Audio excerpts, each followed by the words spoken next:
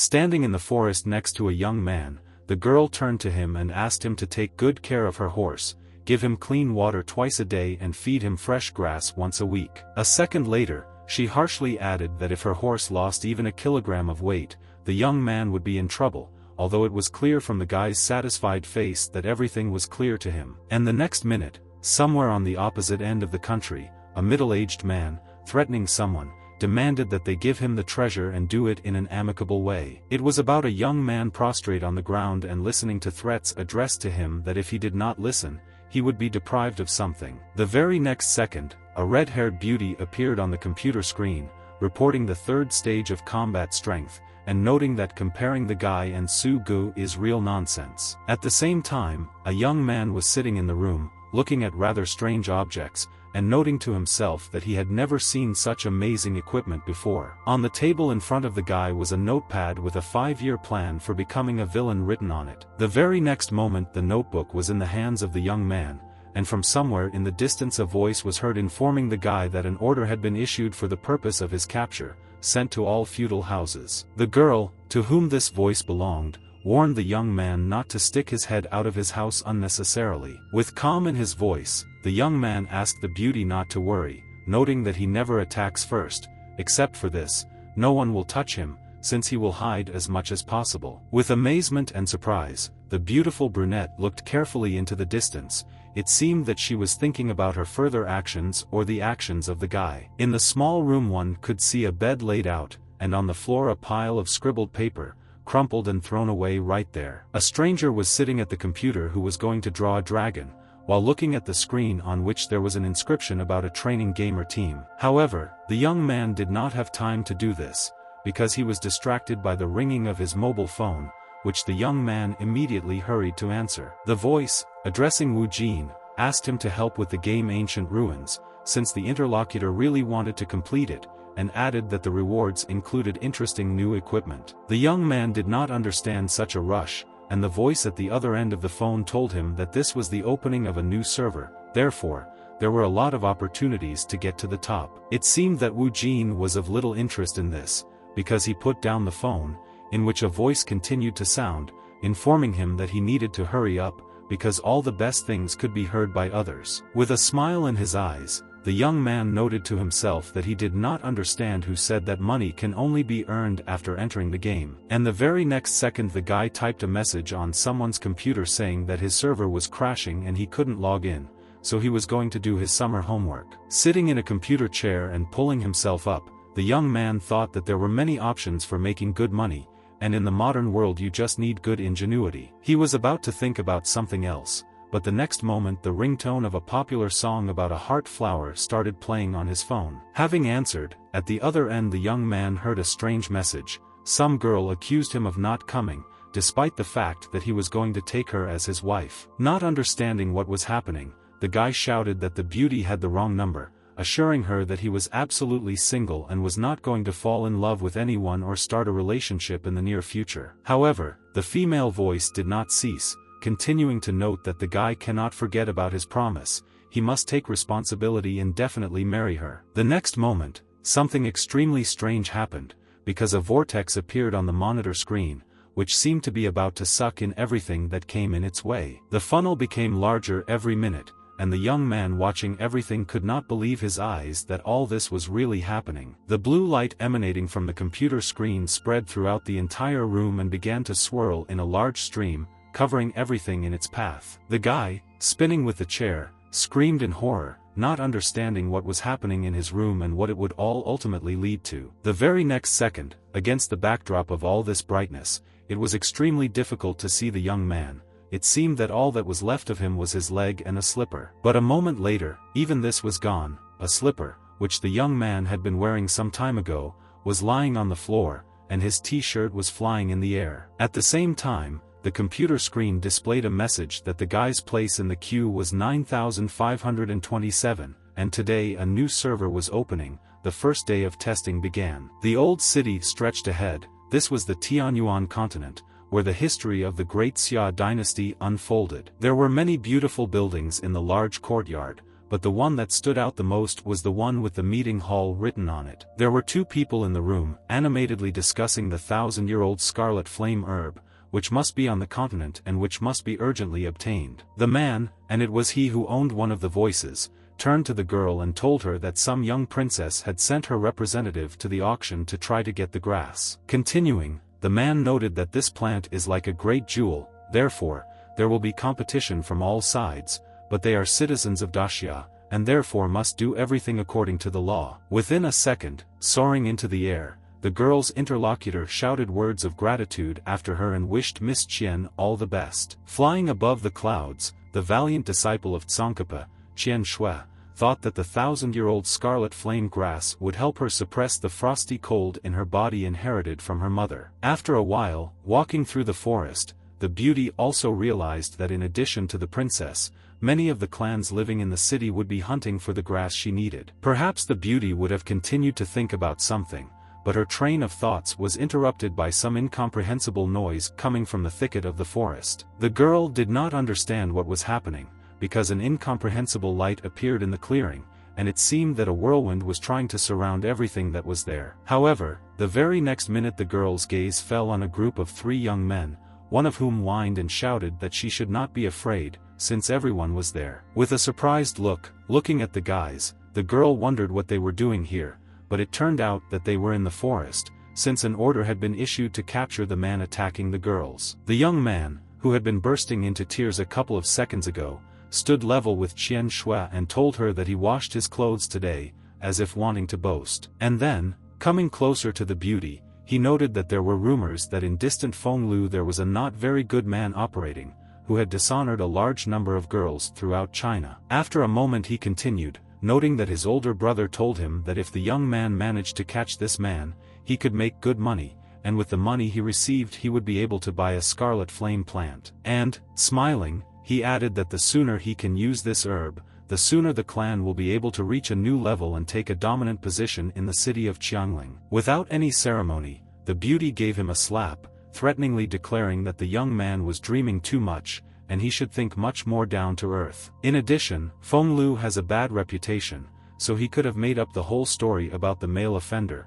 and even if not, then no one has seen him, therefore, how are they going to look for this person? With a dreamy look, the fat man said that despite this, the brothers really hope that they will just be lucky and they will easily catch the one they need. Turning away from the guys, the beauty walked away, warning them only that they should not forget about training and at least take care of themselves a little. And finally, she asked the guys where her older brother Wu Jin was, Zhen, and without having time to finish explaining why she needed him, she drew attention to the tree to which the fat man was pointing. For a second, our heroine hesitated, because it became very light around, and the entire forest began to be enveloped in a bluish light. A moment later, the beauty noticed that she saw the skeleton of a man shouting something or flying from somewhere. This all did not last long, because the very next moment a young man was sitting in a computer chair in front of a large tree, crossing his legs and smiling happily at something. With confusion in their eyes, the guys looked at each other,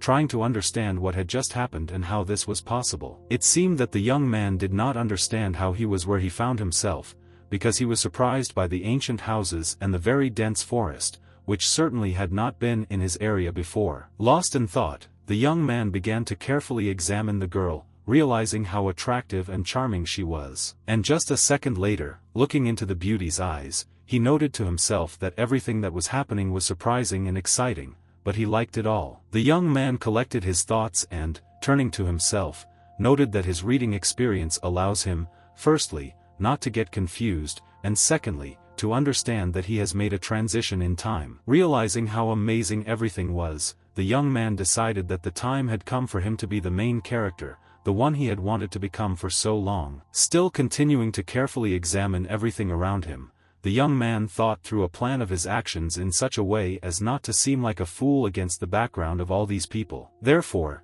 he made a dissatisfied grimace, grabbed his head and, addressing the girl as if he were a sister, asked her to explain who they were and where they were, arguing that after the lightning strike he had lost his memory. Looking at the girl in fear, the fat man, turning to her, tried to explain something. It seemed that some idea had come to his mind. And after a second he added that he had once heard that if a person is very frightened, he can actually lose his memory and even change a lot after that. And stumbling a little, he added that in fact, curing such an illness is not difficult, it's only necessary, but the guy didn't have time to finish his sentence because the girl interrupted him. In a calm and reasonable voice, the beauty added that the disease of memory loss can really be eliminated, and to do this you just need to scare the person. Noting that this was the most motivating, Qian Shui threw a spear towards where the young man was sitting, which landed a few millimeters from the guy's groin. Quickly jumping up, the guy barely realized that the chair had split into two parts,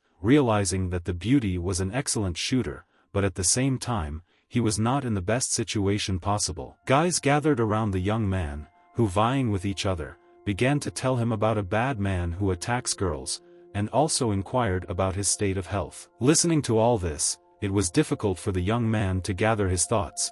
He did not understand why they were addressing him as a brother and who the offender of the girls was who needed to be caught, and whether his family actually had a high status. True, after just a couple of seconds the young man decided that everything should be done in order, and therefore asked the fat man what his name was. Having learned that the young man's name was Chi Du, our hero asked the young man to borrow his clothes, but he, while agreeing, did not understand that the guy was going to take off almost everything. And the very next second one of the guys recommended that the young man think about improving his fighting skills, because he would probably want to become an older brother. And while our hero smiled maliciously, announcing that he would definitely think about the proposal, the young man also tried to catch up with the beauty in order to win her favor. He reflected on the fact that, most likely, he did not have the most enviable reputation in this family, so he should definitely gain the trust of everyone. Overtaking Qian Shui, the young man stated the fact that the girl was probably very busy,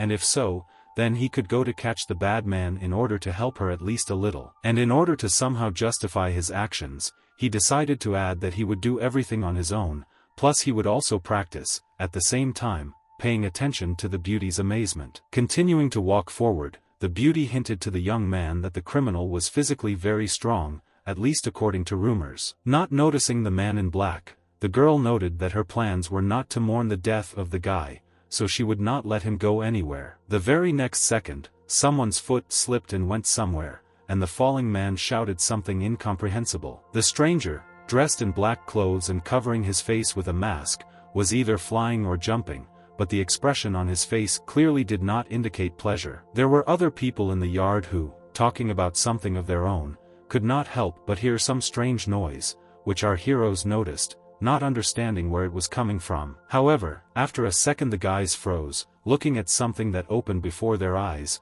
not understanding how this could happen. In the center of the courtyard sat the same man who had slipped and fallen a minute earlier, and our hero, looking at him, noted, addressing the crowd, that the man was wearing clothes and a mask. Chi Du was the first to speak, informing everyone gathered that in the courtyard there was none other than a criminal who had been wanted for months. Coming forward, our hero decided that his finest hour had come, therefore, turning to the other guys, he shouted to protect his older sister. The fat man noted with joy in his eyes that his sister was a real seer, because she believed that they would be able to find the man without even knowing him, although he did not understand that the girl was speaking as a joke. Chi Du was about to say something else to his newfound brother, but, turning to him and starting his speech, he noticed that he was no longer nearby. And at this very moment the young man was heading towards the stranger, noting to himself that he felt an incredible surge of strength and thought that everything that was happening was the world of immortal cultivators. Our hero noted to himself that his stupid brothers were not going to do anything,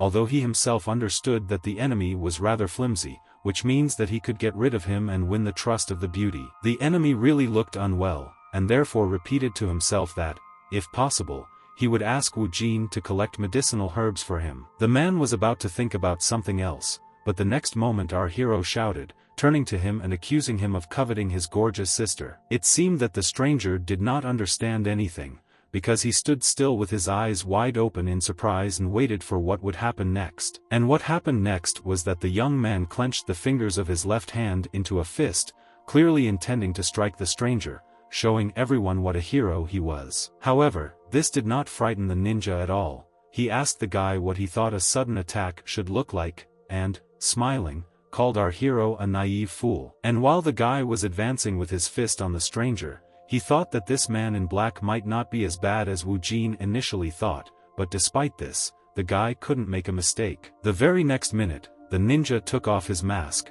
behind which was hiding an elderly man, carefully peering somewhere into the distance, while the young man studied the stranger with fear. Hearing how he addressed him as grandpa, the man was clearly taken aback, but it was clear that this made him laugh, because he was going to teach our hero a lesson. However, he ran up to the stranger with one jerk and began to press on his eyeballs, showing everyone his superiority. The next moment, the ninja approached the young man and in an angry voice began to ask how he dared to strike the old man in the very soul, touching his eyes. However, this did not bother the young man at all, because this time he decided to hit not only the eyes, but also the other most vulnerable places of the man. It seems that our hero succeeded, because the very next second the stranger, beaten and weak, lay on the ground and insulted the offender with the most indecent words. Standing in front of the stranger, the young man boasted that his surname is Wu, and the man should not only remember it, but also tell everyone else about what a hero he is and that it is better not to mess with him. And to make the word sound as convincing as possible, the guy took the man by the scruff of the neck and, asking questions, asked why such an elderly man continued to be interested in young girls. Although after a second he noted that this issue did not concern him at all, the most important thing was that no one should touch his sister. But the very next moment the young man was stopped by a message that appeared out of nowhere, congratulating him that the superhero development system had been activated for him. The brothers, watching everything that was happening in horror, seemed to not believe their eyes and did not understand how Wu Jin was able to neutralize the enemy alone. But our hero was not surprised by this, but he was surprised by the fact that the system panel awarded him 78 points for frightening the brothers, although he wondered why they were so scared. The next moment the guy began to smile because he was awarded points and because of his older sister's excitement, and this flattered our hero most of all. And while Wu Jin was rejoicing, his younger brothers raised the master, inquiring about his condition and warning that the man had not yet drawn up a will,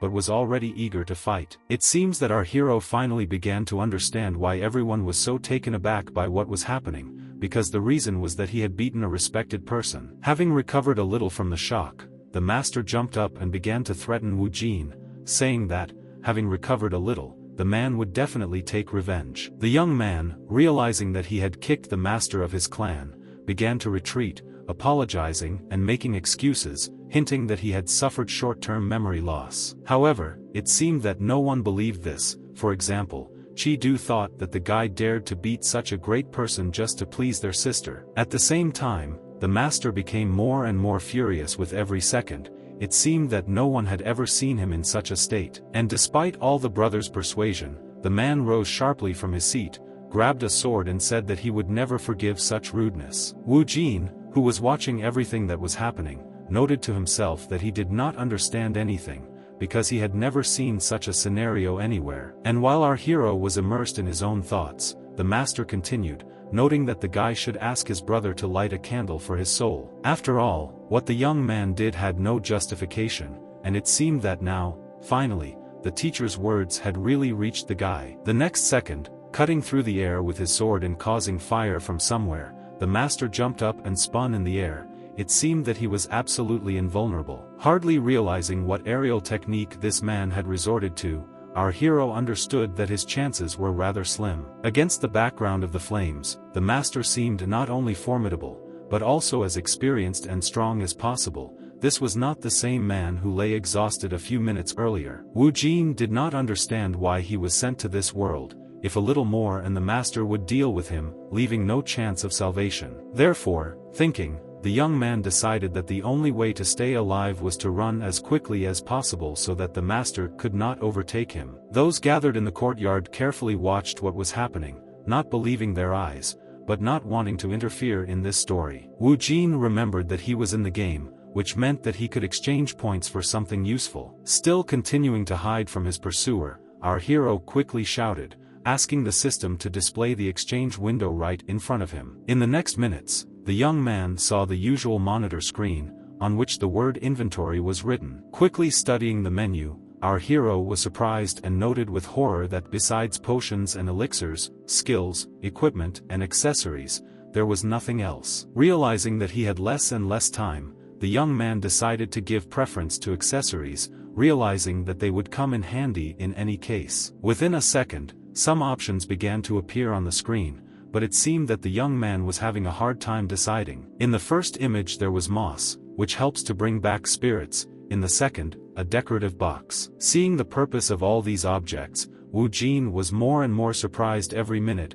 realizing that the objects were as strange as possible and were unlikely to save him from the evil master. The guy was aware that he needed something completely new, but before he had time to press the button, he stepped on some kind of snag that resembled the paw of a kite. Stumbling, the very next second our hero realized that he was flying somewhere, and, most likely, his landing would not be the softest. The master, watching everything that was happening, understood that it was difficult to take such a person with bare hands, so he needed to come up with something more interesting. Prostrate on the ground, our hero heard the master with a malicious voice asking him if he had fun beating the old man. And a minute later the man approached the guy, grabbed him by the hind legs and, dragging the struggling young man along the ground, smiling, said that he would not bury him, leaving this task to his relatives. Perhaps this story would have had an unfavorable ending, but the next minute a voice was heard behind the old man, asking the master to stop. Turning around, the old man saw Qian Shui,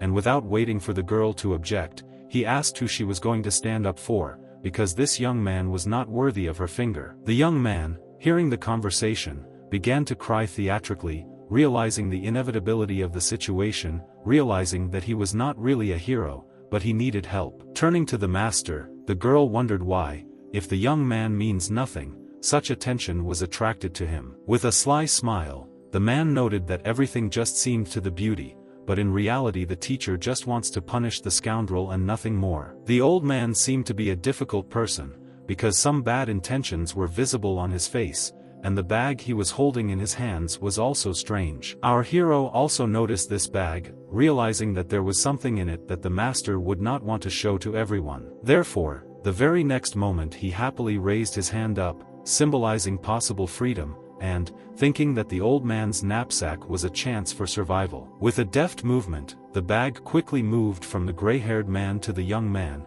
who lifted it as high as possible. Seeing that the young man was holding the bag, the master shouted loudly, demanding the guy to immediately return the thing that did not belong to him. Turning his back to the crowd, Wu Jin addressed the teacher in a sarcastic voice, declaring that he would just look inside. The brothers, who also witnessed the conversation, were in anticipation and imagined that the bag could contain untold riches. And at this very time the teacher was still looking at the guy with anger and displeasure, hoping that he would not dare to look inside. The young man thought to himself that he managed to watch so many films about moving to another time that he knew for sure that the bag was not a simple one. However, the very next moment it seemed that the master had come up with something, and therefore began to talk about how he had encountered some kind of evil spirits in the forest. It all started when, due to insomnia, he decided to watch the stars and look at the sky while sitting on the terrace, after which he felt the faint presence of some spirit. While the master was telling a fable with inspiration, our hero thought that now was the time to look inside the bag. Turning away from everyone present and hearing out of the corner of his ear about the fierce battle, the young man emptied some trinkets from his knapsack. The next moment his eyes widened in surprise, but the reason for this was extremely difficult to name. While our hero was busy with his business, the old man did not let up and told how, thanks to his wisdom and cunning, he managed to fight the evil spirits. Jean approached him, holding something in his hands, and asked if the evil spirit was a beautiful girl. Turning around, the master saw that the young man had a skirt in his hands, but from the expression on the old man's face one could definitely say that he was seeing it for the first time. And this was actually so, because the next second the fat man Chi Du, running up to his interlocutors, joyfully shouted that this skirt belonged to him. Our hero was going to joke about this detail of clothing, but the fat man quickly explained that the skirt belonged to a girl whom he had met before arriving in this city. Realizing that something was wrong in this story, Wu Jin, turning to the master, wondered where this thing could have come from in the cave of evil spirits. But before the teacher had time to answer anything, one of the brothers took the spiritual stone and said that it belonged to him, even the smell of cologne remained on it. And the second grabbed the Bushi Bay pagoda, noting that he always kept this figurine under his bed and had not taken it out from there since the purchase. The third grabbed his jade bracelet, which, apparently, was also very important and memorable for its owner. Realizing that all these things had been stolen, our hero began to demand an explanation from the master, but he explained in a sarcastic voice that in a large family other things could happen. And then, remembering how it all started, he told the young man that it was better to leave conversations until better times, because he was going to finish what he started. Shui entered the conversation. In an angry voice she stated the fact that the master has been drinking heavily lately and does not devote time to his students, and he has also neglected his family and is now stealing. Wu Jin, standing behind the beauty, quietly, but so that everyone could hear, whispered under his breath that thanks to his actions such a difficult case was revealed. The brothers looked at the young man with joy,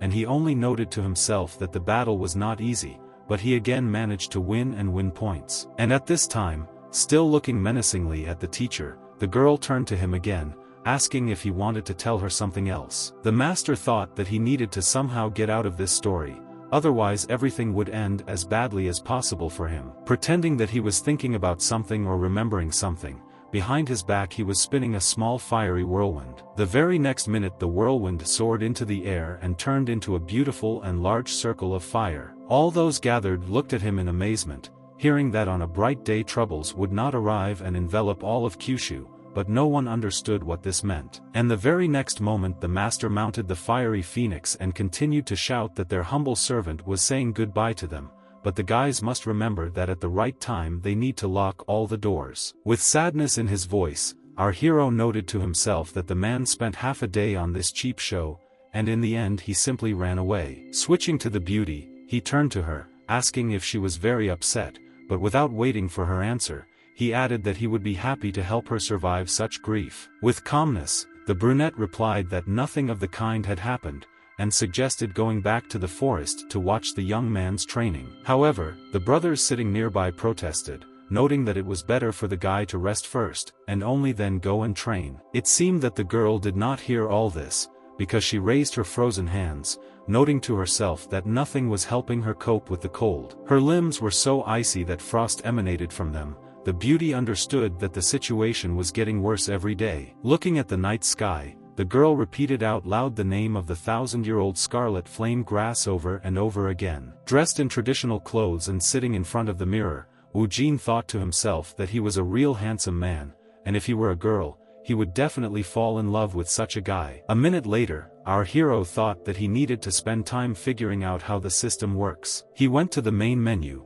which immediately appeared on the screen. The guy chose the section, potions and elixirs, noting to himself that first of all he needed to pump up his strength. The first young man caught his eye was the spiritual fruit. Its main ability is to increase strength, and it must be said that this interested Wu Jin. Still carefully continuing to study this fruit, the young man decided that he should definitely try it. The next second, our hero clicked on the appropriate card in order to still try what was offered to him. Carefully chewing the unknown fruit, the young man noted to himself that it actually tasted strange, although he did not feel anything else. With each new second, the young man listened more and more to his feelings, trying to catch at least something. After a while, a bright flame ignited in Wu Jin's chest. The young man was filled with energy that seemed to fill the entire room. Still sitting in front of the transparent screen, the young man said out loud that the sensations were truly amazing, and this was the most pleasant thing that had happened to him recently. But not only this pleased our hero,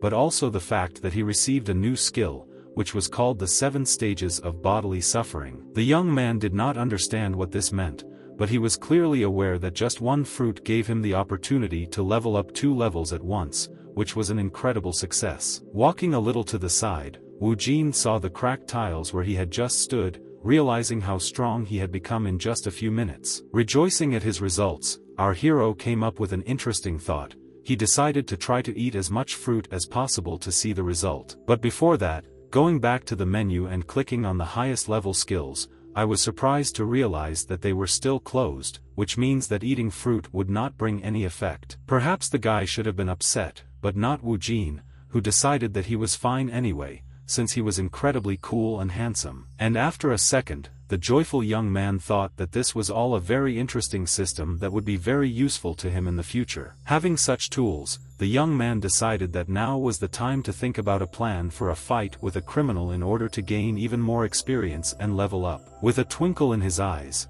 the young man began to dream about how after this he would become the head, perhaps even of the city in which he was now, and then be able to conquer new territories and increase his own power. The next minute, the hero began to carefully search the room he was in, wanting to collect as much information as possible. He then turned around and noticed the vase on the nightstand, thinking there might be something there. For some time the guy held this object in his hands, realizing that he was holding a very ordinary vase, after which he switched to something else. The young man was interested in the mirror. Moving it aside, he discovered a small recess in the wall, and inside the recess there was a small bag. Holding the bundle in his hand, the young man had a negative feeling, but still he continued to untie it, hoping to find interesting and most useful things for himself. For some time, our hero simply looked at the package, wondering what could be.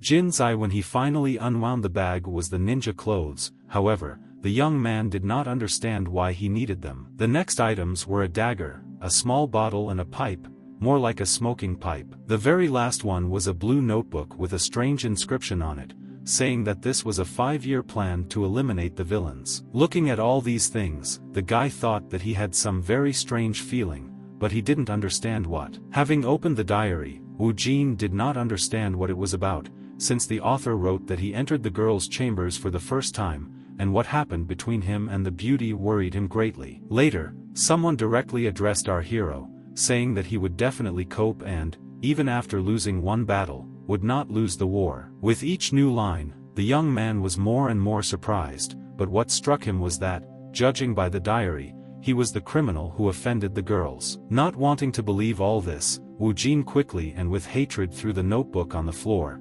still not believing what was happening. With hatred in his voice, our hero shouted that he urgently needed to do harakiri as soon as possible, rather than do what he was apparently doing. The young man tried to collect his thoughts for some time, and then again burst into anger at the developers who came up with such stupidity. The diary was still lying on the floor, while the guy, turning to the large painting, was thinking about what to do next. Wu Jin, turning to himself, decided that his only way out was to pack his things and retreat and hide for a while to wait for everything to calm down. After some time, our hero's knapsack was ready. It seemed that he was about to hit the road, saying goodbye to his new friends forever. However, the next second he heard a strange voice telling him that someone knew who the criminal was. Turning around, our hero realized that the voice did not belong to a person, but to a large parrot, which again and again shouted something ridiculous. The angry guy did not understand where the bird came from, and therefore decided to do everything to drive it away. Standing on the street, Wu Jin pondered where the parrot could have flown, realizing that he would not be able to remain silent about what he had heard from him a few moments ago. Looking after the flying bird, the young man weighed all his options and still decided that this parrot would head towards Qian Shui. Thinking out loud, the young man decided that no matter what, he must confront the bird, and then he thought about the pipe and medicine lying in his knapsack, and decided that it was for a reason. It was calm and quiet outside, the starry sky beckoned with its beauty, and the moon evoked some kind of romance and tranquility. Incense and steam wafted through the bathroom, indicating that someone had been in it. That someone was Qian, who was sitting in a large wooden tub and enjoying the pleasant and relaxing warm water that she so needed. Wiping herself with a small cloth, the girl noticed someone ahead and was surprised because she did not understand who it could be. However, the next moment a large parrot loomed in front of her, who informed the beauty that he had one very important matter for her. Having flown into the bathroom, the bird noticed that the girl was taking a bath, but once again decided to state this as a fact. It was clear from the expression on the brunette's face that she was a little embarrassed, although she understood that an ordinary parrot had flown into the room. However, within a second the girl noticed that the bird was behaving indecently, and, after making several movements, she did the impossible. The bandage hanging on the bird's neck in 1 second turned into a kind of straight tape that was woven around the parrot's body. Looking at the bird, the girl stated with rage in her voice that every day it infuriates more and more. The beauty continued to note that he does not devote time to training and spends his days spying on naked girls. Wu Jin, who was sitting on the roof, heard the girl ask a rhetorical question regarding whether he was of any use or not, and was convinced that she was addressing him specifically. The next minute, our hero covered his face with his hands in horror, realizing that his problems were growing much faster than he could solve them. Squinting, the young man thought that he had no other choice, so he should act as quickly as possible. And a second later the guy had in his hands the same cigarette that he had found just a while ago. Continuing to lie on the roof and smoke, Wu Jin looked out the small window that was located next to him. At that very moment, our heroine finished taking a bath, got out and began to dry herself when she heard some noise. The young man watching this whole picture looked at the beauty in surprise, unable to take his eyes off. He was so carried away that he did not notice how he began to make noise. Extraneous sounds reached Qian Shui, so the beauty squinted and asked in a gloomy voice who was in the room. The girl quickly wrapped herself in a robe, realizing that, most likely, she was not alone, so it was better to worry about such an intimate situation in advance. But the very next moment something indescribable happened, because our hero, having fallen from the roof, ended up in a basin of water. Looking at the young man, our heroine calmly asked him why he was not sleeping at such a late hour and why he climbed onto the roof of her house. Stuttering and blushing, Wu Jin began to make excuses, explaining that on such a beautiful night he wanted to admire the moon and stars, but from his roof there was no such beautiful view as from hers. With her hands folded across her chest, the girl, in a more angry tone, asked the guy how it happened that he was admiring such a beautiful sky, but at the same time looking out the window located on the roof. Closing his eyes and smiling, the young man answered without any shame that the moonlight was so beautiful that he wanted to show it to the beauty. It seemed that Qian Shui didn't really listen to the guy's lies, but the cigar in his hand interested her much more, so she directly asked what it was. Realizing that this detail had not escaped the girl, the young man, stuttering, began to say something, but it was clear that it was difficult for him to come up with an excuse. Although the very next second, having retreated, our hero answered differently, saying that this pipe allows him to relax. And, looking into the girl's big eyes, he continued, noting that he had recently bought this thing in a mountain village. However, unexpectedly for himself, the young man heard the girl, without a shadow of a doubt, ask him to treat her to this wonderful cigar. Realizing that the beauty had taken him by surprise, Wu Jin seemed to hold out the phone, explaining that he had already managed to relax. And a second later he added that the cigar was very good, and he didn't even think that he would like it so much. And in order to somehow reinforce his words,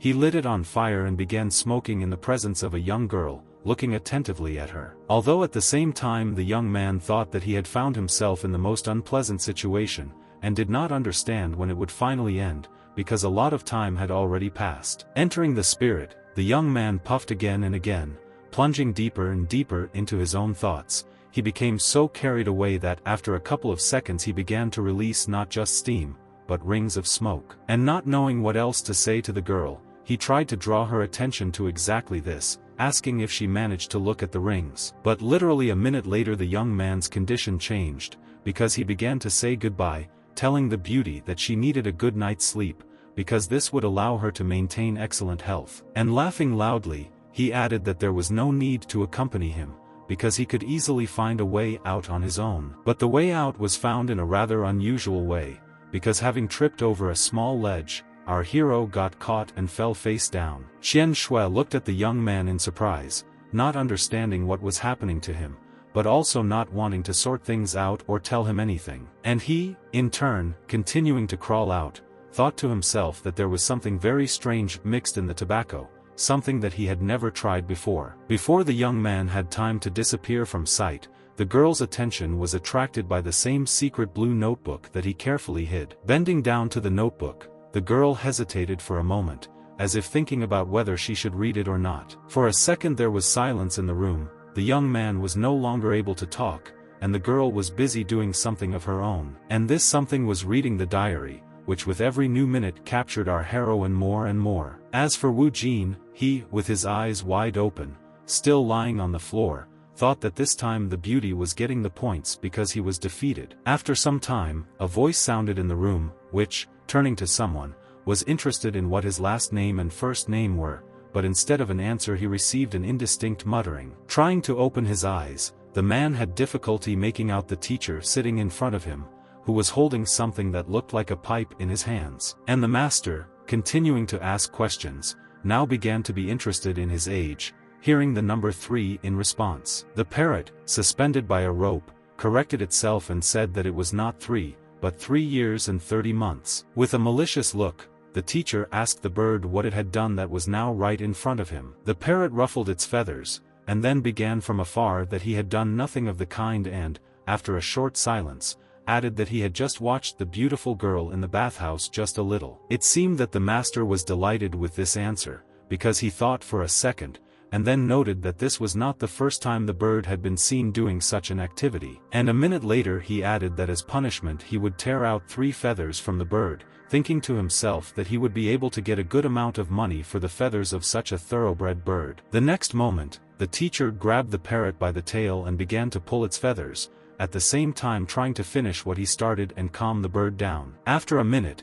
it seemed that the parrot had only a few feathers left, and realizing this, the teacher insisted on smearing the bird's tail with ginger root to speed up the growth of feathers. Jean, who stood behind the old man, also observed everything that was happening, thinking that he probably already knew everything, and therefore there was no point in expecting mercy. Noticing the young man, the teacher began to insult him, noting that the young man had finally come to his senses. And he, being tied up, did not understand what was happening, how he ended up in this room, and why the teacher was looking at him with such gloating. Holding the same blue notebook in his hands, the man came closer to our hero and whispered with anger in his voice that he could not even think that he would have the chance to teach the guy a lesson so soon. Realizing that he couldn't get away with it, the young man tried to justify himself, pointing out that there had been one big misunderstanding. But the master did not seem to listen to our hero, telling him that the teacher had a generous and bright heart. And then he hastened to remind you that the day before the guy got into a fight,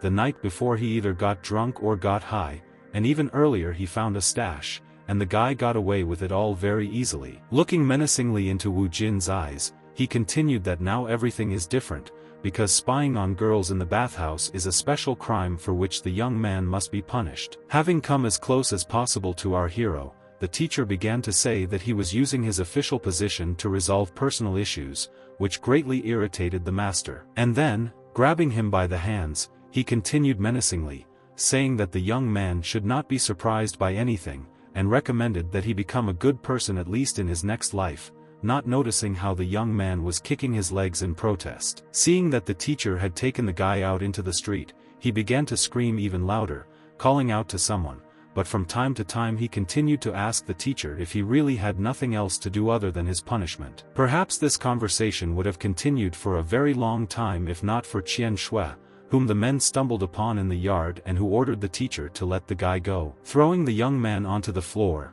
the master, scratching his head, asked the girl what happened and why she was in the yard. And the next minute, realizing that salvation was so close, Wu Jin began to scream, turning to the beauty and begging her to save him from the evil old man. Continuing to look at the master just as carefully, the girl did not let up and asked him directly what happened between him and the guy again. But he tried in every possible way to evade the answer, starting to talk about how any self-respecting master must thoroughly find out the whole essence of the question. And if so, then the elderly man wants to personally escort this indecent young man to the courtroom. Narrowing his eyes, the elderly man asked a rhetorical question regarding where it would be better to exile Wu Jin for all his misdeeds and bad attitude towards young girls. The next minute, a girl spoke up and offered to send the guy to the Wang family and added that many people were saying that this family was the richest, which meant that they would also be able to get a reward for the young man. Hearing the word money, the master's eyes lit up,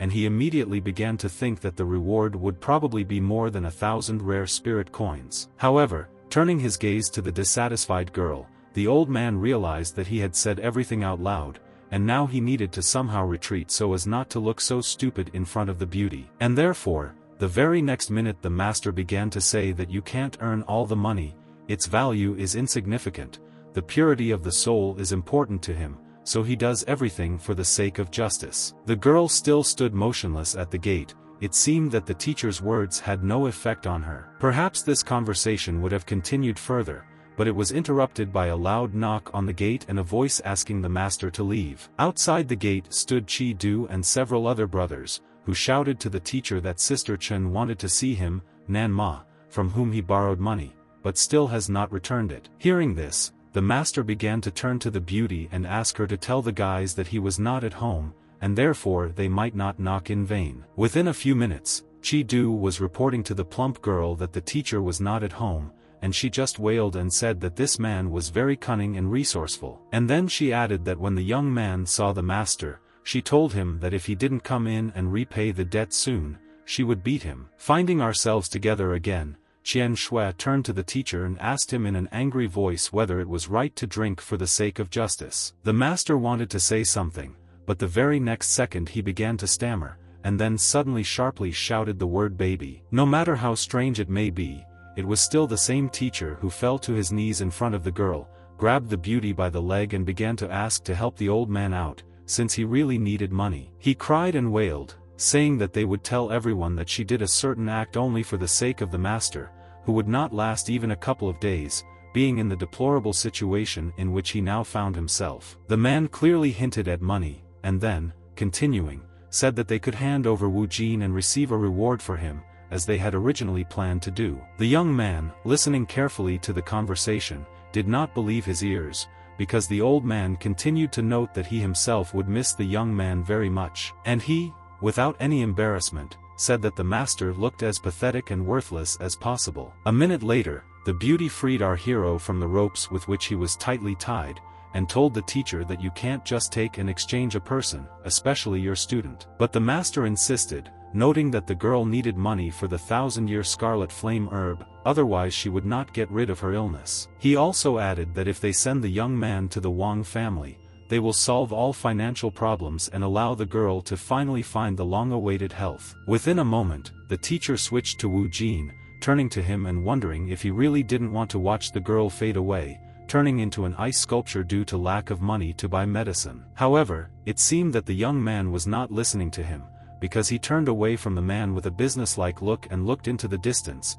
simply grinning from time to time. Although the very next minute, while adjusting his belt, the guy noted that the 1,000 coins that were given for his head were nothing, since he could earn 10 times more. These words angered the teacher, who reminded him that 1,000 rare spiritual coins would be enough for 20 years of comfortable life for an entire clan. But the young man does not understand this and says some nonsense. The old man did not let up and continued to convince the girl that she needed to get rid of the guy, because he was of no use. In the Wang family, at most they would make him a eunuch, but this was not at all life-threatening. While the young man was trying to somehow justify himself, Qian Shui decided to end this conversation by saying that she would not rat the guy out anywhere, because she had her own reasons for this. Leaving the yard, the teacher muttered to himself that the guy had no responsibility, no heroic spirit and self-sacrifice. In a word, the old man's whole plan had failed. The only one who was happy was Wu Jin, who, smiling, continued to thank the beauty, saying that she was his savior. He was going to say something else, but the next minute the girl returned the notebook to him, ordering the guy to hide it well and not stick his head out of the house, otherwise no one would help him. And then, with sternness in her voice, she added that if she learned that the guy had harmed at least one girl, she would no longer stand on ceremony with him and would kill him herself. Placing his right hand on his heart,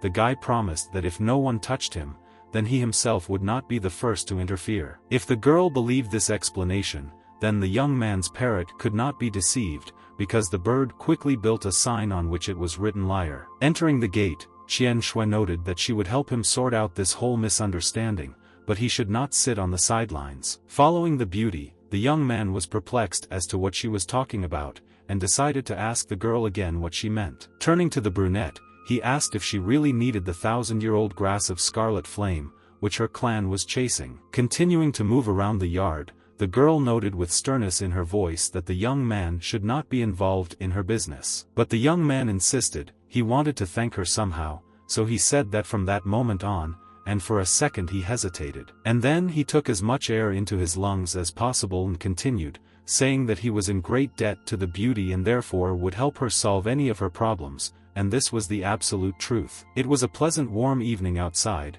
the bright moon was shining, and a large local cat was running along the roof. And in the room on the bed at that time lay Wu Jin, who carefully studied the notebooks, saying out loud that he had actually found himself in an exciting game. He learned that the Tianyuan continent was divided into 9 parts, which marked the beginning of the Taxia dynasty, where elections were held in a special way, in which the one who managed to win the competition won. The guy realized that all items inside the game are divided into skills, potions, equipment and accessories, and those, in turn, are also divided into 3 types: initial, rare and legendary. Next we talked about the chakra. The book said that each of them is further divided into 9 branches, which are divided into degrees of usefulness and can transfer the soul to the dark side. The young man thought that he could easily change the aura of his character, which he certainly wanted to do. Putting down one of the notebooks, the young man continued to mutter out loud that it was difficult for him to imagine what a womanizer the guy described in the book was. Having begun to study another notebook with the same care, our hero noticed that this notebook, unlike the others, had several pages missing. Leafing through the notebook, he noticed that they were torn out as carelessly as possible, which indicated the obvious haste of the one who did it. On one of the sides there was a text that shocked him. It said why the order to capture the criminal was entrusted to his sister and whether there was some kind of imitator, and below it was said that this needed to be found out. Wu Jin looked at the book in surprise, thinking that, most likely, the girl herself should catch him, but are there any other outside observers in the city? Closing the book, in a confident voice, he said that everything is absolutely not important, and whoever the person who wrote this notebook was, he would show him what real cruelty is. And the very next minute, having settled more comfortably in bed, the guy decided that tomorrow he definitely needed to earn as many experience points as possible. Only a couple of minutes passed, and our hero was already sleeping soundly, snoring. There was nothing surprising in this, because it was deep night outside. Getting up as early as possible, Chi-do hurried to open the gate, as if informing everyone that the morning was in full swing, and therefore it was time to wake up. This noise did not escape our hero, who, despite the fact that he had wrapped his head in a blanket, still heard the rumble of the metal gate. The very next minute, Chi-do was banging on his door, telling the guy that the auction would start soon, which meant that there was less and less time left to get ready. Sitting on the bed, Wu Jin thought that there would be a lot of people at the auction, which meant that he would have a unique opportunity to get experience points very easily and quickly. At that moment, at the other end of the courtyard, 2 strangers were talking. One of them said that the young princess's people had already arrived, but they had disappeared somewhere, although everyone knew them, despite the fact that they had no official territory in Kyushu. The maid of the queen's daughter Qin Yen asked this man whether the daughter of the king of Yongzhou was truly more honorable than the daughter of her Wang family, to which he nodded in the affirmative. The next moment the conversation was interrupted by the same parrot, who screamed loudly and began to curse. However, this did not last long, because within a minute the girl did everything possible to catch this bird. Holding the parrot in her hands, the beauty screamed, explaining to the bird that she dared to humiliate her right in the middle of the street in front of everyone. At this time, a man approached the evil beauty from behind and said that the owner of the bird does not respect their trade union, which means that she has every right to punish the parrot. The Wang family representative continued to scream, wondering who this creepy bird belonged to. It turned out that those gathered either did not hear her, or did not want to contradict the girl, so as not to run into trouble. The next moment she screamed for the bird to be completely plucked and then roasted. Further action was prevented by Chi-do and Wu Jin, who began to calm the beauty, telling her to let go of the bird, which was not to blame for anything. Looking at the fact that the guys were standing on the sword,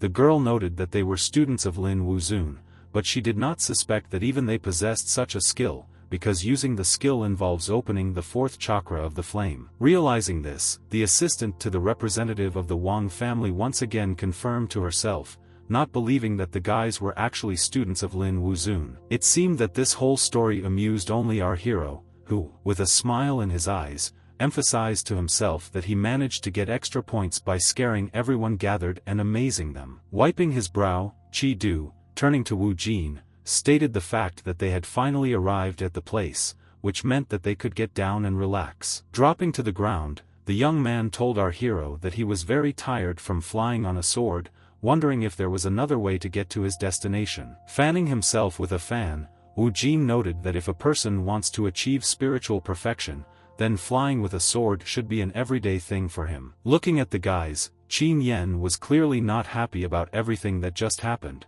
but she didn't know what to say or respond. While Chi-do was fiddling with the swords and complaining that they were very heavy, our hero showered Qian Shui with compliments, noting that even after the flight, the girl's hairstyle had not changed at all and remained just as beautiful. However, the very next moment the young man realized that his compliment sounded unconvincing, and, turning to himself, said that next time he needed to try better. Still clutching the bird, the representative of the Wang family, turning to Wu Jin, asked whether he really ordered the bird to humiliate the girl. It was clear that the young man did not want to participate in all this, but Qian Shui, turning to him, told him not to even try to avoid the conflict. Clenching his fist, he thought for a moment and continued to remain silent, as usual, carefully considering his further actions. And the very next moment, still continuing to hold his fan, he noted that a small misunderstanding had occurred, and the girl had misunderstood everything. Continuing, the young man noted that, in truth, the chick has one superpower, but without finishing the sentence, he fell silent again. And then he noted that the bird can recognize the powerful qi and blood circulation in the human body. The more noble the person, the better his blood circulation, and the stronger the qi, the more resilient the spiritual body. Without letting up, he added that the bird suffered a cranial injury as a child, so it has problems maintaining personal space, and he chose the girl because she is an extraordinary person and has a noble origin. At that moment, the parrot spoke and seemed to begin to calculate some formulas to show that everything was actually okay with him. Realizing that the young man was openly making fun of her, the girl asked him if he really thought that she would believe all the nonsense that he had just told her. The servant standing nearby shouted, turning to the guy and telling him not to even try to make excuses, because their family had always disrespected the Wang clan. Qian Shui, who witnessed the conversation, clearly did not understand what was happening, but she had no intention of interfering or saying anything. And the very next moment, the servant, turning to the mistress, said that she must definitely take action. Such impudence cannot be forgiven, because if this happens, the family's reputation will be damaged. Not understanding who this man was who was constantly interfering and pointing out something to the girl, Wu Jin asked him who he was. The young man did not have time to answer, but Qi Du intervened in the conversation, who explained that this was the second lord of the Daoyao clan, Su Xian, Xiaoyao the Men and Zhu families, who always wanted to forcefully annex them. And continuing to hear that this did not happen only thanks to Qian Shui, the guy was already thinking that in just 5 minutes he became a negative character, although he did not deserve it. Qi Du continued to say that the original owner of these bracelets was Mr. Yunzhou, but due to the battle for the royal throne, their families fell into decline and they eventually moved away. And while Wu Jing looked at the second gentleman, the young man noted that, according to Xiaoyao himself, Manhwa, their family originates from ancient China, and the blood of the mythical animal Huang flows in their veins. After listening carefully to Qi Du, our hero turned to Su Xian, asking the guy if he looked at himself in the mirror, and if he had no taste, then the young man would definitely help him clean up. With a serious look, he continued that he was offering a completely ridiculous price of 20 spiritual coins, and when you sign up for a card, there is also a 20% discount. The guy listening to our hero didn't understand what he was talking about, so, pushing his glasses further down his eyes, he told him not to talk nonsense and to quickly leave. However, Wu Jing did not calm down and this time decided to switch the topic to the lady, saying that first of all he was interested in his sister, and then he would definitely return and help the boy with his image. The amazed representative of the Wang family, who had been silent all this time, suddenly joined the conversation and asked the guy what he meant. The next second, in the hands of the young man there was a red box on which the names Yang and Lin were engraved. It seemed that the girl was not at all moved by such a thing, so she began to ask the guy whether he really thought that she, who grew up in the Wang family and has great influence in the trade union, would buy into such a thing. But it seemed that the guy knew what he was talking about, because, turning to the beauty, he said that perhaps she would believe him when she saw what was inside this box. The very next minute the girl's eyes widened in surprise. It was clear that she had no idea that she could be there. Therefore, turning to Su Xing, she asked him to leave, informing him that Wu Jin is the one who does not lie. This turn of events clearly did not suit him, because, coming closer to the girl, he said that she could not just go and spare the young man. The next minute, the representative of the Wang family, addressing everyone present, said that this could end here, but they all must remember that if this happens again, there will be no more mercy on their part. Turning directly to our hero, the girl warned him that when the guy sees the young princess, he should carefully watch the bird and not create problems for others. With a satisfied look, the guy confirmed, walking away, that everything would be so, observing with what anticipation and with what joy the girl looked at her box. Finally, Wu Jin turned to Su Xing, telling him that he disappointed him, but next time he would try much better. Looking at the sad Qian Shui, the guy wondered if she was really interested in what was in the box, but received a negative answer. But it was clear that this was interesting to Chi Du, who, with a sparkle in his eyes, asked what our hero presented to the representative of the clan. Having withstood a moment of intrigue, the young man replied that it was the most ordinary blush. In the meantime, Chi Du noted how cool Wu Jin was. He added that women could never resist good cosmetics. Seeing that Qian Shui was quickly leaving, the young man decided to stop her and also please her with something. Therefore, within a minute he was holding an open red box in front of her, asking the girl not to be jealous, since he had prepared something much better and more interesting for her. The young man hoped that the beauty would like his present, but the girl, with the same indifference, replied that she did not care. Not understanding what he said or did wrong, with an upset look and sadness in his eyes, the guy stated the fact that he would give this gift to someone else. It seemed that the beauty's heart melted, because after his words the girl turned around, walked up to him and touched the box with her hand. Quickly taking it from the guy, she noted that she would take it, but only because she was doing it with good intentions, so that the young man would not do something again. With a smile in his eyes, Wu Jin thought that after all, girls are amazing creatures and, as always, remain a mystery. Noticing that Qian Xiuye was not in a very good mood, Chi Du asked if she really felt unwell, but our hero quickly shut his mouth. True, the very next moment the young man switched to Wu Jin, informing him that the Zhu family was somehow connected with him. The same, in turn, asked what kind of relationship the young man now has with the Xiaoyao family men and Zhu. A minute later, Chi Du began to say that even as a child, the Zhu family entered into a marriage contract,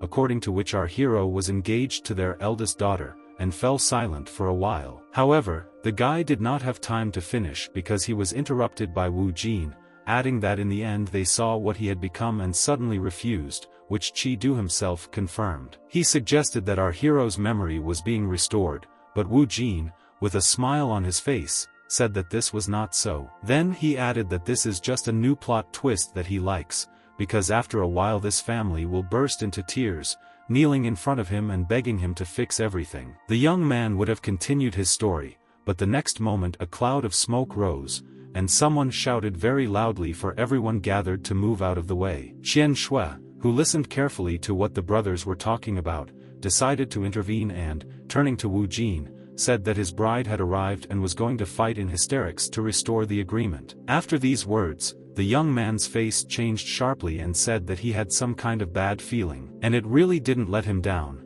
because within a minute a huge boar appeared on the road, which was difficult to stop. Indeed, he looked as terrifying as possible. Not only was he wearing some kind of green robe, but there was also a lot of steam coming out of his nose. The next minute, one of the beauties, running along the road and fleeing from the enraged beast, tripped over a stone and screamed. Seeing everything that was happening, the red-haired beauty who controlled this beast could not do anything and watched with horror in her eyes as the boar demolished everything in its path. She realized that the animal was too powerful and clumsy. In addition, it had gained maximum speed, so now it was difficult for it to brake sharply. With surprise in his eyes, looking at what was happening, our hero thought about this, reflecting on his further actions. Similar thoughts probably occurred to Qian Shui, who also did not understand what could be done in this situation. The situation was only heating up with every minute and was aggravated by the fact that an unfamiliar child nearby was sitting in the middle of the road, not understanding what to expect next. However, the next minute a young man ran up to the beast,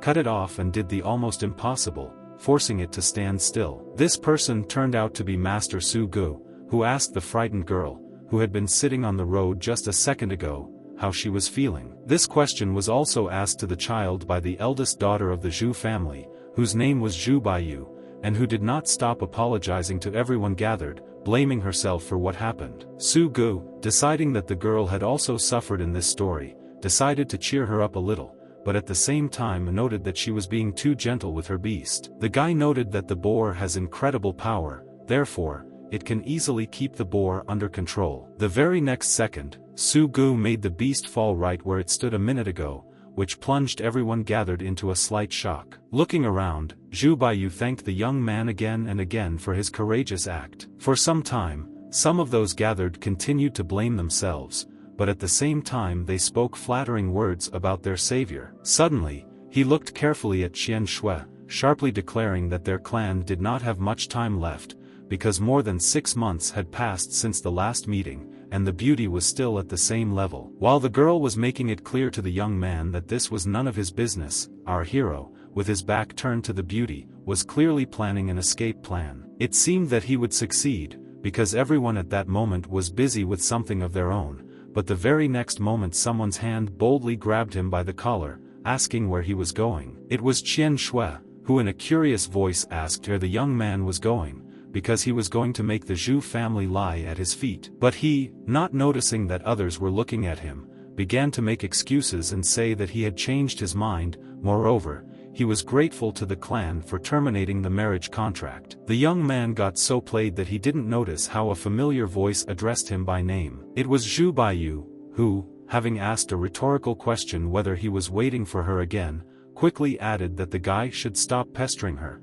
because their union was impossible. And then, approaching Su Gu, she added that a couple of days ago they announced their engagement, in turn, advising Wu Jin to stop thinking about her, dreaming about her, and especially pestering her. After a few seconds, she noted in a sharp tone that comparing him and Su Gu is like equating the belly of a firefly with moonlight, that is, it is heaven and earth. The young man still continued to stand and explain, doing everything possible so that no one would guess about his true emotions and plans. And the next moment, closing his eyes and clasping his head in his hands, he thanked everyone for their wedding and said that he was already thinking about becoming a monk. This picture clearly did not please the girl from the Zhu family, who frowned, not understanding what was happening. And to change the topic, Su Gu sarcastically turned to Qian Shui, casually asking how she was doing, and stating the fact that if she didn't get the right plant, she would die, but nothing bad would happen, since the Zhu family would be happy to annex her clan. With a smile on her face, supporting the groom,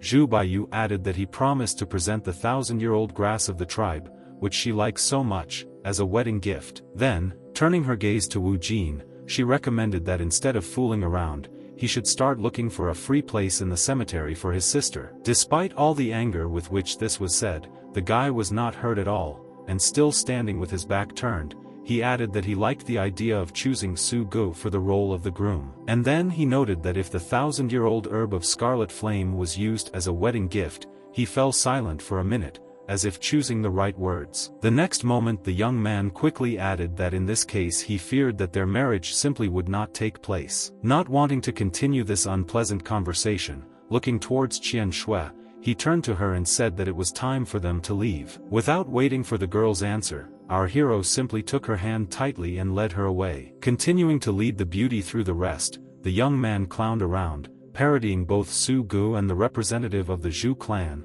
wanting to somehow cheer up Qian Shui, who listened to him with pleasure. The young man and the girl did not hear how the red-haired woman with the body of a man, that is, Zhu Baiyu, shouted after them that their clan of beggars could not get rare grass from the auction. At that time, Su Gu noted that this family did not look the same as before, and he had the impression that they had changed. The next moment, Su Xing, who approached the young man, calmly declared that everything was ready. Zhu Baiyu, crossing her arms over her chest, noted that she was already tired of waiting and her patience was coming to an end. It seemed that the girl was about to say something else, but Su Xing butted into the conversation and rushed to thank his brother for his hard work. True, he did not appreciate these words, on the contrary, they angered him, so he ordered Su Xing not to say that anymore, since it sounds as terrible as possible. Standing under the canopy, Wu Jin asked Qian Shui if it was true that she did not expect what happened just a few minutes ago in the courtyard. Looking at the sad girl and lowering his head,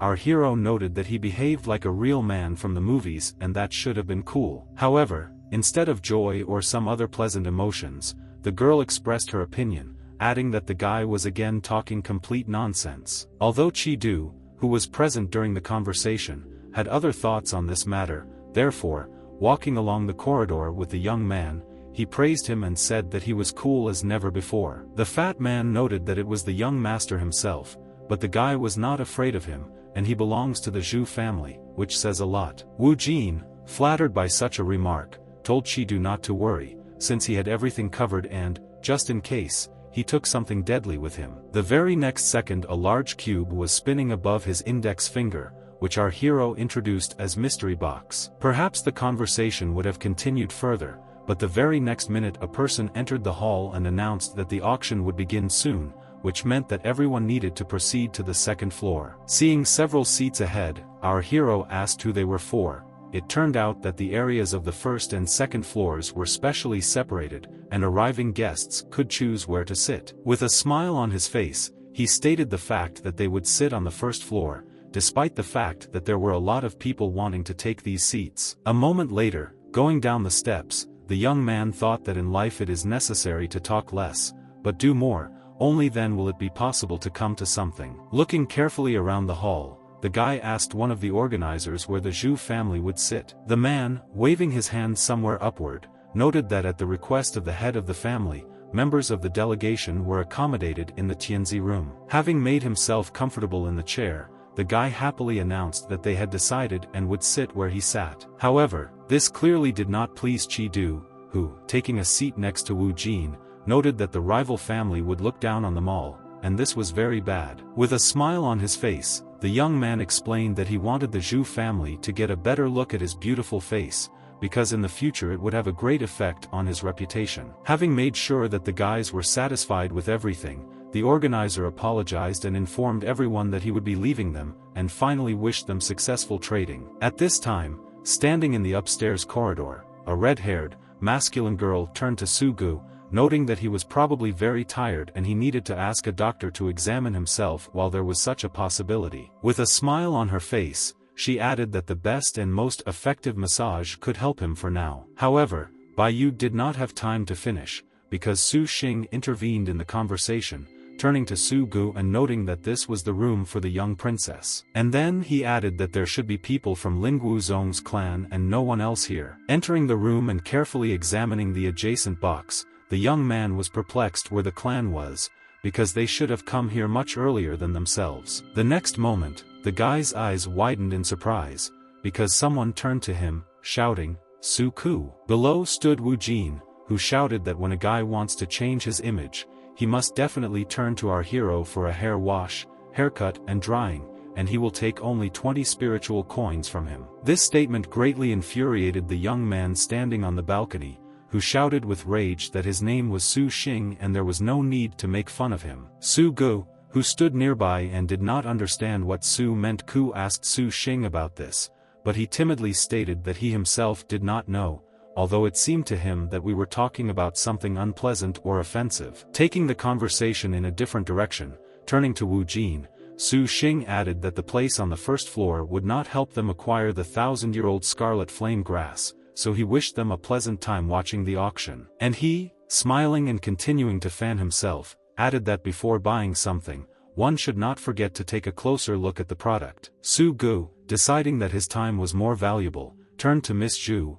asking her if the spiritual coins were ready. Smiling, she told him not to worry so much, since she would buy him whatever he wanted, therefore, he needed to relax, and so that the guy would think less, she offered him a snack with nuts. Not wanting to upset the girl, the young man said that he was full and now he didn't want anything, because he was very excited. A similar conversation began between Wu Jin and Qian Shui, who asked the beauty whether she trusted him, although the girl did not understand what the young man was going to do. With enthusiasm, the young man explained that if the girl gave him spiritual coins, he would be able to control everything that happened at the auction, and, after hesitating a little, he added that he promised to get the necessary herb for the beauty. With some sadness in her eyes and detachment, our heroine handed the young man a large plastic card. Despite all that was said, it turned out that the young man did not believe his eyes, because with surprise in his voice he asked if the beauty really trusted him, not knowing what exactly he was going to do. Qian Shui noted that the young man is part of her family,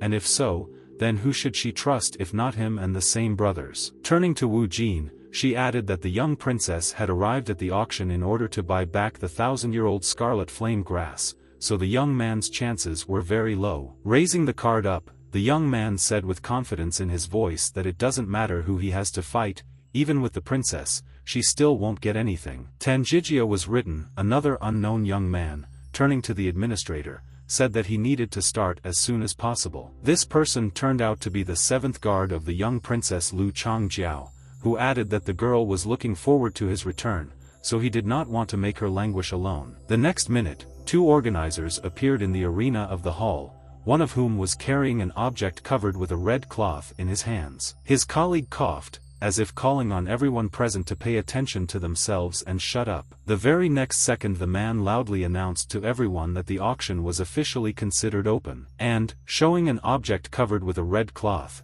he said that the first lot was being presented to everyone present. He added that it was brought from the 10,000 demon forest of the Agar Grove where Qin Luan resided. Those gathered froze in surprise, noting what a wonderful aroma emanated from the plant hidden under the blanket. Su Gu, turning to his girlfriend, noted that agarwood wood with an admixture of Qin Luan scent was very rare, not noticing how the product was announced with a starting price of 10 average quality spirit coins. Su Xing, who didn't wait for someone to get ahead of him, immediately picked up a card with the word promotion written on it. The Zhu family representative said that he wants to buy back this box to give it to his beloved miss as a birthday gift this year. Lu Qian also dreamed about the box, who, sitting in the next box, noted that this was such a rare thing that the young princess should definitely receive, and if so, he would raise the price tenfold. Continuing to paint his lips, which is wild for a man, he raised a sign with the inscription promotion, informing everyone that he was ready to give 100 spiritual coins for the goods. Su Xing,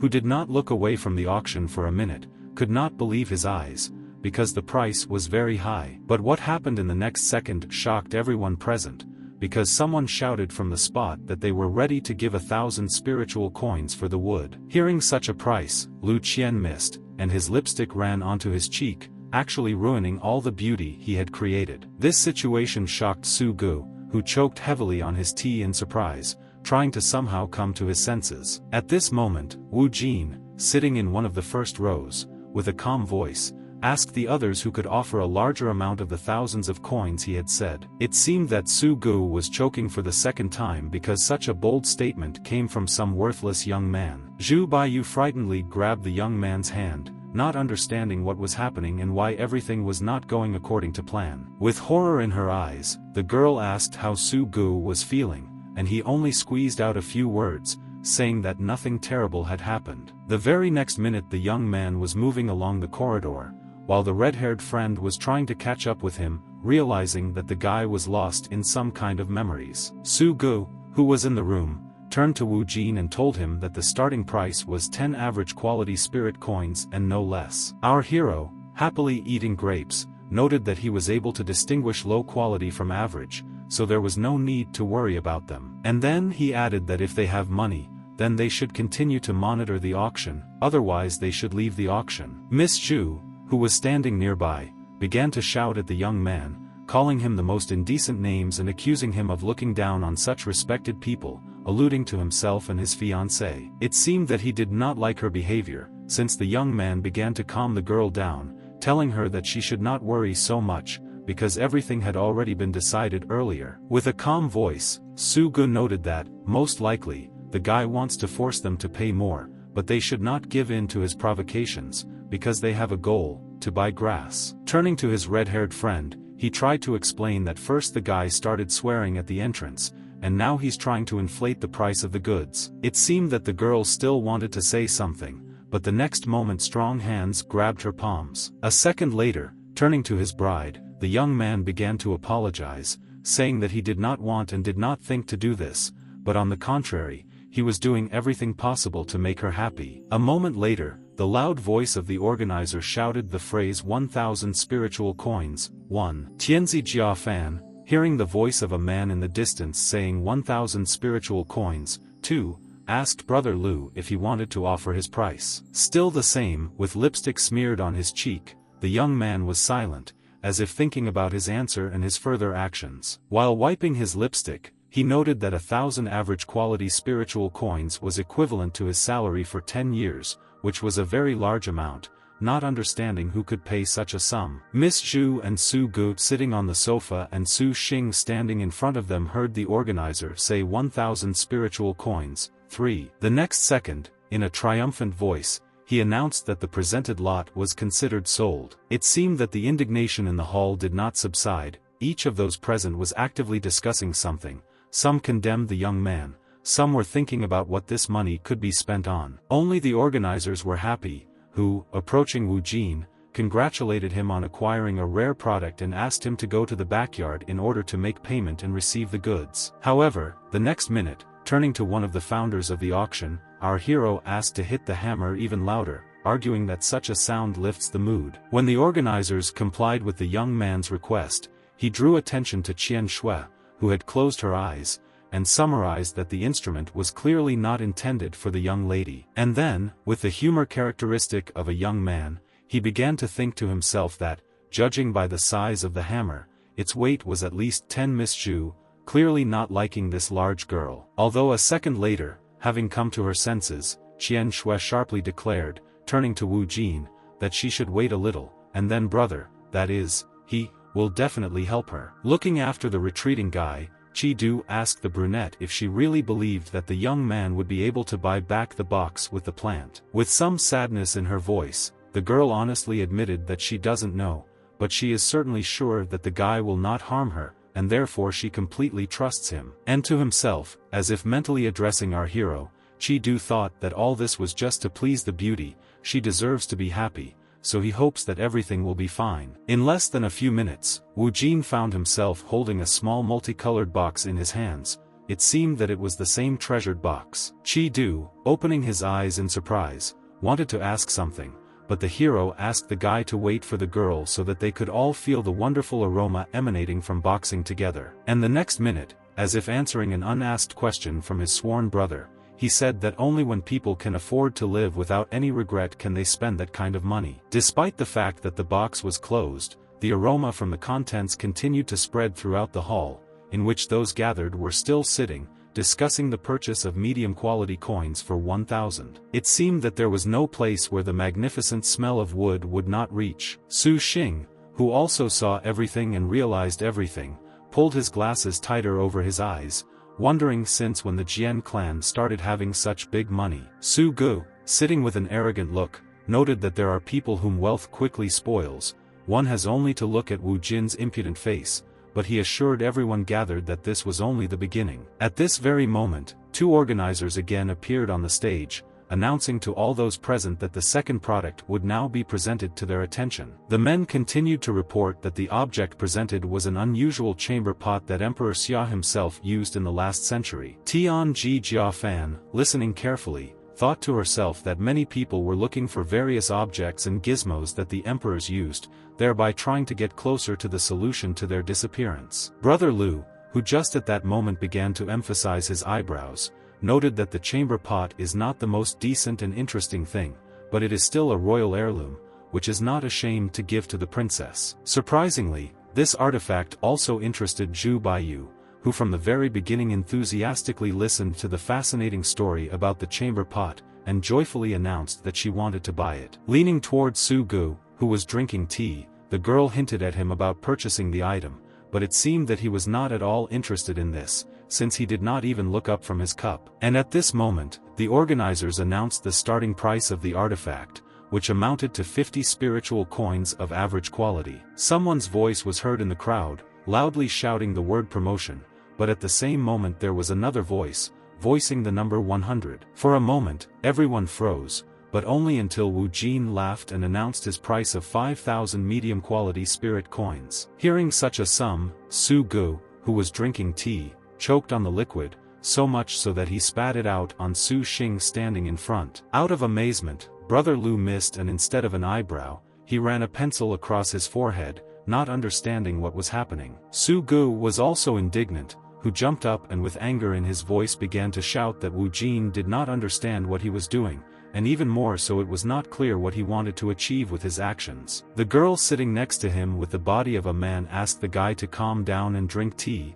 noting that one must fight the fire, and not succumb to it, as he does. Su Xing, stroking his forehead, suggested that we need nuts, and as many as possible, perhaps they will help cope with anger, and not tea. Mystery box for all the coolest things. The next minute, he became interested in a fruit of knowledge worth 100 points, which would radically change his blood. And after some time, the young man looked into the evil eyes of a wild boar, greedily eating green grass. Bringing a chamber pot under the beast's nose, our hero, turning to the boar, said that this thing was useless for him, and if so, he asked to borrow it. And after a moment he added that, as a follower of the socialist movement, he assures the animal that he will definitely return this little thing to the owner. Tian Ji Jia Fan, who approached the guy, asked why he called her to such a strange place to talk about finances, but the young man noted that only here they would not have unexpected listeners. And then, leaning closer to the beauty, he told her that he had rare items on hand,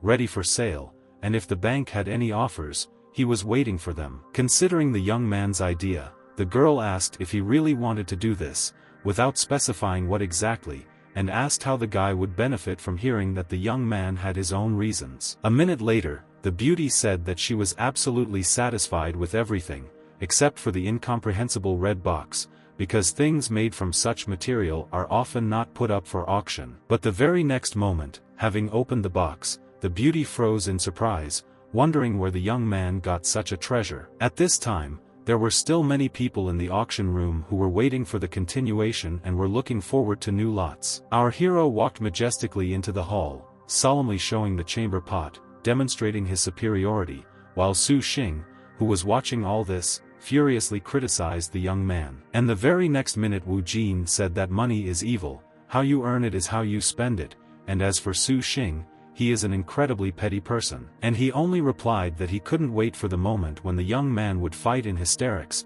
so he should be more modest and smarter. Continuing to fan himself with his fan, on which there was already an inscription, "Beautiful as always," with a malicious smile the young man said that he would wait for this moment. The conversation could have continued for a very long time, but the next second the organizer appeared on the stage, asked to maintain silence, and informed that the next stage of the auction was now awaiting everyone present. The man noted that all three items that are in the hands of the guys were provided to the guests and temporarily added to the auction goods, and according to legend, these boxes belonged to the complex of one ancient relic. And then he added that since no one has ever opened these boxes, there are no mentions or records about them, and it is impossible to say exactly what is inside, so the starting price is one spiritual coin of average quality. A wave of bewilderment swept through the hall. Those gathered did not understand where these boxes came from and what could be in them. Qin Yen, who returned to the room, noted that the Cusionic Chamber of Commerce would never trade at a loss. Although the brother did not understand what this meant, he said that he was convinced that there would be no rush for the boxes. Su Xing, looking carefully at the goods, reasoned that if the box had a glossy varnish coating or a special wood polishing technique, otherwise the boxes seemed quite ordinary. However, the next moment, Su Gu, sitting next to him, announced that he wanted to increase the amount of the lot, although he did not name the amount. Su Xing, noting his brother's foresight, shouted that he also wanted to participate in the auction, so he raised the lot amount to 10 medium-quality spirit coins. And, continuing to look carefully at Wu Jin, he turned to him with a question.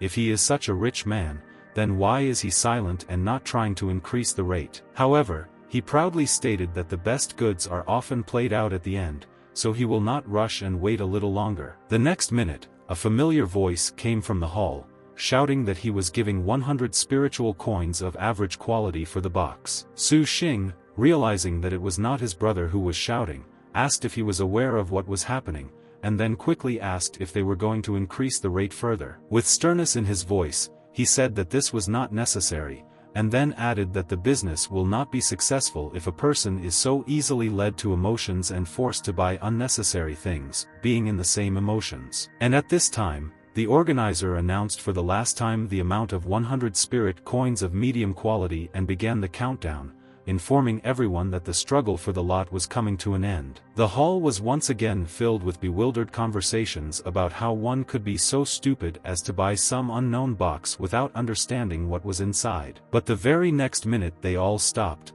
because the organizer shouted the word sold. The man on stage explained that due to the nature of this stage, all three jade boxes would be displayed on stage together, and asked Wu Jin to pay for the goods. Opening the box, our hero looked inside in surprise, not understanding what was there and why the item was so light. Su Xing, who was watching everything that was happening from the balcony, was glad that the young man was making himself look like an idiot. And at this time, our hero took something from the box that resembled a fruit, but without fully understanding what it was. The young man's ill-wishers carefully watched what was happening, thinking that the box contained the original source of all the fruit. The very first to come to his senses was Brother Lu, who, turning to Su Xing, asked him to immediately get an encyclopedia and collect all the information about the first fruits. After a short period of time, the young man began to report, pointing out that we were talking about a magical fruit that changes history by purifying the bloodline, and whoever eats the berry will receive a purer and richer bloodline. Jumping up from his seat, the guy shouted from the balcony,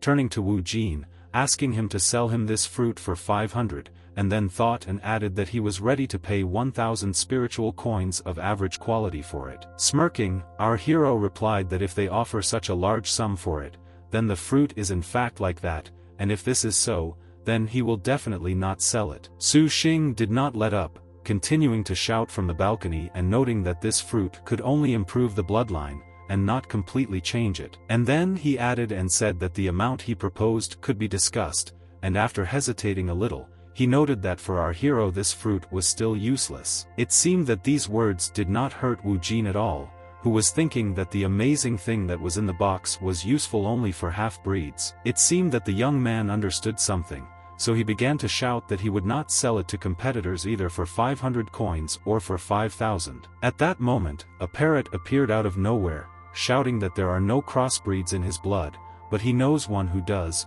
pointing at Zhu Baiyu. And the very next moment something incredible happened, because the young man began to push the purchased fruit into the bird's mouth. Having quickly finished, he asked how the parrot was feeling and whether anything had changed in its internal sensations. Realizing that nothing was happening, the young man turned away from the bird, reflecting on the fact that most likely everything was pointless, not noticing how the parrot noted that he was getting hot. Having heard what the bird was saying, the young man added that he nevertheless noticed one change, since the chick stopped stuttering, although he did not understand what our hero was telling him, because the parrot had never noticed anything like that. And the very next moment he continued, noting that if the parrot is actually hot, then it is quite possible that it is a phoenix. Su Xing, still watching everything that was going on below, decided to prick our hero once again, noting for all those gathered that he was a fool who spent a lot of money and fed the bird with useless fruit. Although the fruit seemed to be starting to work, as something really wrong started to happen to the parrot, it felt like it was melting. And the very next minute, soaring into the air, the bird screamed louder and louder that it was getting very hot. All those present noticed that the Chamber of Commerce was getting warmer every minute, complaining that in order to save money they had turned off all the air conditioners. Jumping up from her seat, Qin Yen began screaming loudly that the parrot had taken off and some strange things were starting to happen to him. The bird itself noted this, turning to the master. She began to be interested in what he had done to her. Qian Shui was clearly worried about why the parrot was changing so dramatically, so she asked Wu Jin if anything bad would happen to her ward. And he, sitting next to the girl and drinking a cocktail, noted that they managed to cure the parrot's stuttering, although this problem was not the biggest of all. It seems that the biggest one was the transformation of the bird, which changed its color and became bigger and more beautiful every minute, which everyone around noticed. Rising from their seats, our heroes tried to understand what was happening and why Wu Jin was not trying to intervene in any way in this whole story. The small parrot, which was seen just a few minutes ago, seemed to have now turned into one of the most beautiful phoenixes, carrying fire with it. Most of all this surprised the girl, who admired either the bird, or the young man, or all of them at the same time. Closing her eyes, Zhu Baiyu quietly asked not to do this, but it was not clear who she was addressing at that moment. However, Su Xing, standing next to the girl, said that there is no need to be so suspicious and should relax, waiting for the outcome. Although it seemed that Su Xing himself did not understand what this outcome was, he only thought that he had seen phoenixes in foreign comics before, but this bird was very different from them. Brother Lu, holding onto the railing as tightly as possible, also couldn't take his eyes off the bird hovering inside the building. He thought to himself that he did not expect to see a ghost and all sorts of evil spirits in such a place, believing that these entities lived in another place. Frightened Qin Yen, sitting on the sofa, asked the guy if he was interested in the bird, and he only replied that this phoenix could soon become a beast directed against his master. And, again immersed in his own thoughts, he thought that no matter what method or sacrifice, this bird must be delivered to the palace of the young princess. Similar thoughts befell Su Xing, who, looking at Su Gu, noted that because of Wu Jin they had missed such a treasure, although the interlocutor only waved him off, saying that there were 2 more boxes ahead. The next moment, the organizer approached our hero, informing him that as soon as he could eliminate the problems caused by the spirit animals, the auction would continue. Calling the bird to him, Wu Jin heard it remark that it finally felt like it had inexhaustible spiritual power, and therefore asked its owner to let it fly a little. And then she added that everyone mocked her, scolded her and beat her, and only now, being at the highest level of power, she would be able to fry everyone to death. Qian Shui, listening carefully to the bird, turned to it in a calm voice, saying that it could fly away and never return again, if such was its will. And after just a few seconds, the beautiful phoenix bird gradually turned back into an ordinary parrot. Sitting on Qian Shui's shoulder, the parrot, like everyone else, listened to the organizer, who noted that the auction was ongoing, and the same conditions apply for the second item with a starting price of 10 medium-quality spirit coins. The bidding began very briskly, and the first to react was Su Xing, who shouted from his box that they were willing to give 100 spirit coins of average quality. Brother Lu, who was sitting in the next box, joined the auction and quickly informed everyone gathered that he was ready to pay 500 spiritual coins of average quality for the lot. Qin Yen did not understand why they needed this unusual fruit, while the interlocutor noted that there were several people with mixed blood in the Yongzhou palace. Watching everything that was happening with the parrot, he noted that, of course, the purer the phoenix's blood, the better. However, the very next moment they continued to fight for the lot, and this time Su Gu announced his price of 1,000 medium-quality spiritual coins. Holding up the promotion card, Brother Lu thought that the Zhu clan seemed to have actually decided to match their finances with Yongzhou Palace. And the next moment, deciding to stun everyone present, the young man once again raised the bet, which was already 2,000. Su Xing recommended that Su Gu give this box to see what was in it, at the same time fearing that his rivals would buy a third box, but he calmly noted that their main goal was the 1,000-year-old scarlet flame herb. The next moment, having counted to 3, the organizer joyfully announced that the auction for the lot was over, because it was sold. Taking his fruit, Brother Lu triumphed, noting that the auction presented them with a whole bunch of rare and interesting goods. At that moment, Su Xing shouted loudly, turning to Su Gu, showing him something, but it seemed that, immersed in his thoughts, the young man did not notice anything or anyone. And it was necessary to notice Wu Jin, who with a joyful exclamation noted that if someone won a battle, this does not mean that he will lose the war, and then added that thanks to their furious bargaining, he can estimate the amount that will remain in their hands. The organizers who took the stage continued, saying that for the third jade box,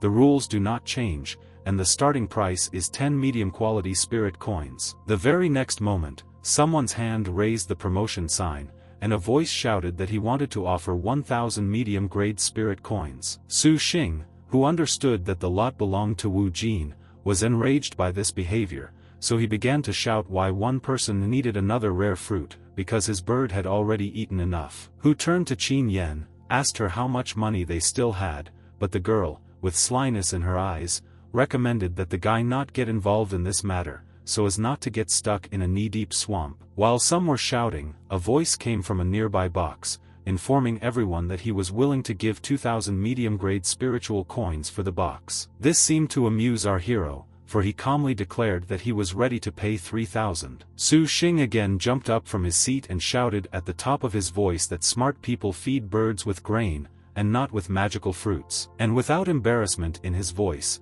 Wu Jin replied that he had just made a real noble phoenix from an awkward chick, who now needed a bride. At this point, the organizer began the countdown, announcing that our hero seemed likely to win this lot, although he wondered why the Su and Zhu family were hesitating and did not make the return bid that he so badly needed. Di Du, who was sitting nearby and heard his brother's reasoning, which he voiced out loud, explained that the Su family had been fighting for a long time, being constantly attacked, spending a lot of money on defense. And after a little hesitation, he added that if it were not for the agreement with the daughter of the Zhu family, they would not have had enough coins even for daily training and maintaining the spiritual state of their army. Our hero thought about it, saying that this was all unexpected for him. he was sure that everything was in perfect order with their finances. At this moment, Su Xing, who was watching everything that was happening on the stage, thought that the auction was as unfair as possible. But the very next moment he was brought out of his thoughts by Miss Zhu, who asked if it was true that the young man had run out of all spiritual coins. And without waiting for an answer, she said in a joyful voice that she had talked to her father, and he gave her a card, saying that all the spiritual coins that were on it could be used. And she added that Su Xing could take them to buy a powerful fruit for Su Gu. However, the one who heard the conversation looked carefully at the girl, telling her that if they spent all the coins on this fruit, then the 1,000-year-old grass of flame, and stopped. The red-haired girl, understanding what he was getting at, began to laugh, saying that there was nothing wrong with it. Su Gu did not seem to understand what was happening, and therefore decided to ask the girl why she decided to give him all the money for this lot. Still smiling, Zhu Baiyu happily said that she had been living like this for almost 20 years, so she had long since gotten used to it. And a second later, raising her arms and showing off her biceps, which were clearly not a woman's, she said that she had gotten used to her appearance and had reached a position where no one would dare laugh at her. And she continued, adding that if this helps Su Gu become more powerful, then her appearance fades into the background. Besides this, it is not a fact that everything written in the book is true. Looking at the encyclopedia, the girl did not calm down, continuing that the properties of the 1,000-year-old grass of the scarlet flame have not yet been fully studied, and it is quite possible that the plant will help control the power, and maybe return it to its previous appearance. And the next moment, handing the card to Su Xing, she shouted to him not to hesitate and to continue the bidding, which was about to end. Within a couple of seconds, the guy grabbed his sign and began shouting that their clan was ready to pay 3,500 medium-quality spiritual coins for the lot. While Di Du raised his card, increasing the amount to 4,000, our hero thought that the family's money was finally involved, because it is extremely difficult to resist temptation. The next moment there was a real roar in the hall, because completely different amounts were heard from different ends, and it was difficult to understand who was offering what. Turning to Qian Shui, the young man asked how many coins the Zhu family could spend, and immediately learned that the maximum amount was 8,000. Wu Jin quickly calculated that the Su family could add 3 of their own to these 8,000, which means that his maximum bet could be 10,000 spiritual coins. And he did not miscalculate, because after Di Du's words, Su Xing immediately entered the auction, who named an amount equal to 10,500 spiritual coins. Looking at the seemingly ordinary box, the organizers began counting down, confirming the fact that the auction was coming to an end. And literally a minute later, taking a large hammer and hitting the gong with it, the man said that the box was sold. Su Xing, who was wiping his forehead with his hand,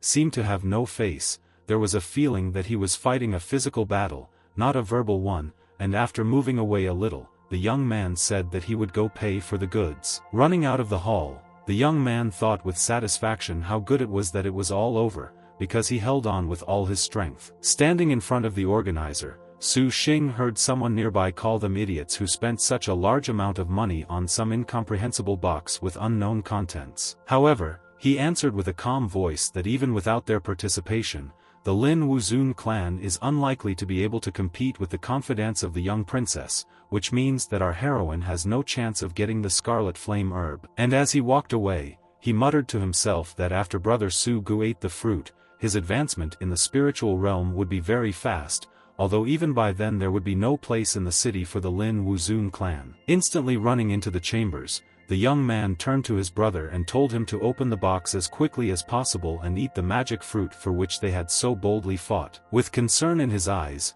Su Gu expressed his hopes that he would not have the same fever as that poor bird, and that he would not experience the same fever as her. Hesitating a bit, turning to Su Xing, he asked him to very carefully open the box to demonstrate its contents. Opening the box, everyone present immediately felt the smell emanating from it, and the appearance of what was inside could not be described in any decent words. Zhu Baiyu, who walked up to the box and looked inside, remarked affirmatively that, judging by the smell, there was her boar's dung inside. Everyone was confused, but not Su Gu, who quickly turned to the organizers and asked them to explain what had just happened. One of the men standing next to the gong said in a calm tone that he understood the outrage, but the Chamber of Commerce was not responsible for the contents of the goods, since they were only intermediaries in the sale. And Wu Jin, who was carefully watching everything that was happening, joyfully stated that he warned the two clans that they needed to be more careful when buying strange things, but they did not believe him. Su Gu, enraged by such rudeness, shouted from the balcony at our hero, cursing him with all sorts of bad words. The very next moment he left the chambers and headed in an unknown direction, obviously to clarify all this from someone else. And indeed, a minute later the young man asked who the unknown person was who put all these goods up for auction. It turned out that his interlocutor was Qin Yen, who, while drinking tea, noted that she could not say because it was against the rules of the auction. Looking angrily at the girl, Su Gu asked her if he could regard this as a declaration of war in an alliance with other families. Looking carefully at the young man, still with the same calm and confident voice, the beauty asked if he considered himself worthy of this. Feeling that the tension was growing, Brother Lu intervened in the conversation, who said that the guy was talking nonsense, since before the start of the auction, the workers clearly explained the rules of participation. The next minute he added that the young man should not disturb the order inside the trading house and not delay the process,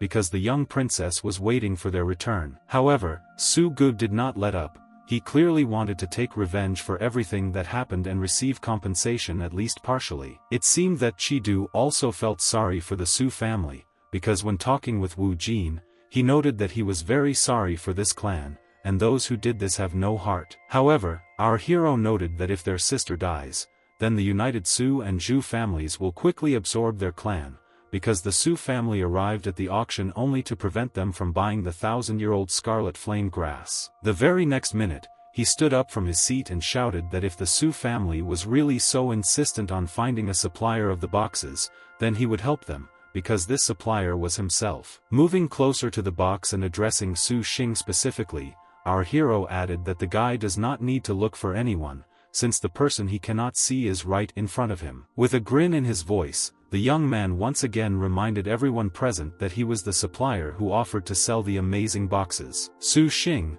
who was the first to react, quickly threw his knife towards Brother Lu standing opposite him and shouted menacingly for him to immediately return all the money back. However, he was so offended by Su Xing's behavior that he shouted in rage that their family would do without this money. The blade of the knife returned and grazed Su Gu a little, but he held on bravely and clearly had no intention of giving up. The representative of the Song clan, who still continued to drink tea, asked her partners if they really believed that the Kyushu Chamber of Commerce was a vegetable market. Standing nearby, Wu Jin, supporting the girl, added that they would remember this lesson for the rest of their lives, because it showed them a lot. Su Gu, who still longed for justice, turned to our hero and told him not to think that the Chamber of Commerce would forever save him from punishment. However, our hero said with a grin that some schoolboy was trying to intimidate him with loud speeches, and added that if he did not return the money, would they really intimidate him? Su Gu abruptly changed the subject,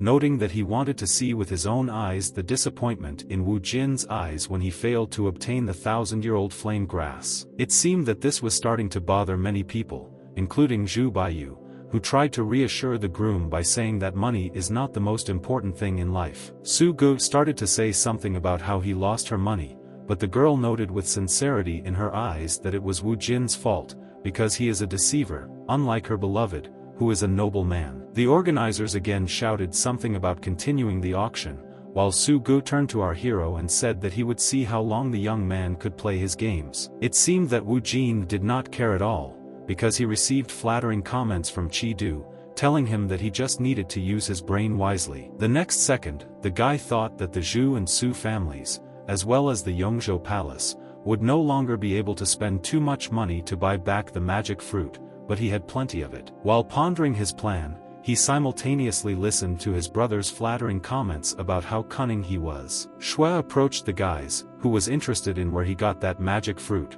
but never received a clear answer. At this time, the organizers came onto the stage and informed everyone that the last round of the auction would now begin, and the most long-awaited lot would be the 1,000-year-old scarlet flame grass. The man began to tell that this grass grows in the very center of the heart of one of the most dangerous volcanoes in the country, located in the southern part of the continent. It seemed that the starting price of 1,000 coins did not surprise Brother Lu, who was powdering his cheeks at that moment. The same cannot be said about our hero, because he was as surprised as possible by this turn of events. However, the next moment something unexpected happened, because a thick cloud of dust appeared in the hall, coming out of nowhere. Through the gray veil, coughing people tried to see at least something to understand what had happened. True, after a couple of minutes it became clear to everyone that this was all the work of an unknown ninja, who was quickly heading towards the flower standing on the stage. Our heroes looked at everything that was happening in horror, while the brother,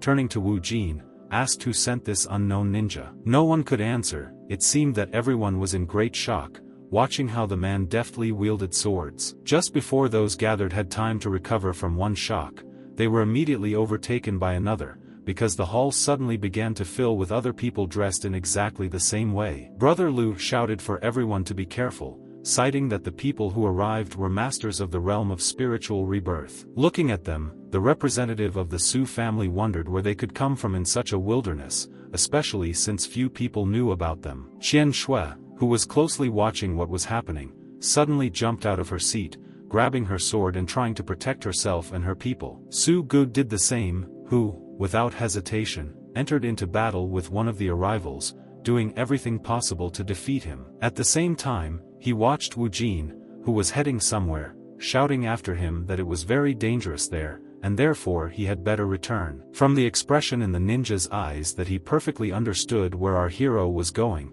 and most importantly, for what purpose. Running away as quickly as possible, Su Gu shouted in bewilderment, wondering if he was helping the guy or the unknown ninja. It seemed that Wu Jin would not have it easy, because the next moment another master appeared in front of him, clearly intending to deliver a crushing blow. Looking into the eyes of the unknown man, the guy realized what kind of rage was expressed in them, and he, after hesitating a little, uttered only two phrases that sounded like the destruction of the body. The young man did not understand what this meant, but he did everything possible to resist, hearing Chi Du calling him and trying to warn him about something. Within a moment, the ninja directed his hand, full of a fiery stream, towards our hero. It seemed that something irreparable was about to happen, but at some point this flow turned into glass, shattering into small pieces. Still standing on two legs, Wu Jin told someone that he was lucky because he was able to exchange his earned points for protection. Qian Shui, realizing that our hero would not survive for long,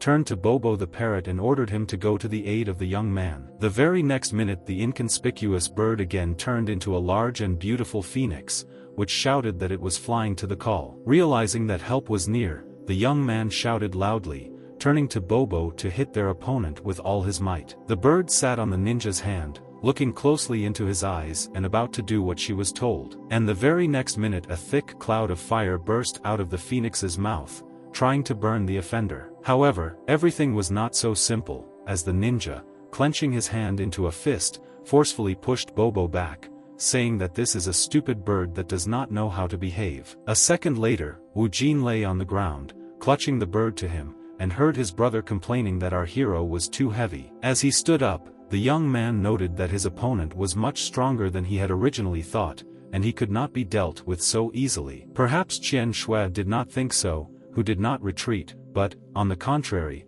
advanced on the ninja who offended Bobo and Wu Jin. At the same time, the girl shouted to our hero not to be brave in vain, but to take care of their younger brother. The young man wanted to say something, but he heard the beauty casually note that he could only help her if he hid and did not get in the way. It seemed that the brunette knew a lot about martial arts, because she was able to hold the enemy at a certain distance. In the air she made such pirouettes that it was difficult to even guess, clearly showing her high level of training. At some point, Wu Jin turned his attention to Su Gu, who was fiercely defending and protecting his clan, as well as the clan of his bride. Everyone else did the same. It seemed that everyone was busy fighting, but not our hero, who was just an ordinary spectator. Looking at everything that was happening, Wu Jin shouted the word system with rage, clearly wanting to replace something in everything that was happening. A moment later, a screen appeared in front of him, on one side of which was written a golden magic pistol, and on the other,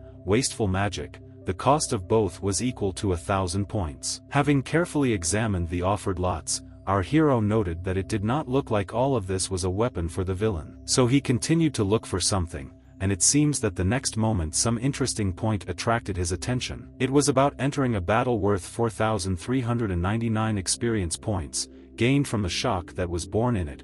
It was also said that different routes lead to the same goal, however, no one knew how it worked. Lost in thought, the guy thought that the system seemed to want to set him up, but he understood that in any case, any objects with his aura would work much stronger. Without a doubt, the young man pressed the exchange button, and the very next second it seemed that he was burning with fire and filled with some kind of life-giving energy. In the next minutes, the attention of all those gathered turned to our hero, who were perplexed at how the young man had changed so dramatically. Wu Jin sat on the ground, clearly gathering his thoughts or contemplating what his next move would be. And the next step was to hit the opponent, but before that the young man thought that he would put all his strength into the blow. Stepping forward, the guy showed all his strength, power, as well as the determination with which he declared that it was his turn. The ninja standing in front of Wu Jin opened his eyes in surprise. He did not understand what was happening and what was about to happen in the very near moment. And while our hero was gathering his thoughts or choosing his victim,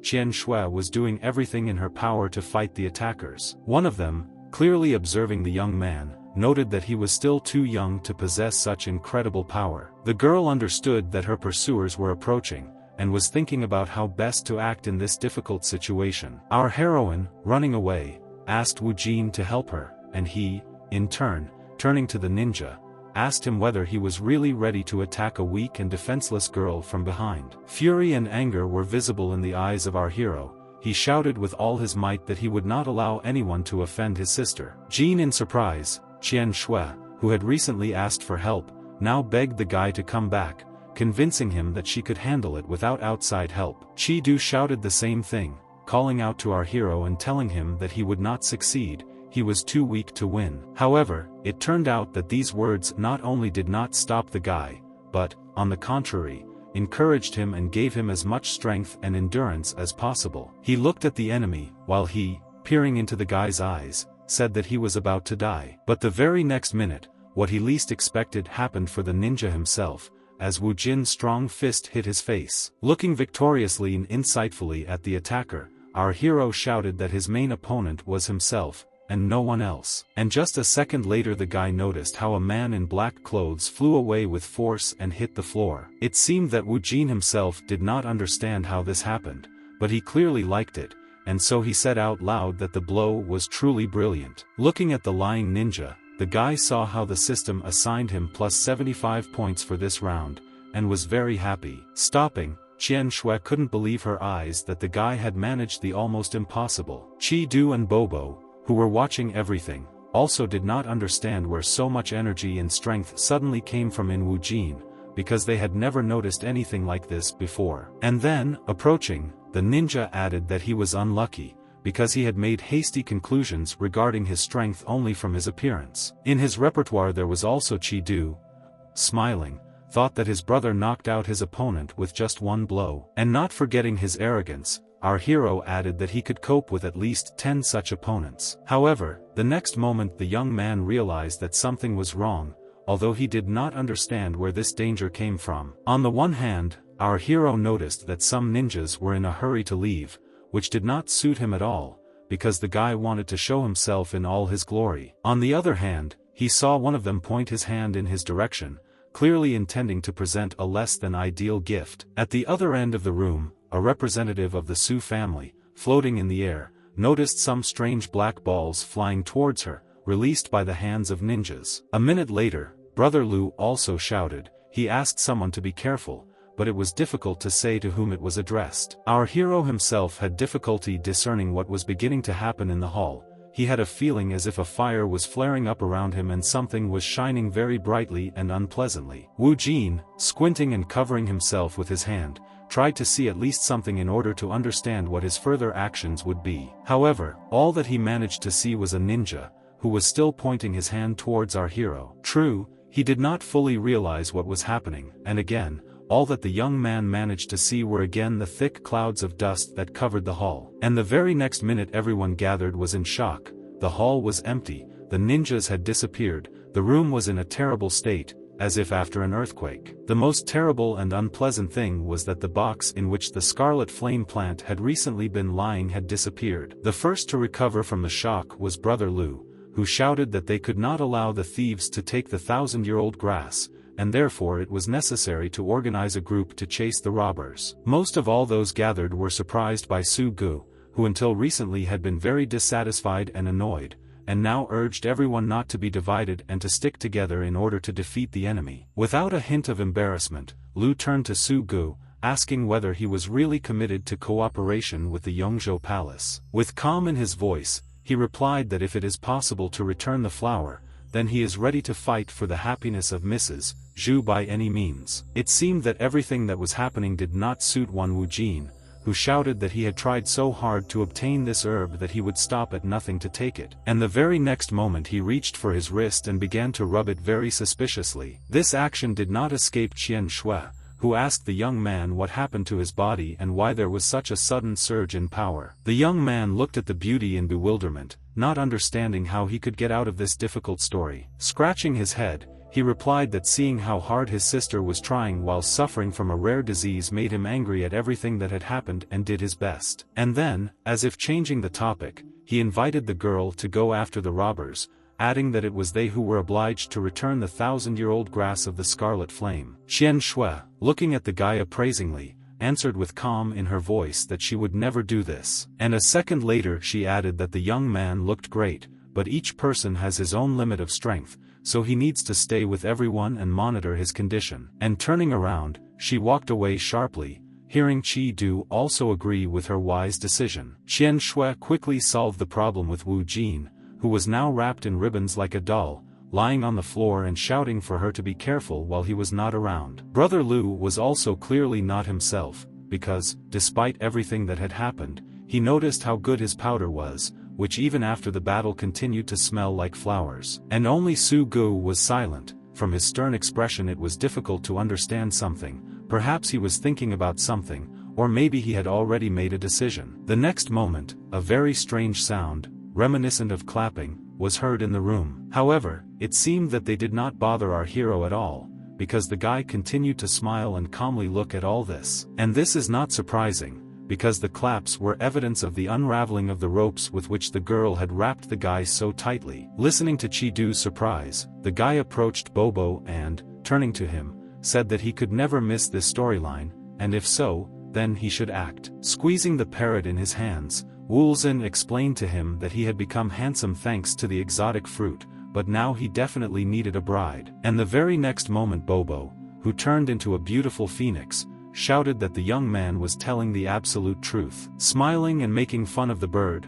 our hero still turned to him, explaining that it was time for them to go on a journey. Having mounted such a beautiful bird, Wu Jin shouted menacingly so that the earth would tremble from their greatness. As he walked away, the guy heard Chi-Du shouting after him, asking him to take him with him and not leave him with all the people gathered in the Chamber of Commerce, but he no longer seemed to listen to him. Flying over the forest of monsters, the young man turned to Bobo, noting that they were lost. Realizing that this was one of the most dangerous zones, plus a forbidden zone, the young man wondered why all the loot was not hidden in these places, because they are considered lost, and there are magical animals here. Wheeling around the forest for some time and watching the smoke coming from the fire, the guy thought that something was wrong, so he needed to return to his older sister as soon as possible. And then he shouted at the bird, calling it stupid and noting that because of it they were flying over the same place for the third time. A moment later, the young man noted that he saw someone's resting place down there, and therefore he needed to stop and find out everything that was possible. The clearing in such a strange place looked quite unusual, because washed clothes were hung around, the skeleton of some strange animal lay, and something was being cooked in a cauldron. Having walked around everything, the young man asked who was there, because they had clearly lived in this place for quite a long time. And the next moment someone's strong hand holding the sword tried to raise it and strike. Our hero looked carefully into the large eyes that clearly belonged to the girl, but continued to remain silent. The reason was that the young man understood that this beauty's strength was much higher than his own, which meant that he would not be able to defeat her. The silence was interrupted by a beauty with purple hair, who asked our hero who he was and where everyone else was going. The guy tried to retreat and began to hastily explain that she was mistaken, since he and his bird were a little lost, but the girl did not understand how this was possible. She noted that people could not just disappear from the camp, and now the young man himself no longer understood anything. With tears in her eyes, the beauty said that she went to the spring for water, and when she returned, there was no one in the camp. Our hero, understanding her, stroked his new acquaintance on the head, calming her down and telling her that he would not leave her and would help her find out what happened. However, the next moment the girl, having moved to a safe distance, thought that the distance was the most appropriate, and pressed something. Seeing the beauty sprawled on the ground, our hero said out loud that she had stumbled upon the wrong person, because he assumed the possibility that the stranger would try to poison him. Wu Jin noticed that the girl went to get water, but for some reason she didn't bring any water with her. Besides, her shoes indicated that she was only taking a light walk at most. The young man picked up the map from the floor, thinking that perhaps some organization was involved in this again. Then, looking around again, he added to himself that everything in the camp was clean and tidy, not a drop of disorder, which means someone is carefully watching it. Our hero remembered the words of the stranger, who said that all the people from the camp were here, but did not understand where they went or when it happened. The next moment, the young man heard a voice that ordered someone to sit in some place. The guy realized that someone had arrived at the camp, and quite possibly not alone, probably that these were the people the girl was talking about. Our hero quickly jumped from his seat and headed to the largest branch of the tree, from which he could look around and understand what was what. The very next moment, Wu Jin stood on a tree, studying the surroundings and the area in general. Ahead, he noticed several young people who were quickly heading towards the camp. All of them were unarmed, or so it seemed at first glance. One of the men, following the young man in a red robe,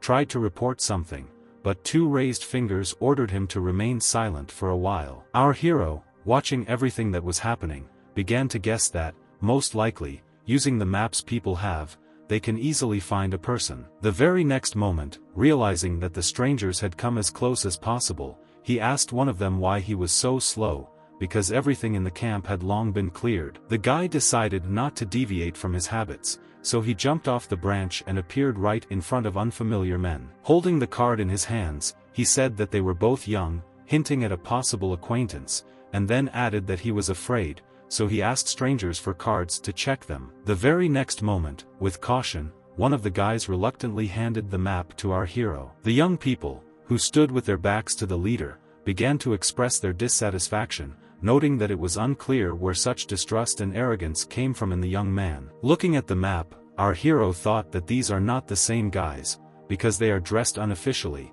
Although they look like an army, it is clear that they have certain skills, but at the same time something indicates that they have gathered they are temporary. The next second, Wu Jin reported to all the men that everything was fine, he had completed his task and was allowing everyone to move on. Moving towards the camp, our hero and the stranger leader saw another person humming some popular song, clearly dedicated to the girl. The man, who was wearing sunglasses, asked where everyone was, happily adding that he had brought drinks. The leader, clearly not understanding what was happening, turned to our hero with a question about how everything could be cleared when there were strangers on the territory, but he did not seem to listen to him, recognizing his teacher in the stranger. However, not only Wu Jin was surprised, but also the master, who looked at the young man in bewilderment and seemed about to ask him 100 different questions. Such a meeting was clearly not the most pleasant for the young man, who perfectly understood that he was about to be declassified. While running away, the guy heard someone ordering to seize him,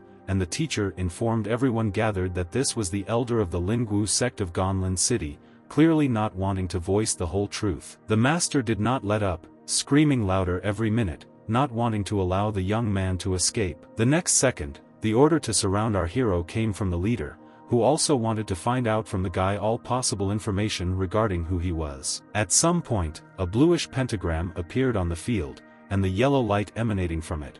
It all looked as strange as possible and even a little frightening. However, it seemed that this situation did not bother the leader at all, who shouted to his people not to hesitate, but to immediately stop Wu Jin. Although our hero, in turn, sharply raised his hand and headed towards the teacher, who, with a blank expression, began to ask the guy what he was doing. But he was not at a loss and, turning to the master, asked him to play along, hearing not the most flattering words addressed to him regarding Bobo, whose feathers he was going to rip out. It seemed that the parrot heard the conversation, because the next moment, turning to the teacher, he said that if the master dared to call him a bird, then he himself was a dog. The old man looked carefully into the eyes of our hero, and he silently noted that as soon as the man looked into his eyes, the contract would be concluded. And the very next moment the teacher still did as Wu Jin asked him, pretending that our hero hit him. He shouted how heavy the young man's hand was and how hard he beat him, until he lost consciousness. A moment later, the master, wrapped in ropes, lay under the feet of the young man, and the leader with sadness in his voice said that he did not expect that the pitiful old man would be such a person. It was not clear what kind of person we were talking about, but after a minute the person said that all support was coming from Yongzhou, so no one would interfere in the camp, and this is natural, because everything was planned in advance by Zhua. Having looked carefully at his interlocutor, the young man, with surprise in his voice, asked who Zhua was. And then he added that since the sect master was caught, he could sleep peacefully, and finally noted that he decided to take this man to the elder as soon as possible. Without letting up, moving closer to the man, Wu Jin stated that capturing the master was a great achievement and the elder should find out about it, and if anyone doubts, they can send someone else with them as an assistant. With a grin on his face, the leader said that they were all comrades, and therefore he did not even think of doubting. Although the very next second, turning to one of the guys, whose name was Tai Zhu, he asked to come closer. And in a calm voice he explained to the guy that he must help our hero escort the scoundrel and quickly return back. Wu Jin, wanting to curry favor, addressed the leader as a boss, adding that if he had something to discuss, there was no need to rush into it. First he needed to think it through carefully. A minute later, moving through the forest, our hero decided to call the system and see what it offered him. On one of the tabs was written a proposal to return to the camp and bring gifts, but the young man did not like this. He decided that it was too rude. Therefore, the very next moment, Wu Jin turned his attention to the thunder bomb, hoping that this type of weapon would be useful to him. And the very next second the program gave our hero a small weapon, which in appearance looked more like a rope. Returning to the camp as if nothing had happened, Wu Jin asked the leader and his new assistant whether they had decided all the points, and if so, then it was time for them to hit the road. Addressing Tai Zhu, the young man noted that working in the forest of animals was very inconvenient, but his partner said that they must strictly follow the orders of the Elder Zhua. And then suddenly he unexpectedly announced that the battle was large-scale. Many brothers fought outside the forest. All the Yongzhou camps now belonged to them. Our hero thought with horror that everything related to this clan had already, and he paused for a minute, deciding not to continue this thought further. However, the very next minute Wu Jin suspected that his sister was also in the forest, and therefore said out loud that they needed to hurry. A couple of minutes later, the guys went to the Elder Zhua's camp. Our hero quickly thanked the young man for his help and said that it was time for him to rest. Watching the young man put his hand to Tai Zhu's neck, he shouted in horror that the guy was going to impudently take all the achievements for himself. Looking at the indignant companion, our hero stated the fact that the guy cannot fight, and if this is so, then it is natural that all the achievements will go to him alone. Up at Wu Jin, Tai only managed to say that he seemed to be losing consciousness. A couple of minutes later, the young man deftly took a card from the pocket of the man lying on the ground, and then took his clothes. As for the poor guy, Wu Jin decided to tie him to a tree and leave him in place. After this, the young man took care of the master, freeing him. He did everything possible to bring the teacher to his senses. Realizing that Wu Jin was hitting him on the cheeks with great force, having finally woken up, the master asked in a sharp voice whether the scoundrel liked beating him. Almost in a plaintive tone, the young man noted that of course not, this is all simply for the common good. And while the teacher was trying to relieve the tension, Wu Jin said that he was planning to get into the enemy camp in order to find out what these people were up to, and in the end he added that all this was being done for the safety of his sister. And only the master hinted that good intentions always come first. Dreaming of leaving as soon as possible, our hero invited the teacher to participate in an interesting adventure. However, as expected, with a smart look on his face, he said that he still had very important matters that he must solve. Quickly turning away from the young man,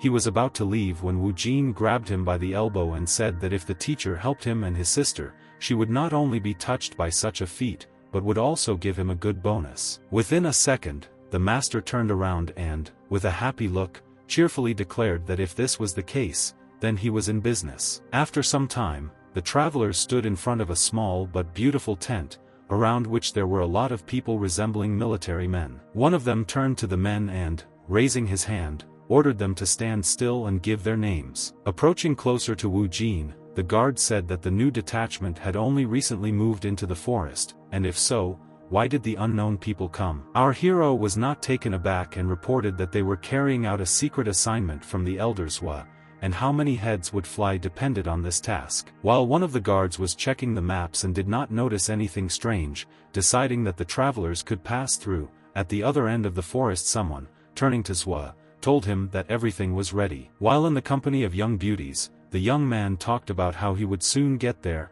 without, however, specifying where exactly. Taking some beautiful drink, he turned to the girls, ordering them to dress their master. Within a few minutes, the man who had previously been sitting in a robe had the most attractive appearance, from which one could read his greatness. One of the girls, who was working on the belt of her dress, could not fasten it, discovering with horror that all attempts remained in vain. And therefore, the very next minute, falling to the floor and covering her head with her hands, the beauty called herself the worst words, saying that she was an unbecoming servant. Leaning towards the girl, the gentleman said that she shouldn't be so upset, since he is always tolerant of pretty ladies. And while she was humming words of gratitude, he ran his hands over her eyes, hearing how the girl began to apologize again, but this time for ruining her makeup. The next moment, something changed, because the elders Hua, turning to the maid, asked her whether the life of imperfect beings had a price, and, hearing the denial, a moment later did the irreparable. An unfamiliar man performed some kind of magical act, as a result of which it seemed that the girl had turned into a zombie or some kind of zombie. He watched as the beauty fell to the floor, not trying to do anything, and it seemed that he did not regret what he had done at all. And this was the pure truth, because after a moment the gentleman announced to all those gathered that now he had something to feed the animals. And at this time, Wu Jin, walking around the camp with the master, noted to himself that there were a lot of tents in the forest, not understanding what these people were doing. Our hero's thoughts were interrupted by an unexpected sight. It was a wounded man lying on a stretcher, and the master, from whom this also did not escape, noted that all these people died from the paws of animals. Wu Jin clearly did not hide his emotions from what he saw, but he was unable to comprehend anything in detail, because the guards hurried our heroes, informing them that they had already arrived. And indeed, a moment later the men stood in front of a small tent, at the entrance to which there was a gentleman and another person, most likely it was his personal guard. Turning to the elders Hua, he reported that external intelligence from the forest had arrived to report some important news. Not understanding what was happening, he looked carefully at our companions, who simultaneously folded their arms on their chests and, closing their eyes, clearly respectfully greeted the leader. The men most likely hoped for something else, but they heard the harsh voice of Zhua, who called them brave men because they decided to fool him. The master quickly tried to retreat, saying that they had misunderstood everything and that they were actually spies of Yongzhou, who had excellent confirmation of this in the form of cards. However, the leader shouted, pointing at the teacher and not understanding where such an old and ugly subordinate came from in his squad, and this while the old man wondered how Zhua could know everyone by sight. In order to somehow escape, Wu Jin quickly spoke, making up a story on the spot that the old man was working undercover in the Lingwu sect of Ganling City. It seemed that it worked, because the very next minute the elders Hua stated the fact that the man must be having a hard time, and then asked what his name was. As always, making a virtuous grimace, the master honestly admitted that his name was Chedu. Although the very next minute the leader, with anger in his eyes, said that his name was as unpleasant as possible and that an ugly man was disgracing the appearance of his entire team. Switching the topic, he noted that they had not gathered for this, but because the men had come to report some important news, and if so, then it was time to do it. Wu Jin, taking more air into his lungs, began to tell what they had discovered, and then, stuttering a little, continued that the wise Taoist had returned. However, before he could say anything more, the leader asked the guy to be silent, wanting the old man to speak first. Although the very next minute something went wrong, because somehow our heroes were standing behind the tent, and the young man was telling the master not to lag behind and to be as quiet as possible. The reason for this was a cart that drove up into the yard and was covered with a blanket, and while carefully studying it, the elders Hua asked how everything went. A man appeared ahead. It was a wise Taoist, a subordinate of Liangzhou Shaowan, in charge of medicine, stood next to the cage containing the stranger. There was horror in his eyes. He asked to help him, and there was nothing surprising in this, since next to him, behind the glass fence, was an incomprehensible and wild beast. The wise Taoist explained to all those gathered that this is an improved human bait that they are now seeing, and it is bearing fruit. The man sitting in the cage looked into the eyes of the animal, which had already approached him, opened its mouth and was clearly about to eat him. Our heroes, who were watching what was happening, could not stand it. It seemed that the beast was about to attack, but the guy still managed to inform the master that all these people were locked in the cave. Jean finally realized that after eating, spirit beasts, as they are called, become stronger and stronger. And indeed, the appearance of one of them was as terrifying as possible. Red eyes and a huge mouth testified to the power of this animal. A minute later, the beast looked menacingly at the elder Zhua, clearly about to attack him, but he, turning to the animal, stated the fact that it was making a rash attack. And after a moment, the wolf, with a brutal look, actually tried to attack the master. With a calm look, the ruler said that everything was fine, and then added that he would be the best if the beast kept its saliva and unpleasant smell to itself. The terrible thing that everyone expected did not happen, but quite the opposite. The beast turned into a soft and pliable creature that danced on its hind legs like a squirrel. Our heroes noticed that next to the elder Zhua there was a board of the realm of spiritual enlightenment,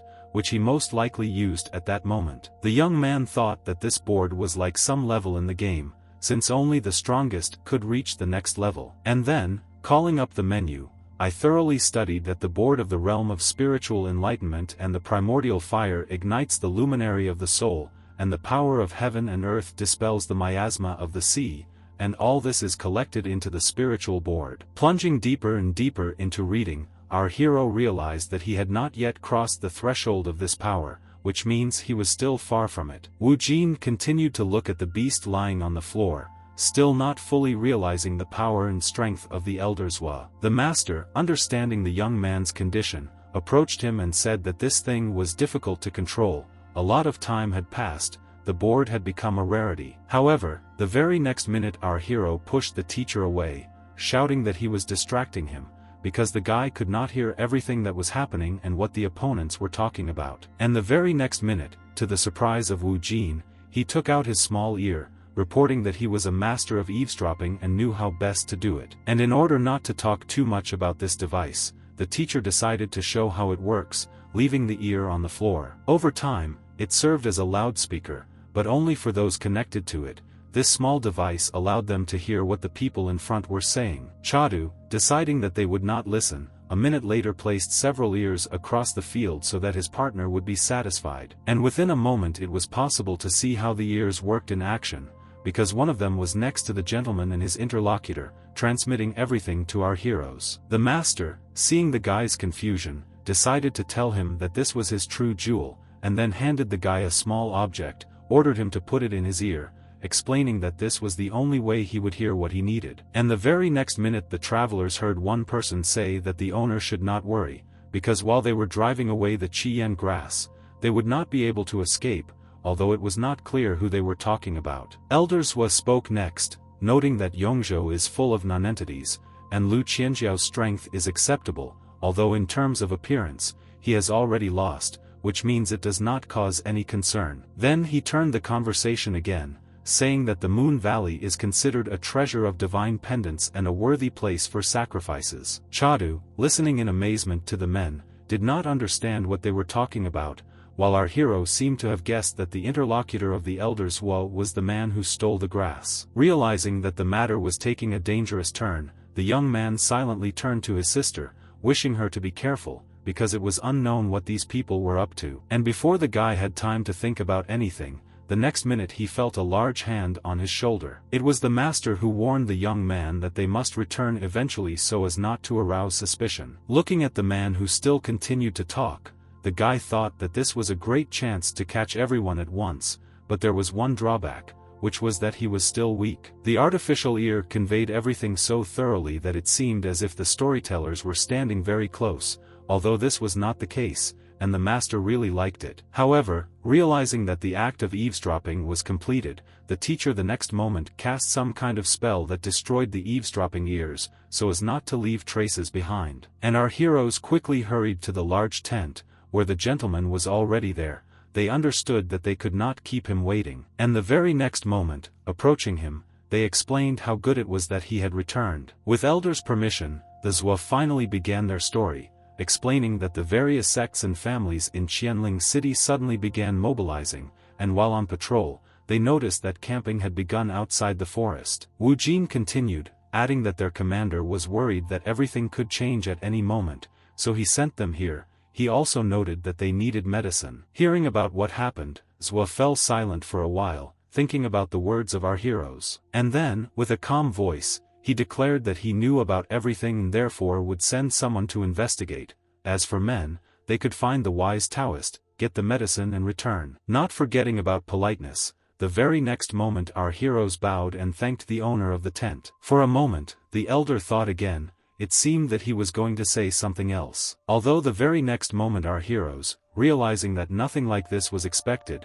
decided that it was time for them to go. However, the men's instincts did not let them down, because before the door had time to close behind them, the owner called one of the ninjas and ordered him to follow the strangers, and if problems arise, remove them. The eldest sitting on the throne noted with satisfaction how quickly all his orders were carried out. And after a short period of time, the teacher left the camp along with Wu Jin, who went further. While they were walking, the master said that in the Moon Valley several centuries ago there lived two high-level beasts, but they stumbled upon a war and both died. The Moon Valley was formed on their remains. Weak beasts do not fit there. And the very next moment it dawned on our hero. He remembered that the manual talked about treasures hidden there. At sunset, an unknown dragon was fighting with some person, and it was difficult to understand whether this was staged or actually happening. One thing was for sure, the valley actually looked very beautiful, but at the same time mysterious. Looking around, the young man noted to himself that this was an incredible place,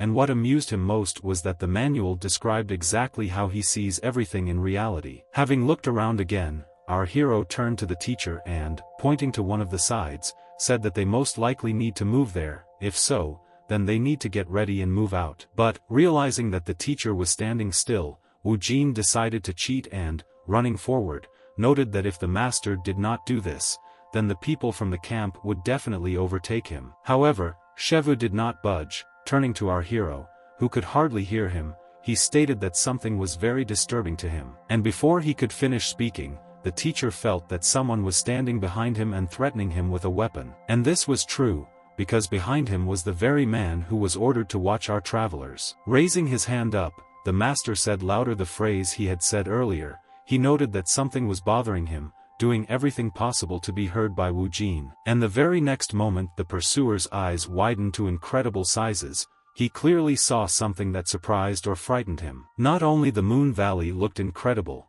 but also the forest of 10,000 demons, in which a variety of mysterious creatures lived. Looking at one of these, Qian Xiao noted that as soon as they left the forest, the monsters became several times larger, pointing to the one that the girl destroyed in an instant. Folding his arms across his chest, Su Gu agreed with her, adding that there were many more of them, and he was afraid that he would not be able to organize air support. The guy also added that there are 2 exits from the Moon Valley, which should be checked first, which Brother Lu readily agreed with. After a minute, Su Gu continued, noting that if everyone gathered would allow it, he would like to stay close to Miss Zhu. And having heard everyone's satisfactory answer, taking his red-haired friend by the hand, he ran to where he was told. After some time, Lu and the other travelers came out into the open, and the guy stated that it was not as far as they had originally thought. Qin Yan, who was running behind everyone, said that if not for the obstacles on the road, they would have been able to reach this place much earlier, but fortunately, they still have a lot of strength. Turning to Brother Lu, she wondered if they could allow Su Gu and Baiyu to leave, because they definitely could not cope with the Yongzhou Palace. The guy encouraged the girl and said that she shouldn't worry so much because everything was under control. And then he added that the king was as supportive as possible and gave them permission to leave, hinting at Su Xing and some other girl. Lu continued, noting that he previously did not understand why they followed him, but now sees tenacity and strength in them. clearly alluding to Qian Shui. Zhu Baiyu, who was stroking her boar, was as sad and thoughtful as possible. It seemed that something was very bothering the girl. At this time, Su Gu was telling some stranger that there were no traces left, and he noted that he hid the clothes they stained in the center of the valley, and some idiots were still chasing after them. And, giving some item to the assistant, he added that he could hardly get it, so he asked the man not to let him down. And he also unexpectedly said, speaking about Qian Xiao, that despite the fact that he was unable to clearly discern the spiritual strength in her body, he was sure that it was no weaker than his own. The stranger noted that it would not be so easy to get what he wanted, because Su Ji's blood was still weak and what was in the bottle might not be enough to increase blood circulation. However, as it turned out, Su Gu didn't care much about this. He said that even if it didn't work, he still had a backup plan. Going into the thicket of the forest, he heard his interlocutor shouting that he hoped that when the time came the guy would not stand still, would not be so soft-hearted, since he had already made a choice and could not leave. At that moment, Zhu Baiyu ran up to him. She was interested in who the people with whom the guy was talking just a few minutes ago were. Having received an explanation that these were assistants, the girl began to think about something and weigh something. Holding shelled walnuts in her hands, she asked if these people were needed so that they could all guard the entrance to the valley as best as possible. It seemed that Su Gu wanted to take the conversation in a different direction, because he suggested that the young beauty go look for the best place to carry out their common task. Coming out into the clearing and looking ahead, the young man started talking about how soon this city would belong only to them. Realizing how romantic and wonderful it was, Baiyu looked at her fiancé with enthusiasm and could not believe her happiness. At this moment, at the other end of the grove, Qian Xiao was carefully examining the footprints left on the ground. Raising her hand, as if stopping the travelers, the girl noticed that in the valley there were actually a lot of monsters of different types. Interrupting her story, Brother Lu explained that there are only two great demon bones, one in the Soul Essence realm and the other in the Moon Valley, but usually these monsters do not dare to set foot here, not understanding what went wrong. Peering into the thicket of the forest, our heroes tried to discern at least something in it, although it seemed that in the moonlight this would be extremely difficult to do. Qian Xiao, sniffing, noted that there was too much blood in the air. The reason was that next to the place where our heroes were walking,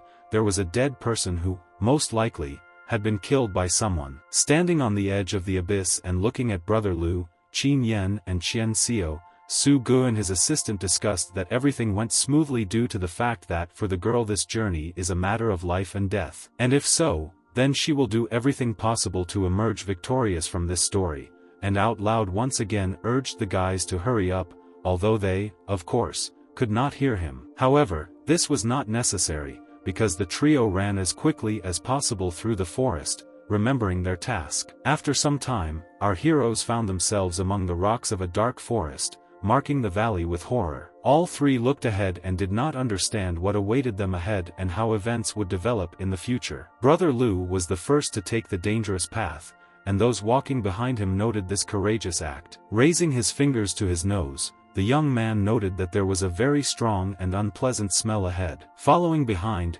Qin Yan noted that the situation in the valley was very risky. Moreover, the master said that they had an important task, and if they did not do things with risk, they would not be able to enter the valley. Listening carefully to the girl, Lu said that it was better to go back and report everything to the others while he continued to explore this ruined place. The guy added that the ancient ruins were about to open, and the red flame grass could help them improve their development. Realizing that the girls were still standing still, the young man turned to them again, explaining that they must recover, and then he would go on his own, although Qian Xiao immediately objected. Qin Yan decided that it was better for her to leave, so she wished the guys good luck. The very next minute she was returning to the forest as quickly as she could. The travelers did not even have time to track when she disappeared from sight. Left alone, turning to our heroine, Lu asked if she really wanted the red flame grass to suppress the cold in her body, which would help her escape. And after waiting for an affirmative answer, Lu added that in another situation he would have given her to the beauty,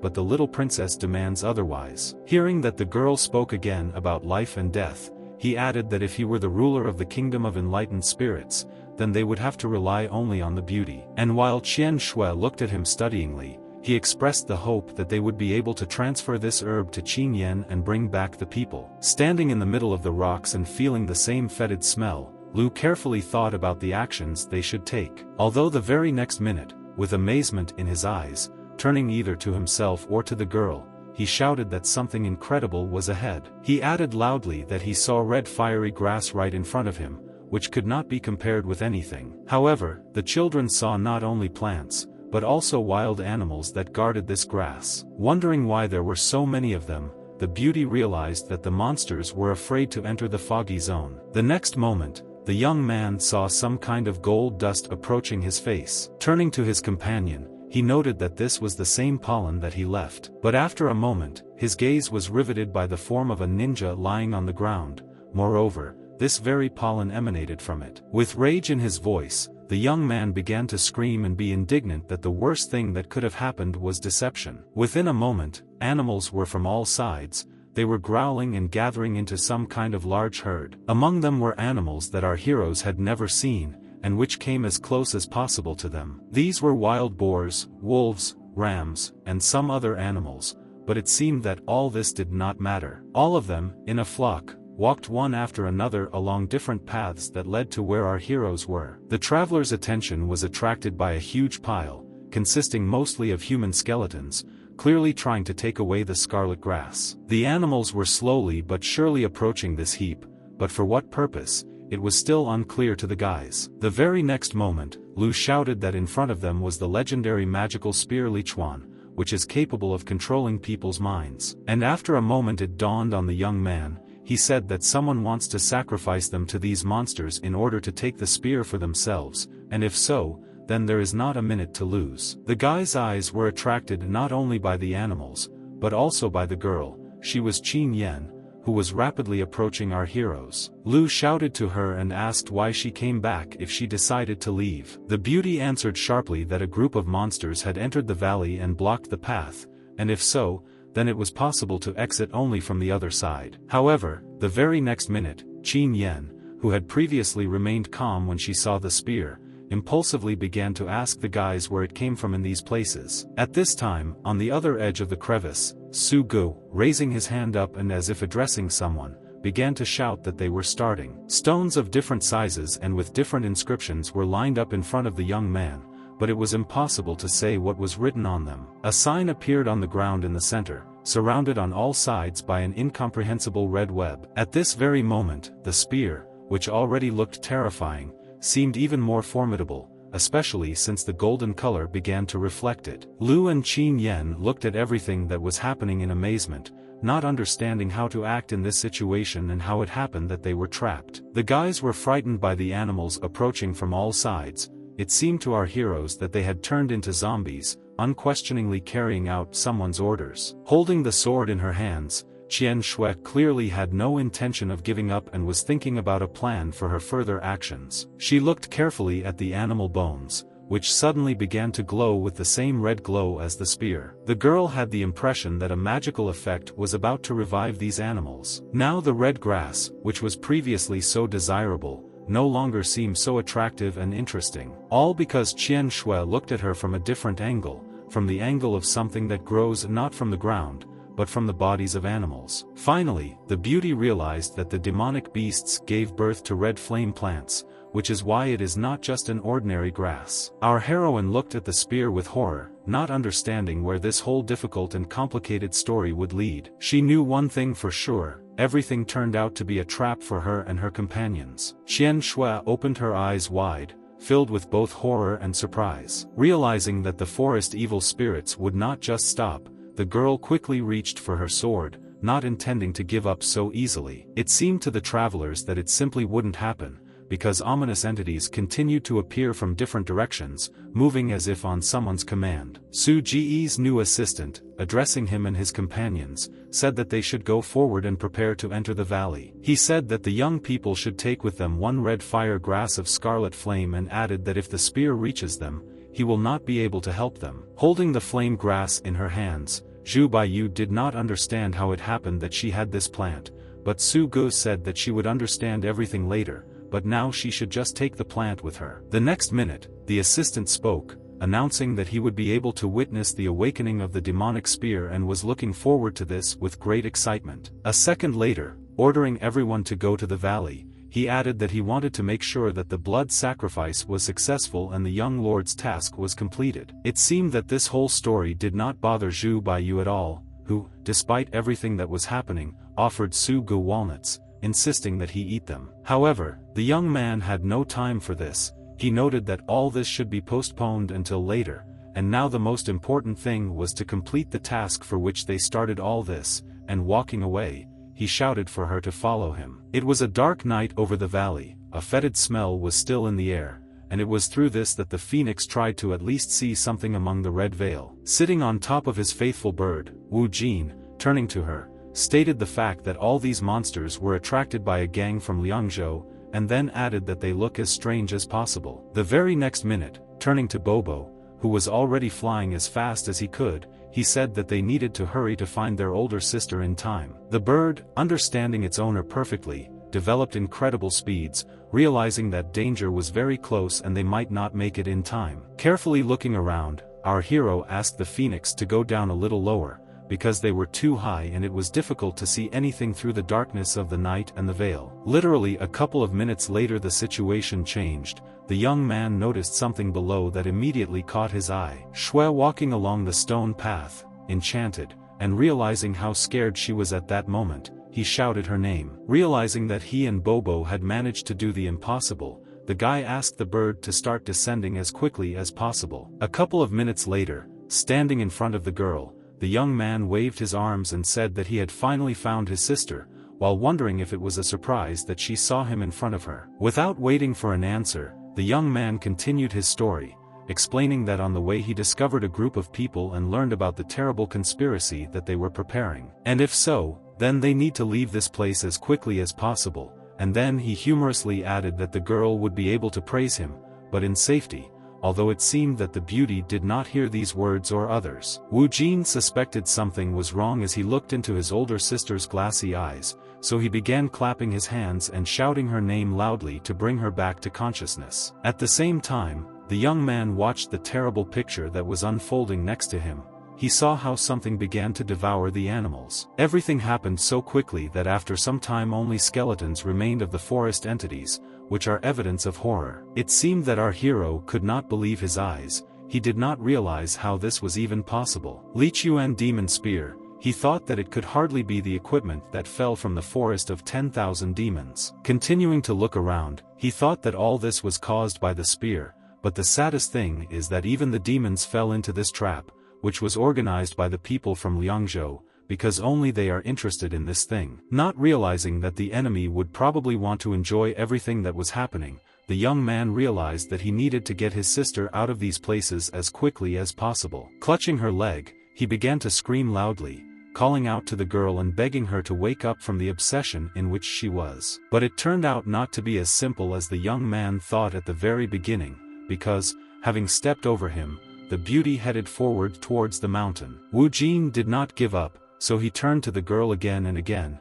He even decided to ask her for forgiveness, in the hope that such words would certainly be able to touch her heart. Having reached the stage of despair, the young man decided on an extreme act. He grabbed his sister's leg with his teeth, thinking that at least the pain could bring her out of her trance. And indeed, the next moment Qian Shui stopped, it seemed that the essence of what was happening began to dawn on her. With bloody lips and eyes full of hope, our hero even began to feel confident in his success. However, not even a few seconds had passed before the beauty pushed the young man away and again walked forward, approaching the demonic spear. It seemed that the young man was about to fall into despair. Turning to himself, he stated the fact that he was too weak and could not act rudely, and if so, he did not understand at all what to do. The young man was brought out of his thoughts by Bobo, who told him that some people were approaching the path. The guy was sure that these were people from Liangzhou, which means that he must save his sister, but since he cannot do this directly, then he needs to go to the valley to deceive the criminals. And the very next minute the parrot,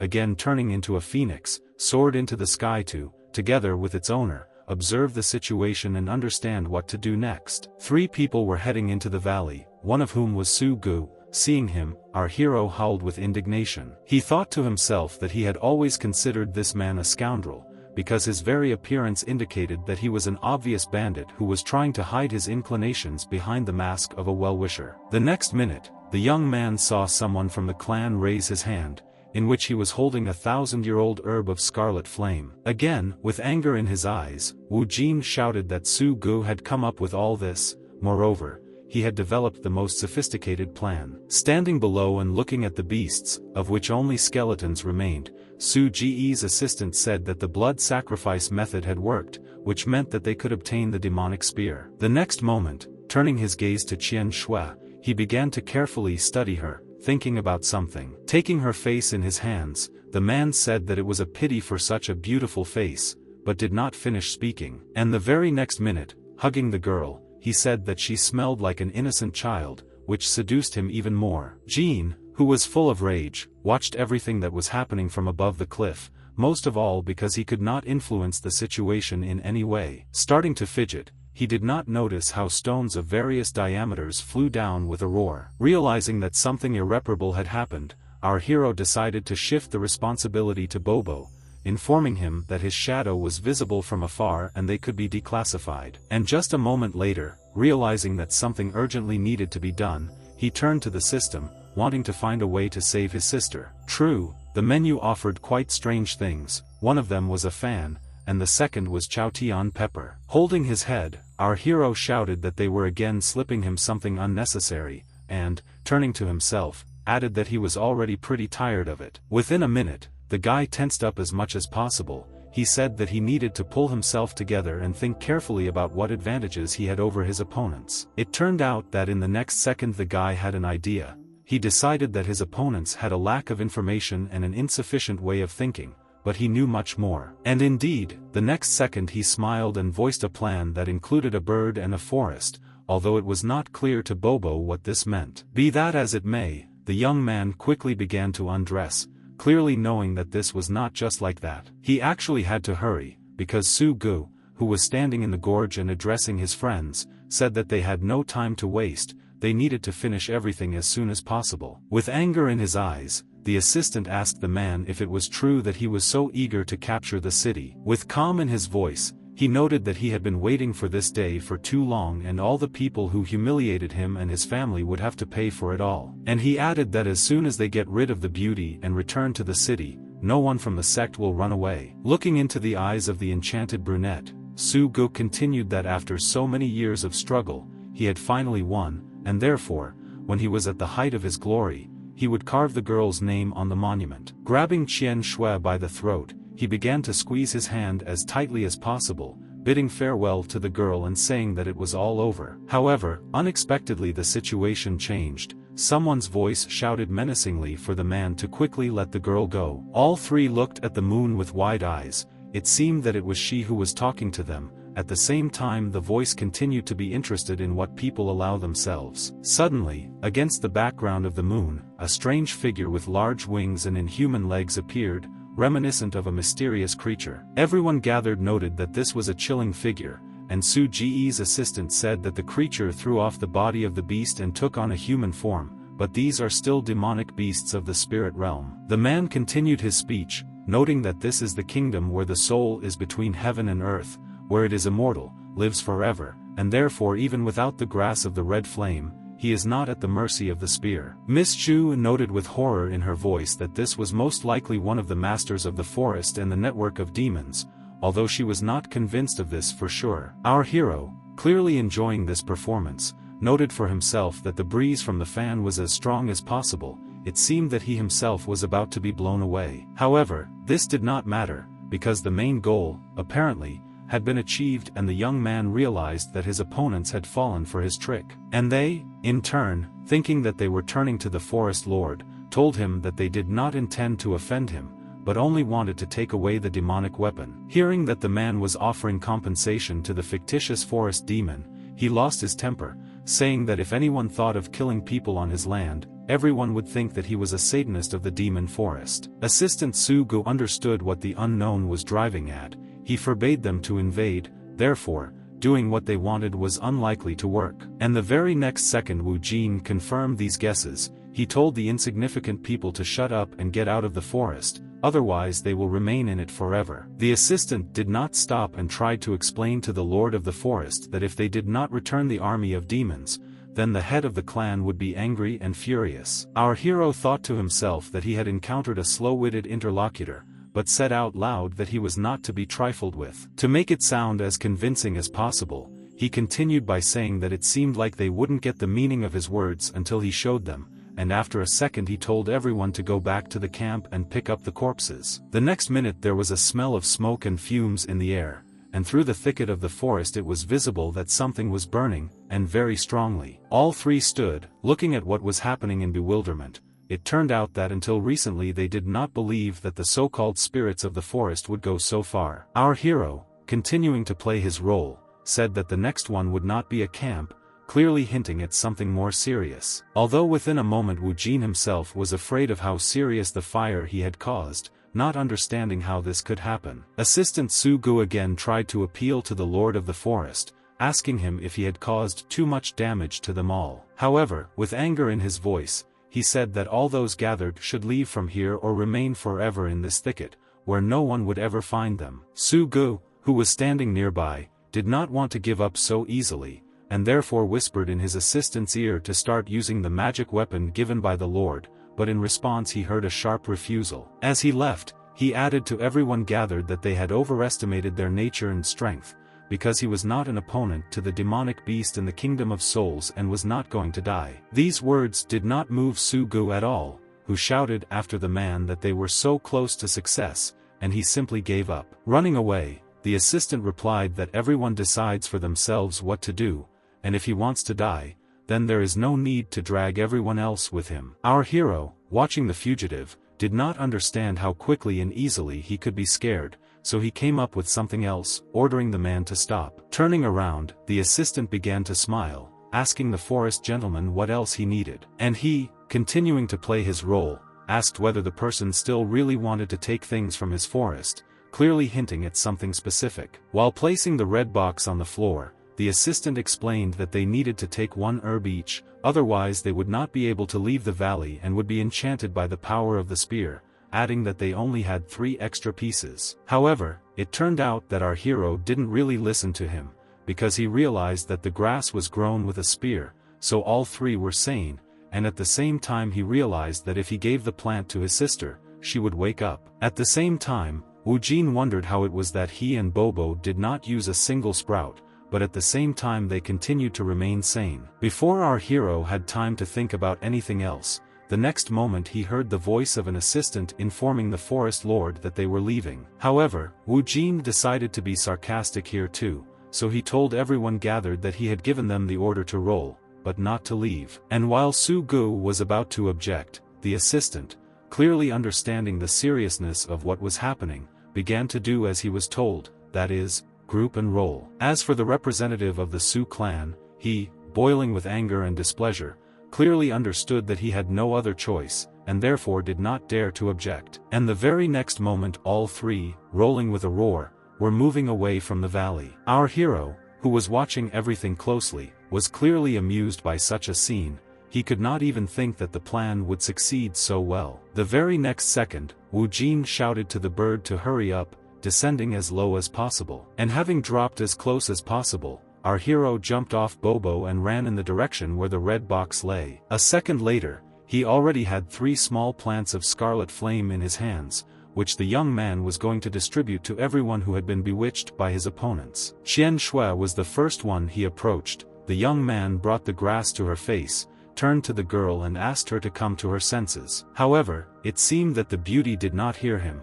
The sister looked at the young man with wide-open eyes that did not express anything. Although the very next moment something began to happen, it seemed to our hero that he noticed enlightenment in the form of some emotions that began to appear on the face of his friend. Still looking into Qian Shui's eyes, the guy reached out to her, wondering how the beauty was feeling and whether everything was okay with her. Despite the fact that the girl was still silent, the expression on her face really changed, because it showed a little embarrassment, but at the same time anger. Indeed, less than a minute later, the brunette screamed, turning to our hero and asking why he was without clothes. While getting dressed, the young man told the beauty that everything happened this way and not by his will.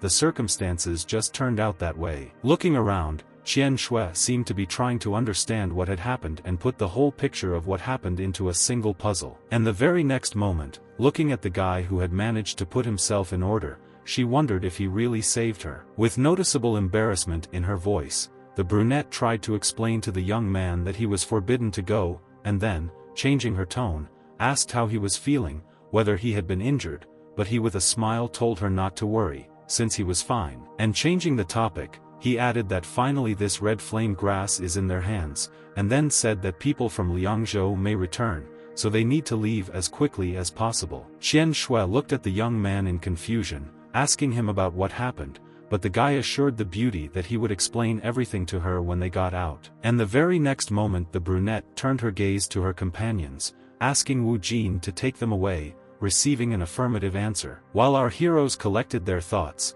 the three criminals, returning to the camp, continued the conversation about how they were one step away from victory. Su Gu, who was developing more and more speed every minute, with some doubt told his friends that he always had a feeling that something was wrong. A second later, his bride also spoke about this, telling everyone gathered that it seemed to her that she had already heard the voice of the forest demon somewhere before. Su Gu immediately slowed down and stopped to think carefully about everything again, and then told his friends that there were many strange things in this whole story. Addressing his companions, he asked if it seemed to them that the Lord of the Forest was too easy to communicate with. Reasoning, he added that if this was the kingdom of the soul, then the owner could have killed them, but he did not, and the very next moment the guy suggested everyone to return, since they could not miss such a chance. The assistant, who listened carefully to Su Ji's words, agreed with him, adding that he didn't know much about this place at all, but it was better to go back and think about everything carefully again. And while the criminals were gathering their thoughts, Wu Jin had already managed to bring the flower to Brother Lu, telling him to wake up. At the same time, our hero did everything that depended on him, and Qian Shui, looking into the distance, informed the young man that someone was rapidly approaching them. It was Su Gu who ran so fast that it was hard to imagine. The young man was as furious as possible, shouting Wu Jin's name. The same man who still couldn't bring Lu to consciousness, not understanding why it took so long for him to come to his senses. And the very next minute, jumping up from the ground, he shouted to the young man to get up, since the enemies were already nearby and there was no time to lie down. A moment later, our hero saw how one of the guy's eyes finally began to open, and therefore, with joy in his eyes, he informed everyone present about this. Rising, Brother Lu held his face, trying to understand why it hurt him so much, while at the same time listening to Wu Jin, who said that only Su Gu was to blame for everything. It turned out that the young man was going to come to his senses and ask questions for a long time, since everything was very confusing for him. However, our hero was not lost or angry. He repeated again, but now for his brother, that this was the work of only one person, whose name he had already voiced. At this time, the three criminals were standing not far from our heroes. They were clearly planning something, but did not know how to start it. What stood out most from this team was the same Su Gu, who, even in such a situation, tried to show all his superiority, strength and power. Addressing Wu Jin, he menacingly declared that the guy had already made him look like a fool more than once, and if so, he intended to beat the young man. Finally, Lu, who was still sitting and rubbing his face, began to understand the meaning of Wu Jin's words. Looking menacingly at Su Gu, Lu turned to the enemy and asked how he dared to come here and threaten them all. The next second, our hero ran up to Brother Lu and shouted at him to stop pretending and think about how they could escape. However, it turned out that he did not listen to the young man, because in a calm voice he said that intrigues were worth nothing in front of absolute power. And continuing to look at the villains, he noted that with the 9th stage, Su Gu is not his opponent, clearly hinting at something interesting. However, at the same moment, the assistant with a loud voice announced that our hero does not understand the whole situation and still cannot realize that the owner has many abilities in order to emerge victorious. Staring at Wu Jin, Lu inquired about the identity of the person who had just spoken to him, and he noted that he was one of the criminals who stole the red flame grass. With an angry look, the brother stated to himself that these were people from Liangzhou, so greedy and insidious. The unexpected silence was again broken by the assistant, who said that our heroes were supposed to leave the world peacefully, but this did not happen, so we would have to tinker with them again. Raising his hand, he added that now was the time for them to say their last words. Our heroes, who were in the majority, looked attentively at the three criminals, and they, in turn, did not take their eyes off the guys. Wu Jin suddenly spoke sharply under his breath, "Do they have a chance of winning if they gather 5 against 3? Lu, who heard what our hero was talking about, said that even if he and Qin Yan did not immediately use their treasures and fought with the ugly person, at best they could work out a draw. Looking at Qian Shui, he guessed that she was about the same as a woman with great strength. The brunette did not answer, but stared somewhere in surprise, clearly pondering Brother Lu's words. The beauty was still clutching the precious herb in her hand, which was very important to her. However, the very next second Lu spoke again, saying that once Su finished off the two, they would no longer have a chance to win. Such words clearly infuriated Wu Jin, who stood behind and asked the young man what he was holding on to and why he was thinking so actively about his rivals. Shui entered the conversation, saying that by taking the red flame grass, she would be able to break through to the realm of the spiritual realm, and then. The beauty did not have time to finish,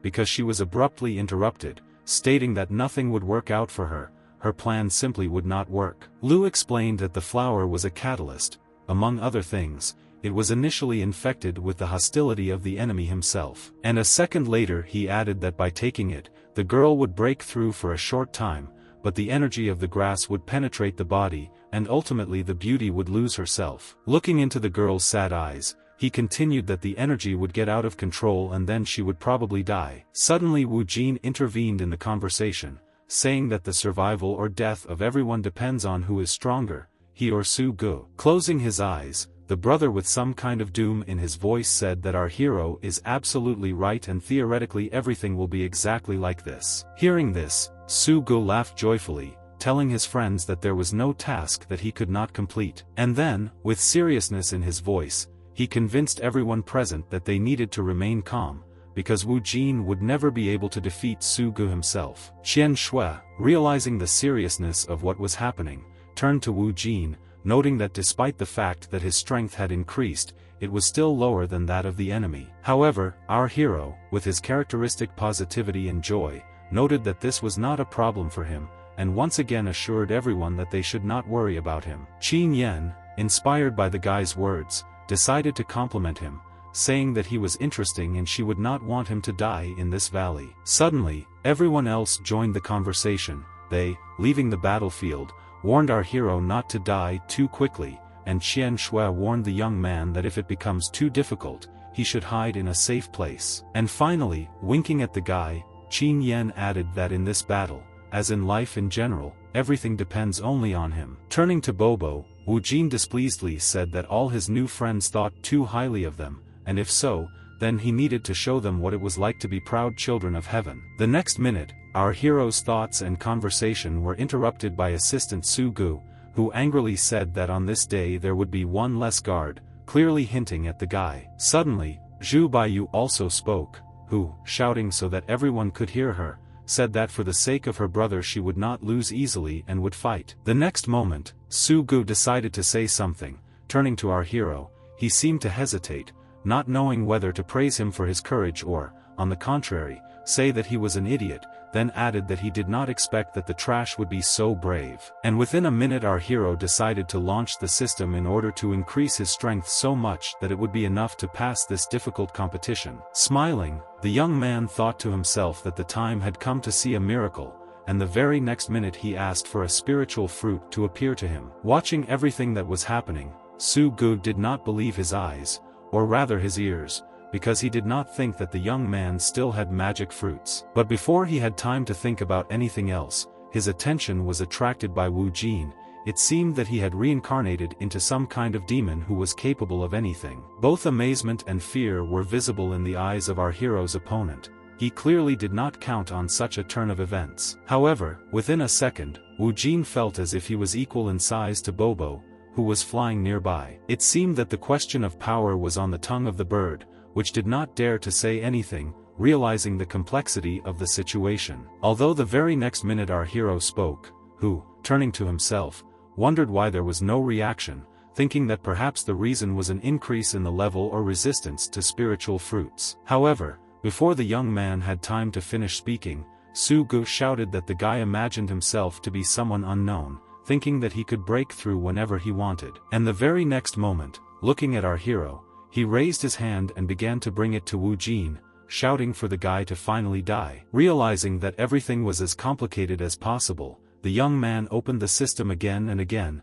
wanting to try something else. Shui, who was observing everything, shouted to our hero, trying to bring him out of his thoughts and bring him to his senses. The girl saw how the enemy's firm hand was about to touch the young man's head, delivering a crushing blow. Su-gu screamed as he had never screamed before. He did everything possible to finally put an end to his enemy. However, it turned out that this was not at all important for Wu Jin, because, having refreshed himself with spiritual fruits, he finally felt the strength and power that he had been counting on. And this time everything really worked out. Since our hero seemed to be reborn, there was a fire around him, testifying to the guy's power. It was so strong and impressive that Su-gu, sitting on the ground, did not dare to approach. The blows were a real shock to him. With wide eyes, he looked at his opponent, pondering either his further actions, or revising his plan as a whole. As for Wu Jin, he was so inspired that he was not going to give up, demonstrating his strength to everyone gathered,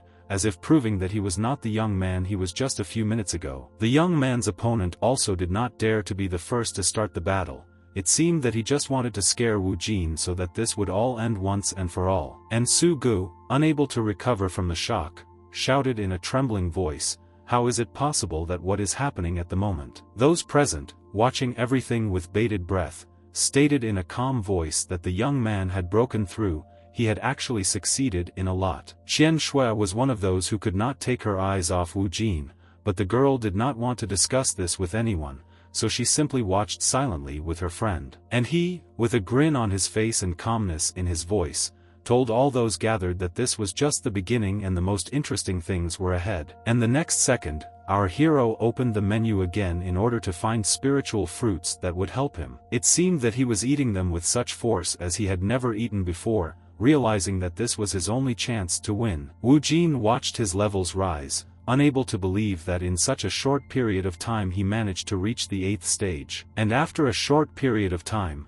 the 9th level was reached, the same one that he had been waiting for so long and for which he had spent a lot of time and effort. Su-gu, without taking his eyes off the young man, noticed that it was hot for him to stand where he was standing. It seemed as if his legs were melting. And this was not surprising, because the opponent was almost completely engulfed in the fire of his competitor's power. Su-ji's face squinted with anger and bewilderment, and in a barely audible voice he said what Wu Jin was doing there and how he managed to reach such a level. However, the very next moment the guy saw a heavy hand approaching his face, intending to strike. And this blow was actually delivered, and it was so strong that Su-gu flew several meters into the depths of the valley. Not wanting to look pitiful or weak, he immediately hurried to get up from the ground, demonstrating his endurance and willpower. The guy's face was distorted with anger and dissatisfaction.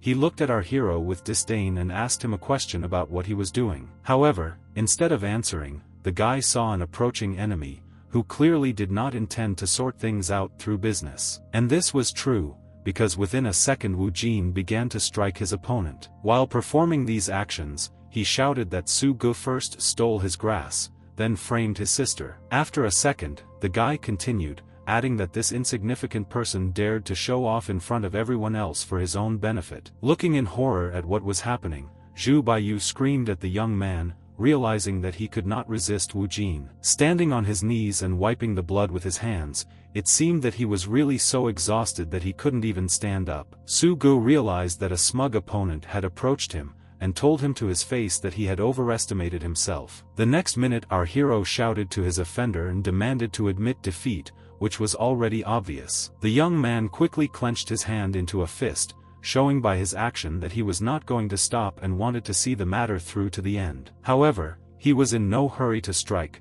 carefully studying Su-gu, who, as before, continued to sit on one knee. It seemed that the enemy's eyes widened. Something began to be read in them that was definitely not there before. The very next moment, Qian Shui shouted to Wu Jin to be as careful as possible, clearly making it clear that something wrong was happening. And indeed, the girl noticed how Su-gu suddenly jumped out of his seat and headed towards our hero. Now the young man no longer understood what was happening. it was difficult for him to understand where the enemy got the strength to do this. Grabbing the guy by the hand and looking at him with an icy gaze, he angrily asked whether the young man had played enough of his games. Su-gu began to furiously attack our hero, wondering again and again whether he really thought of surprising the master with such cheap tricks. Meeting Wu Jin's every blow with defensive actions, the enemy seemed more interested in humiliating our hero than in fighting. However, the very next moment Su-gu struck a blow that Wu Jin clearly did not expect. The young man coughed, his eyes clearly showing the discomfort that his opponent had previously inflicted. Sitting on the floor, he heard Su-gu tell him that there was no spiritual energy in his body, he did not have any martial techniques. And then he added that the young man fights like a child, noting that it is not clear what he was taught or whether he was taught at all. After a short pause, Su-gu continued with an icy gaze that if this is all the guy can do, then he will not be able to resist, so he will face certain death. However, before this happened, Su-gu was going to show off the full strength of his clan. And the very next moment the enemy, with joy on his face, raising his hand, as if addressing a heavenly stream, asked it to descend on him. Sitting on the ground and carefully watching everything that was happening, our hero was about to say something, clearly not understanding what was happening. However, the very next moment his gaze fell on Qian Shui, who, grabbing her sword and shouting the guy's name, rushed somewhere or was about to attack someone. Although the girl did not have time to do anything, her attention was attracted by Zhu Baiyu, who had soared into the sky and was directly above her. Within a moment, she was standing opposite Qian Shui, taking a defensive position and clearly hinting that she was going to engage in battle with our heroine. The brunette, in turn, was aware of what was about to happen, but it did not frighten her at all, which could be read in her eyes. The woman in a man's body shouted that she would not allow anyone to offend her beloved and only Su-gu. But it seemed that he did not need anyone's help, because he stood, shrouded in heavenly light, clearly about to strike our hero. Yen and Lu watched all this in horror, their mouths open in amazement, unable to say anything. The same applied to Qian Shui, as well as Bobo, who was also interested in the fate of his master. But as for Wu Jin, he was just waiting, looking at Su-gu, wondering what he could do. It was difficult to read anything in Su-ji's eyes. It seemed that he was completely overcome by the thirst for revenge and reprisal. Gathering all his strength, he directed them in the direction where our hero stood, who was thrown back a second later. Wu Jin fell and at the same time shouted something. It was clear that it was very difficult for him in this situation. And at this time the heavenly stream beat with such force that it seemed ready to blind everyone who was nearby. It was clear to everyone gathered that Su-gu was much stronger at this moment, and it was quite possible that he was about to gain the upper hand. Therefore, his comrades looked at what was happening with attention, and everyone, except his opponents, thought that Wu Jin could not resist the force, which was only growing stronger every minute. However, after a minute everything became quiet. Su-gu stopped and looked carefully at our hero, who was lying immobilized on the ground right in front of him. The assistant, who was nearby, with joy in his voice informed everyone gathered that everything was over for Wu Jin, which means that it was time to finish with everyone else. Brother Lu, who until recently did not like our hero himself, now stated with sadness in his eyes the fact that he was in vain counting on the guy. Although Qin Yen strongly disagreed with him, noting that her mistress's task had not yet been completed, and if so, then they should not give up. However, looking at Wu Jin, who was still lying motionless on the ground, it seemed that the guys had less and less chance. Approaching our hero, Su-gu noted with malice in his voice that scum will always be scum, hinting that he does not care about the fate of the young man. Then he added that he endured humiliation and trained hard for 20 years, and now it all worked into his hands and allowed him to rise in the eyes of other people. Turning to his comrades, he shouted loudly that a happy day had finally come for him. And, after a pause, he noted that this was the day when his family was reborn again, like a phoenix from the ashes. However, before finishing his speech, Su-gu suddenly heard a familiar voice, which ordered him to finish and stop shouting so loudly and victoriously. Standing with his back to our hero, the villain clearly felt how he began to rise and be reborn. Gradually coming to his senses, Su-gu asked his opponent, who told him that he had already won a victory, which he had managed to tell everyone about. It seemed that this phrase, like everything that was happening, greatly excited the representative of the Su family, who was horrified to realize that everything was not over yet. Turning around, he looked carefully into the eyes of our hero, which expressed confidence and desire to win. This was no longer the same boy who was lying on the ground just a couple of minutes ago.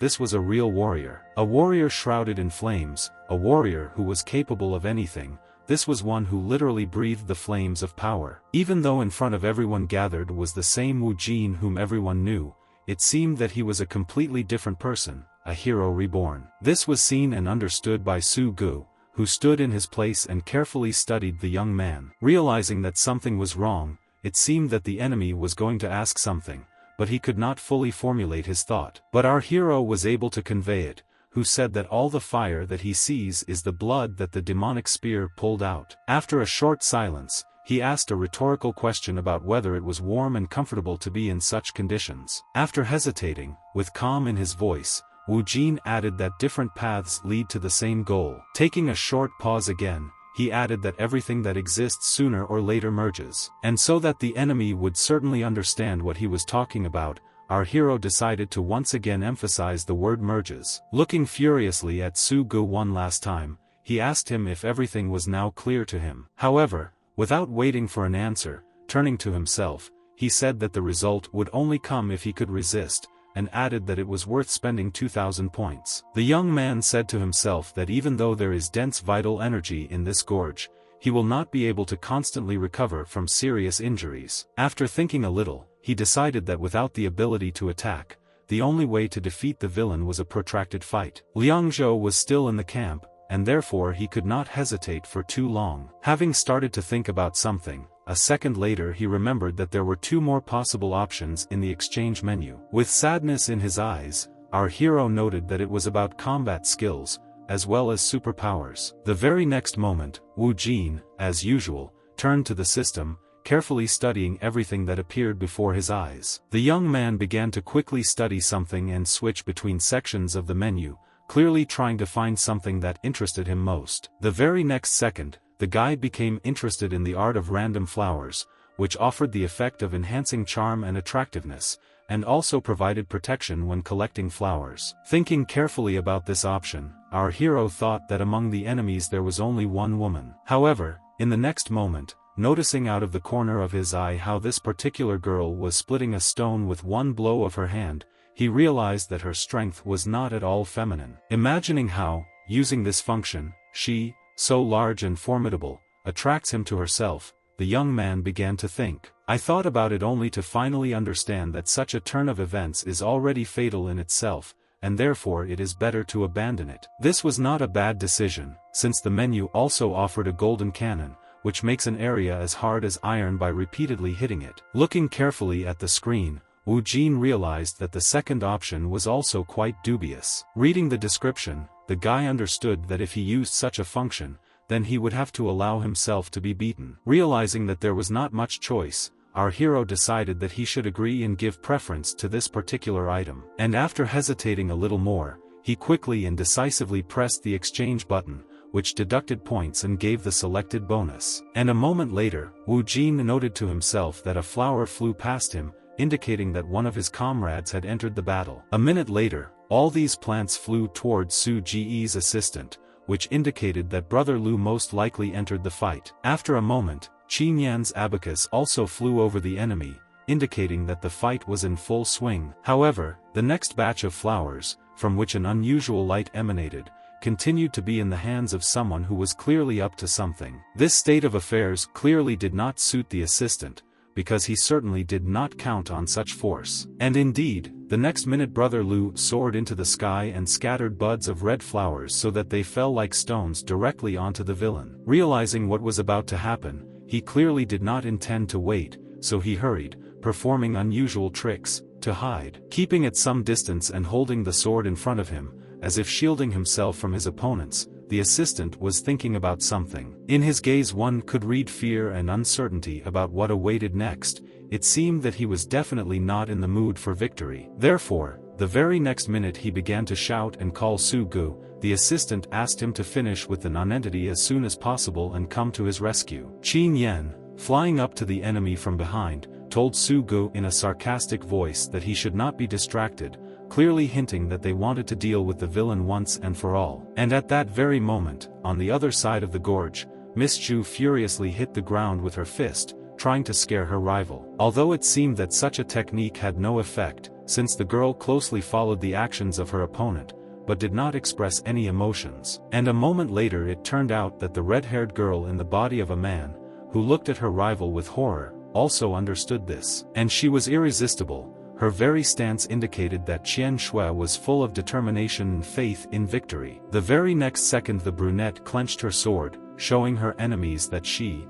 as before, was ready to fight and was not afraid of anything. Zhu Baiyu, with horror in her voice, wondered whether the beauty was really going to break out by force and whether it was true that she was tired of living. However, our heroine was not embarrassed by such a question. She silently continued to stand, maintaining confidence and fortitude. Noticing the eyes of Wu Jin, who was sitting a few meters away from her and carefully reading something, it seemed that the brunette simply wanted to buy time for the young man. Dissatisfied, closing her eyes, she did not move from her place, but at the same time she did not say anything. And after a couple of minutes, having risen from his seat, Wu Jin heard Su Gu ask him if he had taken some kind of elixir and what he was going to do next. Rubbing his hands, with joy in his eyes, Su Gu informed our hero that this was the next time he was going to beat the young man, and nothing would help him. Not wanting to argue or prove anything to the enemy, the guy held his shoulder, as if showing that he was just warming up,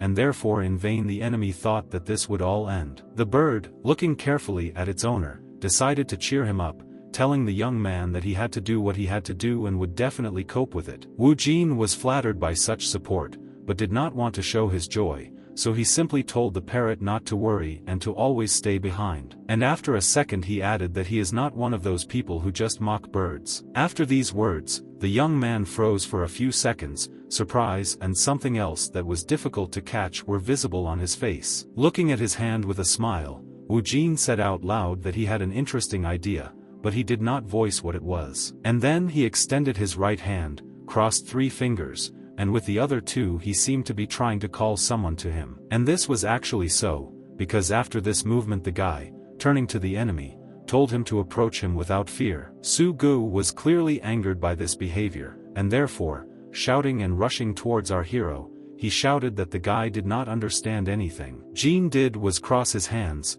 pinch the extra fingers, leaving only the index and middle fingers, and thought to himself that this technique is so and so very effective. And within a minute, heading towards the enemy with outstretched fingers, he was clearly trying to do something bad. But Su Gu did not stand still either, moving towards our hero and shouting something, but no one paid attention to his words. Moreover, they were difficult to hear. Although this was not necessary, because in the next moment, approaching each other, the young people were clearly planning to strike. What happened next could not be described in words, because a thick column of dust formed in the place where the guys were. The next second, our hero's hand with beaten and twisted fingers could be seen on the ground. The young man himself was lying on the floor, but it was difficult to understand whether this was all part of the plan or whether the enemy still managed to incapacitate him. Over Wu Jin was a smug Su Gu, who with joy in his eyes assured the young man that no matter what he did, he would still not be able to win. Smiling, our hero, continuing to lie in the same way, with calmness in his voice told the enemy, or rather, asked him if this was really all he could do. Su Gu did not understand what our hero was talking about. Moreover, it seemed that he did not understand at all why he was still alive. However, the very next moment, Wu Jin began to gradually come to his senses and uttered a strange phrase that sounded like a merging together. And again his right hand, which he could hardly move a few minutes ago, froze in some strange position. Although after just a couple of seconds the enemy noticed that the spread fingers had returned to their place in a more natural position. Smiling, our hero slowly stood up, turning to himself, and said that he had not made a mistake. Moreover, the manual did not say on what to use the technique that was very useful to him. And, spreading his fingers, he continued that, although he is small, he still fits, but it was not clear what exactly the young man was talking about. And within a minute, raising his middle finger, rudely addressing his opponent, he noticed that he had one finger stronger than his opponent's whole fist. The enraged Su Gu looked at his enemy with displeasure, clearly wanting to finish him off as quickly as possible. Although not even a few minutes had passed before he began attacking Wu Jin again, shouting for him to shut his mouth forever. And a fight broke out again. Because of the clouds of dust it was difficult to see anything, but it was clearly audible how our hero mocked the enemy, hinting that he was too weak and frail. Stopping for a moment, Sugu thought about where Wu Jin gets the strength not only to recover, but also to fight so well. And then he added, turning to himself, that it was necessary to continue to wear down the opponent so that he would not have time to regenerate. However, it turned out that our hero didn't care at all, because he smiled and was happy, and it seemed that there really was a reason. Looking at his middle finger, which glowed like a light bulb, the young man noted to himself that his brilliant plan, as always, had borne fruit. And for a moment, turning his gaze to the red spear, he again thought about something, clearly planning his further actions. Carefully examining his finger, the young man suddenly heard Qian Shui asking him if everything was okay with him. The brunette looked attentively at the young man, studying him, not understanding whether he was listening to her at that moment or immersed in his thoughts. But the very next moment the young man smiled and with joy in his voice said that the girl should not worry about him, because, as always, he had everything under control. Despite this, the beauty still continued to look at our hero for some time, without uttering another word. And literally a minute later the girl closed her eyes, as if letting the young man know that his answers completely satisfied her. Perhaps the brunette still wanted to say something, but the very next moment Zhu Baiyu turned to her, who told our heroine not to ignore her, continuing the battle that had begun. All this clearly did not please Wu Jin, who at the last moment pronounced the name of his sister, carefully studying his rival. Standing half-turned, the young man realized that he also had his own problem, which at that particular moment was right behind him. This problem was the same Su Gu. Furious and angry, he looked at the young man carefully, wanting to finish what he started as soon as possible. He had such an opportunity, because the very next minute our hero asked the villain if he had ever heard about the system of mysterious Eastern movements of swords of 6 chakras. And without waiting for an answer, realizing that he had driven his opponent into a corner, he decided not to stop and menacingly declared that he would make a sieve out of him. Raising his index and middle fingers, Wu Jin pointed them toward Su Gu. The effect was stunning, because at that very second a fire flared up, moving towards the man. The enemy clearly did not like this turn of events, but he sat in his place, rooted to the spot, waiting for further developments. And within a moment, targeted flames hit the ground next to where Su Gu was sitting. Looking at his smoking finger, our hero was both in some kind of shock and at the same time in bewilderment. The very next minute he turned his gaze to the place where the flame hit, noting to himself that it had completely incinerated him, as if a fire had been built there for a very long time. Turning around and about to leave, Wu Jin heard Su Gu shout something after him. It was the word fool. Stopping for a moment, our hero heard the enemy, with hatred in his voice, ask whether what had happened a few minutes earlier was really the trump card that the young man was talking about. And after hesitating a little, the opponent added in a sarcastic voice that the young man could only threaten, but otherwise he was of little use. Straining his middle finger and rekindling the flame, which was much more powerful in strength than the previous one, the young man, smiling, said that it was just a warm-up. And sitting down a little, he noted that some unusual second form was waiting ahead of the ill-wisher. Putting his finger to his face, he added that Su Gu was expecting ta-ta-ta, although the guy did not explain what it was, but smoke similar to cigarettes had already begun to come out of his mouth. And then something happened that no one expected. Clenching his hands as if he was going to shoot from a pistol, our hero shouted that it was a machine gun. For a moment, it seemed that the enemy was looking at Wu Jin as if he had gone slightly crazy. It actually looked strange because the two young men were standing opposite each other, and Wu Jin's finger actually emitted smoke, like a pistol shot. But nothing happened. It was so calm that both had questions, but no one dared to start a conversation. True, this did not last long, until Wu Jin, covered in sweat, shouted that for some reason his pistol had stopped recharging. Looking at the enemy and making a funny grimace, while scratching the back of his head, our hero tried to justify himself, explaining that this was probably a bug. Su Gu looked at the young man with anger in his eyes and, calling him trash, told him to stop saying all sorts of nonsense and take up a man's business. Wu Jin was not at a loss and did not begin to make excuses, but looking carefully at the enemy, he told him to repeat all this after he beat him. The next second, a bright fiery flash eclipsed everything that was possible. Looking at her, Su Ji's eyes widened so much that it seemed that there was nowhere else to go. And a moment later the enemy was flying somewhere, but it's not clear whether he was thrown back by our hero or some unknown force. It was also surprising that some red spot, reminiscent of a blood stain, was flying in the direction of Su Gu, but it was difficult to understand who it belonged to. Wu Jin was enveloped in a pleasant light of fire, but it did not burn him, showing that this light belonged to him and also came from him. The same cannot be said about the opponent, who within a second covered his smoking left shoulder with his right hand. The enemy did not understand what was happening to him. On one side, the shoulder seemed to be intact, but on the other, for some reason, it was smoking. However, the very next minute our hero defiantly showed his index finger and laughed, asking Su Gu if he really fell for the brilliant acting. And, pursing his lips like a pipe, he added that the enemy was naively convinced that the young man would not be able to hit him. Squinting his eyes, Su Gu said what he had already said more than once during the evening. He told our hero that he had seriously angered him. And, looking carefully from under his brows at Wu Jin,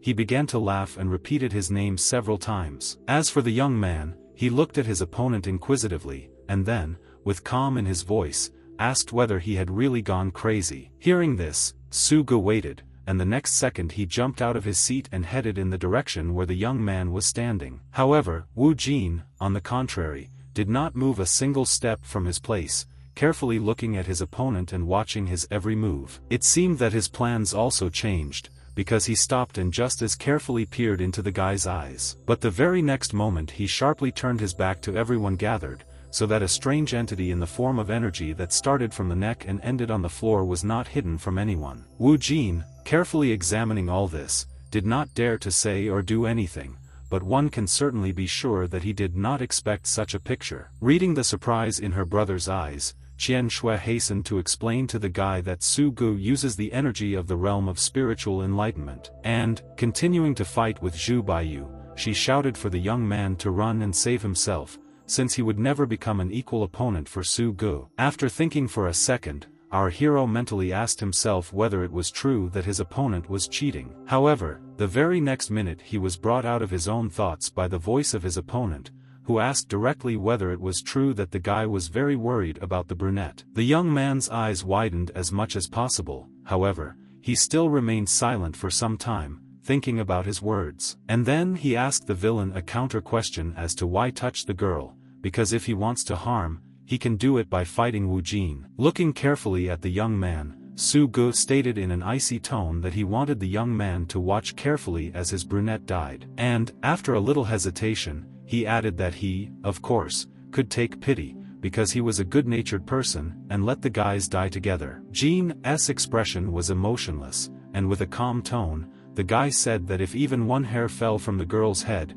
he would bury the entire Su family. Perhaps our hero was waiting for these words to somehow catch the enemy, but he just grinned and headed in his direction. Realizing that he had to act quickly, Wu Jin addressed the parrot, calling it by name. Clenching his fist and concentrating his energy, Su Gu asked the guy what other distracting trick he had come up with. But the young man did not brush it off and come up with something, and therefore boldly declared that his trick was called "The Wolves Are Coming," without at the same time explaining what it was. Unable to wait for the performance to begin, Su Gu suddenly soared into the sky to begin the battle. However, his attention was constantly distracted by something, because he was looking somewhere without taking his eyes off. The next second, Bobo suddenly appeared and was also looking at someone intently. And while the owner of the bird dealt with Su Gu, the parrot flew away victoriously, but at the same time tightly clutching the scarlet flame grass in its mouth. It seemed that it began to dawn on the enemy that this trick was not simple, and therefore within a second he carefully looked at his belt. Realizing that something was clearly missing there, Su Gu shouted loudly, letting everyone know that something truly irreparable had happened. Clenching his hand into a fist, in which a flame was already flaring up, Wu Jin shouted that the enemy got what he deserved, especially for the last phrases he uttered. Carefully watching our hero, Su Gu seemed to be looking at a fist filled with fire for the first time with such genuine and at the same time childish horror. And this horror was justified, because within a second the young man hit the villain with all his might, so that he felt all the hatred of the clan on himself. This was not the same battle as a little earlier, now it was filled with fire and energy, strength and a real desire to win. Realizing that something was wrong, Miss Ju froze and began shouting for Su-gu to be as careful as possible. However, in the next minute it was not possible to understand who was stronger and weaker, because there was again a cloud of dust around the opponents. Suddenly, out of all this horror, someone's foot in a black boot appeared, and everyone gathered realized who it was. Su-gu, having difficulty emerging from this battle, called our hero's name again and again with hatred in his voice. And the very next moment the attention of all those gathered was attracted by Bobo, who, flying across the sky, unexpectedly spat out the grass that he had been holding in his beak all this time. This whole situation shocked Su-gu the most, who owned this plant, which he seemed to have lost forever. However, this was not the end of the story, because the flower continued to float in the air, and Bobo continued to look at it carefully, as if he had plans for this plant. It seemed that Su-gu himself had guessed about this plan, and with a trembling voice he tried to say something, but all that came out was an inarticulate hum. And indeed, the parrot had the most radical plans for the scarlet flame plant, because the next moment he burned this flower with a powerful fiery stream of his breath. And now the enemy could not stand it. In his eyes there was only horror, which, it seemed, had never existed, and without embarrassment or fear, he loudly shouted no, although it was already too late to change anything. The assistant, who was watching everything that was happening, said with anger in his voice that without the grass, Su-gu would not be able to withstand the power of the spear. And the force was so powerful that every minute it enveloped the valley more and more. It seemed that it had already begun to approach the enemy. Within a moment, Su-gu, so enraged and angry, turned into a pliable and submissive man who, bowing his head in front of the spear, stood unable to move from his place. It seemed that he wanted to say something, and that something was the word no, but only the first letter escaped him. The next moment, the clan representative began to be covered in a red veil, which enveloped him from head to toe. One got the impression that he didn't hear anything, didn't see anyone, and the most important thing for him was the spear, which was located right in front of him. With each new minute the veil became thicker, and it enveloped the young man more and more, who still stood in place. The strange behavior of Su-gu, who was clearly zombified and did not understand what was happening to him, did not escape the unwitting witnesses of all this. He just stood and carefully looked at the mountain on which was located the very weapon that a few minutes ago the guy so wanted to have. A minute later, a girl with a male body spoke, who began to scream loudly, calling out to Su-gu and doing everything possible so that he would hear her and come to his senses. However, the very next second, Qian Shui threw her swords towards Zhu and shouted that she should not dare awaken her lover. Still standing in place, the red-haired girl turned around a little to look in the direction from where the weapon was flying at her. True, within a second Miss Zhu Baiyu jumped out of her seat and ran towards her opponent. She managed to dodge in such a way that the weapon that was flying at her crashed into the floor next to Qian Shui the very next minute. And then, with an exclamation, pronouncing the name of her lover, she headed towards the direction where he was in order to do everything possible and save him. True, the path turned out to be not as easy as the girl initially thought, because it was immediately blocked by Wu Jin, who was interested in where the villainess was going. Carefully studying the enemy, our hero was clearly not going to give up, and even more so, he did not want to give up even in front of the girl, because his life and the lives of his companions were at stake. Zhu Baiyu, with rage in her eyes, looked at the young man. Anger and hatred, determination and a desire for revenge were red in them. Realizing this, Qian Shui immediately ran up to Wu Jin, informing him that she had arrived, clearly hinting at help. The two comrades looked scrutinizingly at their opponent, who seemed driven into a blind corner and did not understand how she should proceed further to save Su-gu. She watched the young man move further and further away, moving towards the mountain, and frantically tried to think of something. For a moment, the girl was plunged into her memories. She remembered how her brother taught her to ride a horse, how they ate together and just spent time together. Zhu Baiyu thought that the young man had always taken care of her, and if so,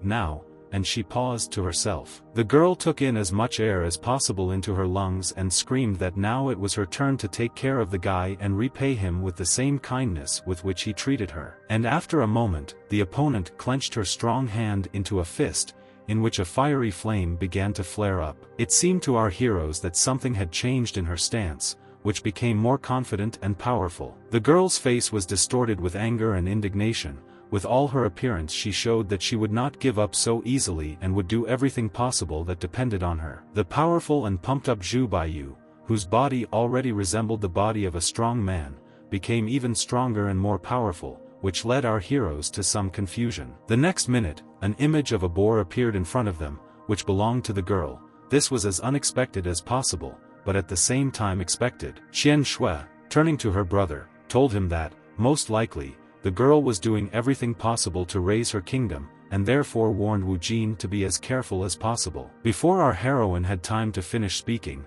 the next second she was interrupted by the menacing voice of a guy who shouted that the enemy was flying right at them. And within a second, the girl landed with fury near our heroes, hitting the ground with such force that she was only capable of. Wu Jin watched this carefully, thinking about his further behavior. After all, in front of him was a representative of the fair sex, albeit a villain. However, as it turned out, this did not bother her at all because she was clearly going to get into a fight with our hero. Shouting menacingly that Wu Jin would not be able to escape, a second later she clenched her hand into a fist to deliver a crushing blow. And if at first the young man had little faith in this, now, realizing that the hand was very close, he asked the red-haired girl if she was seriously going to do what she intended. And this was really so, because only the most negative emotions that she had expressed before were visible in her face. However, the strike was not destined to take place, because Miss Zhu noticed that a sword was flying in her direction. In one movement, she fearlessly intercepted him, in such a way that she injured her hand, but it seemed that she did not pay attention to this nuance. The sword belonged to Qian Shui, who carefully studied her rival, clearly making it clear that she would not simply allow her to mock Wu Jin. And within a second, the girl with the body of a man sharply grabbed our heroine by the hand, showing that she didn't care who she fought with. The main thing was to achieve her goal. True, Qian Shui was not a failure, because she quickly reacted to take the most advantageous position for herself. The next minute, she kicked her opponent in a way that she clearly did not expect, because it was as powerful and accurate as possible. The brunette, realizing that she had managed to temporarily stun her opponent, who was lying on the ground, turned to Wu Jin, hinting that his time had come to act. Our hero did not hesitate, and therefore ran up to the villainess as quickly as possible to finish the job his sister had started. Having carefully examined his rival, the young man said with some understanding in his eyes that the red-haired girl has a kind soul, but despite this, he must protect the interests of his sister and his clan. The guy swung, about to deliver his fiery blow, and, still looking straight into Miss Zhu's eyes, asked her forgiveness for what he was about to do. The very next moment, fire pierced the girl in the man's body. One could read from her face that the young man had actually managed to seriously injure his rival. However, it seemed that Zhu Baiyu was not thinking about herself, but about her lover, or rather that she was going to help him, but only made the situation even worse. With horror in her eyes, continuing to look in the direction where Su Gu was still standing, she tried to shout his name in the hope that he would wake up and hear her. However, this did not happen, because the next moment the girl was lying on the ground, unable to move. Standing near his defeated rival, Wu Jin turned to Qian Shui and asked the brunette if she was injured and if everything was okay with her. Closing her eyes, either from fatigue, or from everything that had happened over the past few days, the girl said in a quiet voice that she was fine. However, the very next minute our hero was attracted by something else, so in a decisive voice he turned to his sister. The young man added that their two companions looked as tense and exhausted as possible, but before he could say anything else, Qian Shui intervened, stating the fact that they definitely needed help. Lu and Qin Yan did everything in their power to defeat the ill-fated assistant, and realizing what happened a minute ago, they began to convince him that the battle was lost for him. However, it seemed that the man was still hoping for something, or he wanted to think so. Although looking at Su Gu, one could definitely say that he was of little use. True, it was also difficult to expect help from his girlfriend, lying on the ground, because she was hit very hard. And a second later, looking the truth in the eyes and with hatred in his voice, the assistant said that his comrades were absolutely useless. The battle led to the fact that the very next moment the enemy was on the edge of the abyss and was about to fall from it. Realizing that the situation was on the brink and there was no other way out, the assistant thought about something for a second, and then decided that he had only one trump card left, which he would certainly use. Suddenly, crouching on the ground, with calm in his voice, the man, addressing everyone gathered, stated the fact that they actually have abilities that were initially underestimated. However, after a moment, having carefully looked at our heroes, he added with an icy tone that no matter how sad it was for him to report this, it was time to end the games. Lu and Qin Yen, who were closest to the assistant, did not understand what he was talking about, because he seemed to be about to give up. But he carefully peered into the sky, as if expecting some kind of answer or help that would come from above. And indeed, the next moment the man shouted very loudly, turning to Master Zhua, asking him to come to his aid. Our heroes, all four of them, looked in bewilderment at the ill-wisher and at how quickly events were changing, not knowing what to expect next. And then something happened that was not expected, because there was a feeling that stars were falling from the sky to the ground. It was all so strange. It seemed to the guys that some kind of strong storm was descending on the gorge, because a strong wind arose, which uprooted the tree and lifted it into the air. Realizing that it was about to fall to the ground, and that it could land anywhere, Lu loudly shouted for everyone to hide. Despite the complexity of what was happening, Wu Jin managed to get his word in and say that they themselves know what to do in such a situation. However, before he could finish speaking, a large perennial tree very quickly headed towards the ground. It was so powerful that the flow of air in 1 second threw Qin Yen and Lu, who were standing closest, away. Following them, Wu Jin fell, as well as Qian Shui, who were a little further away. The tree turned around and continued to fall with a roar. It felt like rocks had collapsed, and not an ordinary oak tree. The next second, our heroes noticed a pair of feet, not yet understanding who they belonged to. True, within a minute an unpleasant picture was revealed to their eyes. Standing on a fallen tree was a man whom Wu Jin had already met before. Our hero didn't even need to tell his friends who it was, because a moment later the assistant shouted, "Greeting Lord Zhua." In a beautiful robe and with a proud expression on his face, he squinted at everyone who was in the valley, clearly wanting to show his superiority. Brother Lu, who still continued to hold his cheek with his hand, asked in bewilderment what this man's name was. Rubbing his head, bruised after a fall, Wu Jin wondered how this man appeared so quickly, but the next minute he heard a warning from Qian Shui, who told him not to make sudden movements. However, it was not our hero who began to make sudden movements,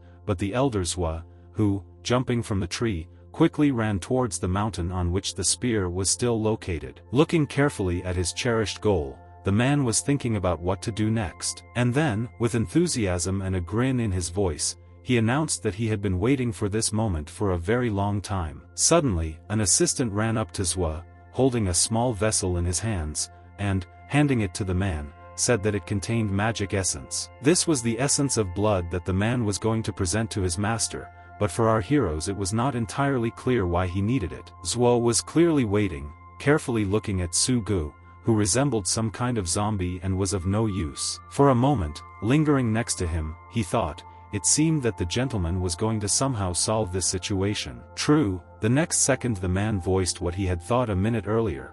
Zhua said that now the representative of the Su clan was absolutely useless. And indeed, everything was so, since the young man simply stood with a blank look, looking at everything that was happening around him. At some point, the grass of scarlet flame appeared in the hands of the Lord, but our hero still did not understand what he was going to do with it. Throwing it up, it opened and turned into a very beautiful flower that took your breath away. The next second, all attention turned to the weak-willed Su Gu, who still continued to stand in place. The light of life, but also common sense had finally dawned in his lifeless eyes. With interest in his eyes, Su Gu began to wonder what happened to him and where he was at this particular moment, as if not understanding or remembering what happened. He looked at the man carefully, having no idea where he had come from or why he had come in the first place. However, he did not dare to ask anything, carefully watching how Zhua sprayed the essence around him. Blood fell not only on the ground, but also on the skeletons of animals that became victims of the same spear. It seemed that Zhua did not save the essence, and therefore tried to pour out as much of it as possible, clearly expecting some kind of effect. And this effect was not long in coming, because the very next minute the spear began to flicker pink. There was a feeling that some new life was emerging in it, because after a couple of seconds a small ball of fire appeared around it, clearly filling the object with energy and strength. The spear seemed to have changed somewhat as it became sharper and somewhat reminiscent of a cleaver. Zhua, who was watching everything that was happening, was the only one who knew what the final effect should be, and he was not surprised that something went wrong, so he noted with thoughtfulness in his voice that he needed 2 more essences, not 1. And the very next second his stern gaze began to steadily look at someone among our heroes. In turn, Sugu, standing behind the ruler, seemed to be trying to catch his thoughts. It seemed that time stood still, because Zhuo again looked searchingly at everyone gathered, unable to single out anyone. But the same could be said about Sugu, who watched with a shocked look at what was happening, not understanding what the master was missing, and most importantly, what his ultimate goal was. Our hero's opponent was about to say something, but could not make up his mind and gather his thoughts, and therefore continued, as before, to remain silent. Finally, Zhu Baiyu broke the silence, with calm in her voice. Turning to the Lord, she told him to use her blood if he wanted. Su Gu slowly turned his head and looked closely at his bride, who actually voluntarily decided to sacrifice herself. Zhuo also turned around, but for some reason he preferred silence. Perhaps this was due to the fact that the man had not fully made a decision. And the red-haired girl with the body of a man carefully studied her comrades, but was also in no hurry to say anything else. Su Gu was the first to break down, screaming and asking the bride why she decided to offer herself. With a calm voice, she simply stated that everything was clear to her, and she was aware that without this the goal would not be achieved. Zhu Baiyu added that for the sake of the young man's dream,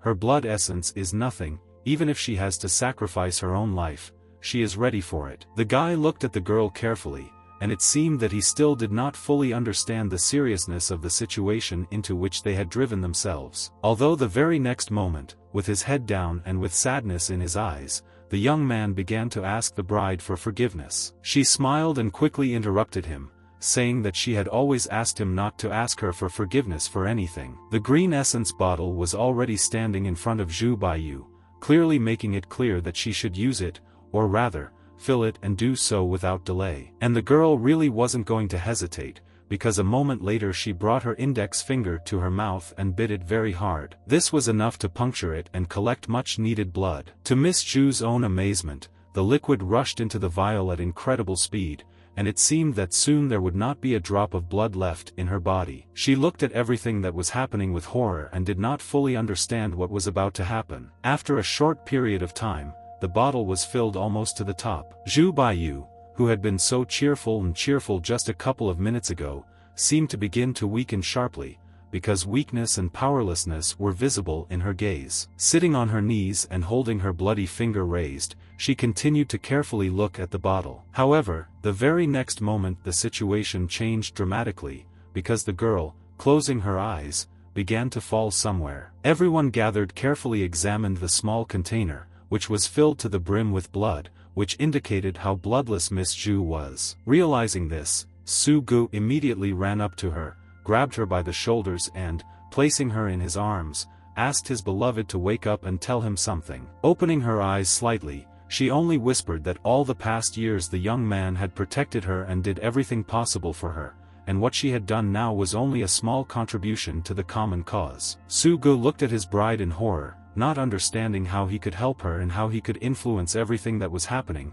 He tried to say something, but he couldn't do it well. The very next second the girl went limp, and, looking at her with doom, the young man quietly thanked her for the sacrifice she had made. It seemed that all this did not touch the elder Zhuo at all, who, holding the bottle in his hands, mockingly uttered the phrase that all this was very touching. And with a slight smile, he added in an icy tone that he meant falling in love and affection for someone. However, the very next minute the Lord clearly forgot about what had happened, because he began to pour the essence onto himself and around him. He watched with pleasure as every minute the spear became more and more charged with energy and strength. It seemed that it more and more resembled a cleaver or an execution sword, because its appearance was as threatening and scary as possible. Looking from under his brows at everything that was happening, with hatred in his eyes, the elder Zhuo said that all this was not enough, more essence was needed. And turning around half a turn, he froze, as if studying our heroes and thinking about his next step. The whole four stood assembled, no one was going anywhere and had no intention of doing anything, clearly expecting some kind of step from their opponents. The first to break the silence was Zhou, who, with the same icy tone and mockery, noted that they had the great honor of freeing the spear and dying from it. It seemed that our heroes did not react in any way to the words spoken by the villain, because they stood with impassive faces and simply looked at him. And the very next moment, turning his gaze to Qian Shui, the opponent said that he had decided to choose a girl for this purpose. With a smile on his face and the same sarcastic voice, he once again noted that our heroine had the honor of freeing the spear. Coming closer to the beauty, Zhua, looking carefully into her eyes, told her to do it immediately. However, the brunette remained silent, her gaze was piercing and absolutely calm. The same cannot be said about Wu Jin, who was seething with rage and thought that he must do something to prevent trouble from happening. And so spoke again. Turning to the beauty, he told her not to be afraid, because he is very lenient towards beauties. The next minute the man added that she was very attractive,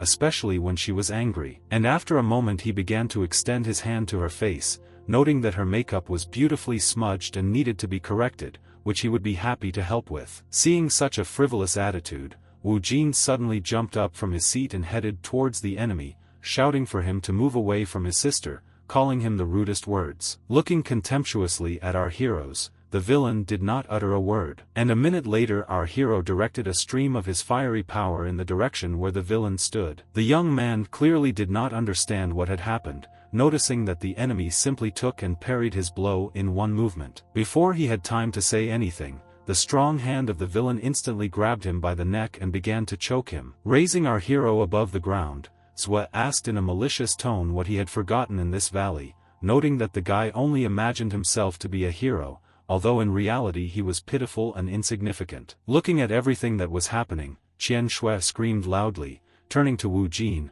trying to somehow interfere with everything that was happening or influence it. Yan grabbed her hand, telling her not to be reckless and think about herself too. It seemed that Zhua didn't even pay attention to this, because, continuing to squeeze his hand around the guy's neck, he said how lucky the young man was that the beautiful brunette was worried about him. Maddened with anger and pain, Wu Jin could not think of anything else but to bite the enemy's thumb with all the force he was capable of. However, he noted in an icy tone that the beautiful Qian Shui seemed to have very poor taste in men. Suddenly the conversation was interrupted by Bobo, who, descending from heaven, shouted loudly, turning to his ill-wisher to let his owner go. However, before the bird could do anything, Zhua's heavy hand hit it sharply in the side. And so that Bobo would no longer distract the man, he directed the flow of his power in the direction where the bird was once again. Lying on the ground, the parrot said that before he could appear, he had already been disarmed and practically taken out of the game. And the very next moment, the enemy continued the work he had begun to destroy Wu Jin,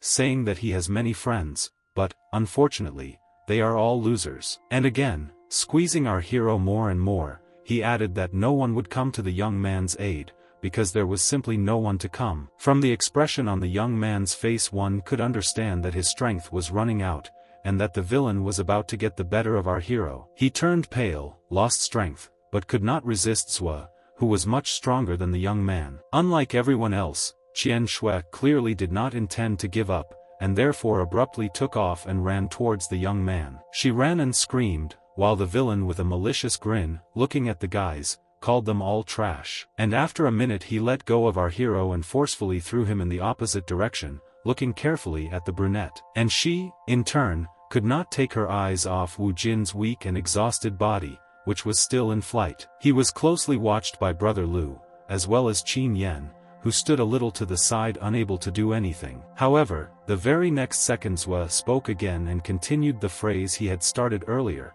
about the fact that all garbage must be thrown away. He looked carefully at the spear, which continued to thirst for someone's blood and new victims. And within a moment this sacrifice was made, because the body of our hero fell on the spear, mercilessly piercing it. Qian Shui looked at everything that was happening in horror, unable to believe her eyes and unable to come to terms with the fact that her brother was no longer there. With confusion in her voice, Qin Yan shouted loudly, turning to her friends, how could it come to this, realizing that Lu, who was standing next to her, was completely desperate. However, in the next moment, the brunette froze in place, extending her right hand, which was trying to grab something. She looked carefully at the scarlet flame grass that lay between the bones that previously belonged to animals. Within a moment, the beauty began to attract this plant, clearly planning something interesting. And indeed it was, because the next moment everyone gathered noticed that Qian Shui was tightly clutching the grass in her hand. It seemed that Lu understood what our heroine's plan was,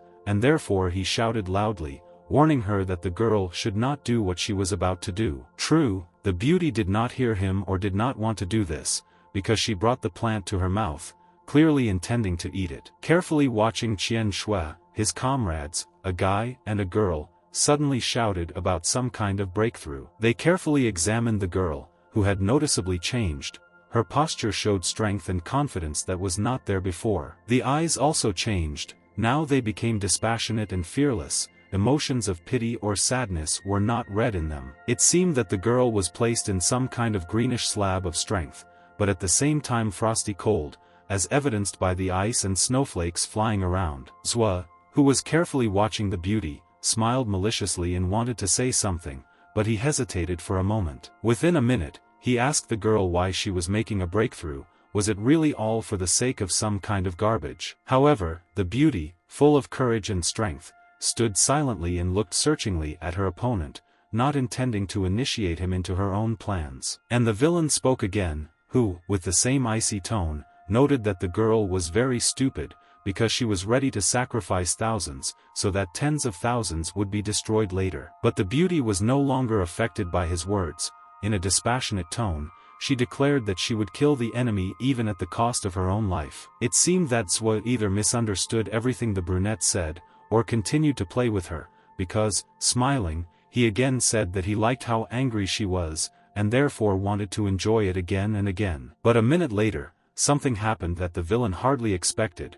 The girl jumped out of her seat and quickly ran towards the ill-wisher, leaving frosty fragments behind her. His eyes widened, he clearly did not expect such lightning speed, which he muttered out loud. Pulling out her knife, which glittered in the cold, Qian Shui clearly did not intend to waste any more time talking and was as determined as possible. The next moment, the tip of the beauty's weapon passed next to the enemy's face, clearly showing him that all games were over. Zhua tried to hit the girl, but she looked more like an ice sculpture, which was impossible to break through. And this was actually so. Not only did he not even hurt the beauty, but an ice obstacle appeared in front of him, which was very difficult to pass. A second later, some kind of icy flash pushed the enemy so far that he flew very far away. Exhausted, sitting on the ground and rubbing his hand, he seemed frightened for the first time and did not understand what to do next, not fully understanding where the girl got such strength from. Shui in amazement, unable to resist her in any way. The man saw that the brunette had no intention of stopping and was once again preparing to strike a crushing blow to her offender. Breaking the ice under her own feet, she advanced on her ill-wisher, enveloping him in her icy cold, which was her main weapon at that moment. Lu, who stood nearby and turned to Qin Yan, asked the red-haired beauty how the brunette could attack the enemy, and how her strength increased so quickly. With horror in her eyes, the red-haired girl stated the fact that she was afraid that the opposite effect would happen, which was quite likely. And at that very moment, Qian Shui, without letting up, continued to drive Zhua into a corner, and judging by the fact that there were ice spikes under his feet, she succeeded perfectly. Standing in the middle of the frosty needles, the villain wondered how all this was possible. He was about to ask something, but clearly could not find the right words. Zhua looked at the edge of the ice floes and thought to himself that this was all very dangerous. One wrong move and he could fall into the icy and deadly embrace of ice. However, before the man had time to think about anything else, the very next moment the girl raised her sword and quickly walked towards him. The enemy froze, unable to move. He realized that the tip of the blade was only a few centimeters from the bridge of his nose. It seemed that the beauty was about to strike her crushing blow, but after a moment something changed in her. She darkened and began to lose strength. If at first everyone thought that this was just an illusion, then, paying attention to how the heavy sword fell from the girl's hands, it became clear to everyone that her strength was leaving her. A minute later, an exhausted Qian Shui lay on the floor in front of the villain, unable to get up or even move. Qin Yan and brother Lu looked at the beauty in amazement, clearly desperate and not understanding how she could not have had just a few minutes to finish the battle. This state of affairs clearly suited the villain, who carefully studied the girl with a grin and thought that she had jumped and played out her childhood games. He triumphantly, throwing back his head and looking at the sky, smugly shouted that they had given him a real holiday, because he would bury absolutely everyone in the valley. Lu clearly did not like this turn of events, so, turning to his girlfriend, he said that things were bad for them and, most likely, this was the end. But this was not the end, because the girl's weak hand reached for the hilt of her sword, intending to finish what she started. Swa carefully watched the brunette, but was not going to do anything, waiting for some of her actions. The next moment, everyone heard the sound of metal hitting ice. It was a sword that stabbed into the icy ground. Following this, little by little, our heroine began to rise, to whom every movement was given with great difficulty. Parts of her face were icy, which was evidence of the frosty cold that lived inside her and flared up with increasing force. Squatting down, Zhua asked Qian Shui what was the point of going so far for some loser who was not worth her. And then he added that if the girl behaved well, the way she should, then he would love her simply for her appearance. And the next moment, grabbing the girl by the throat,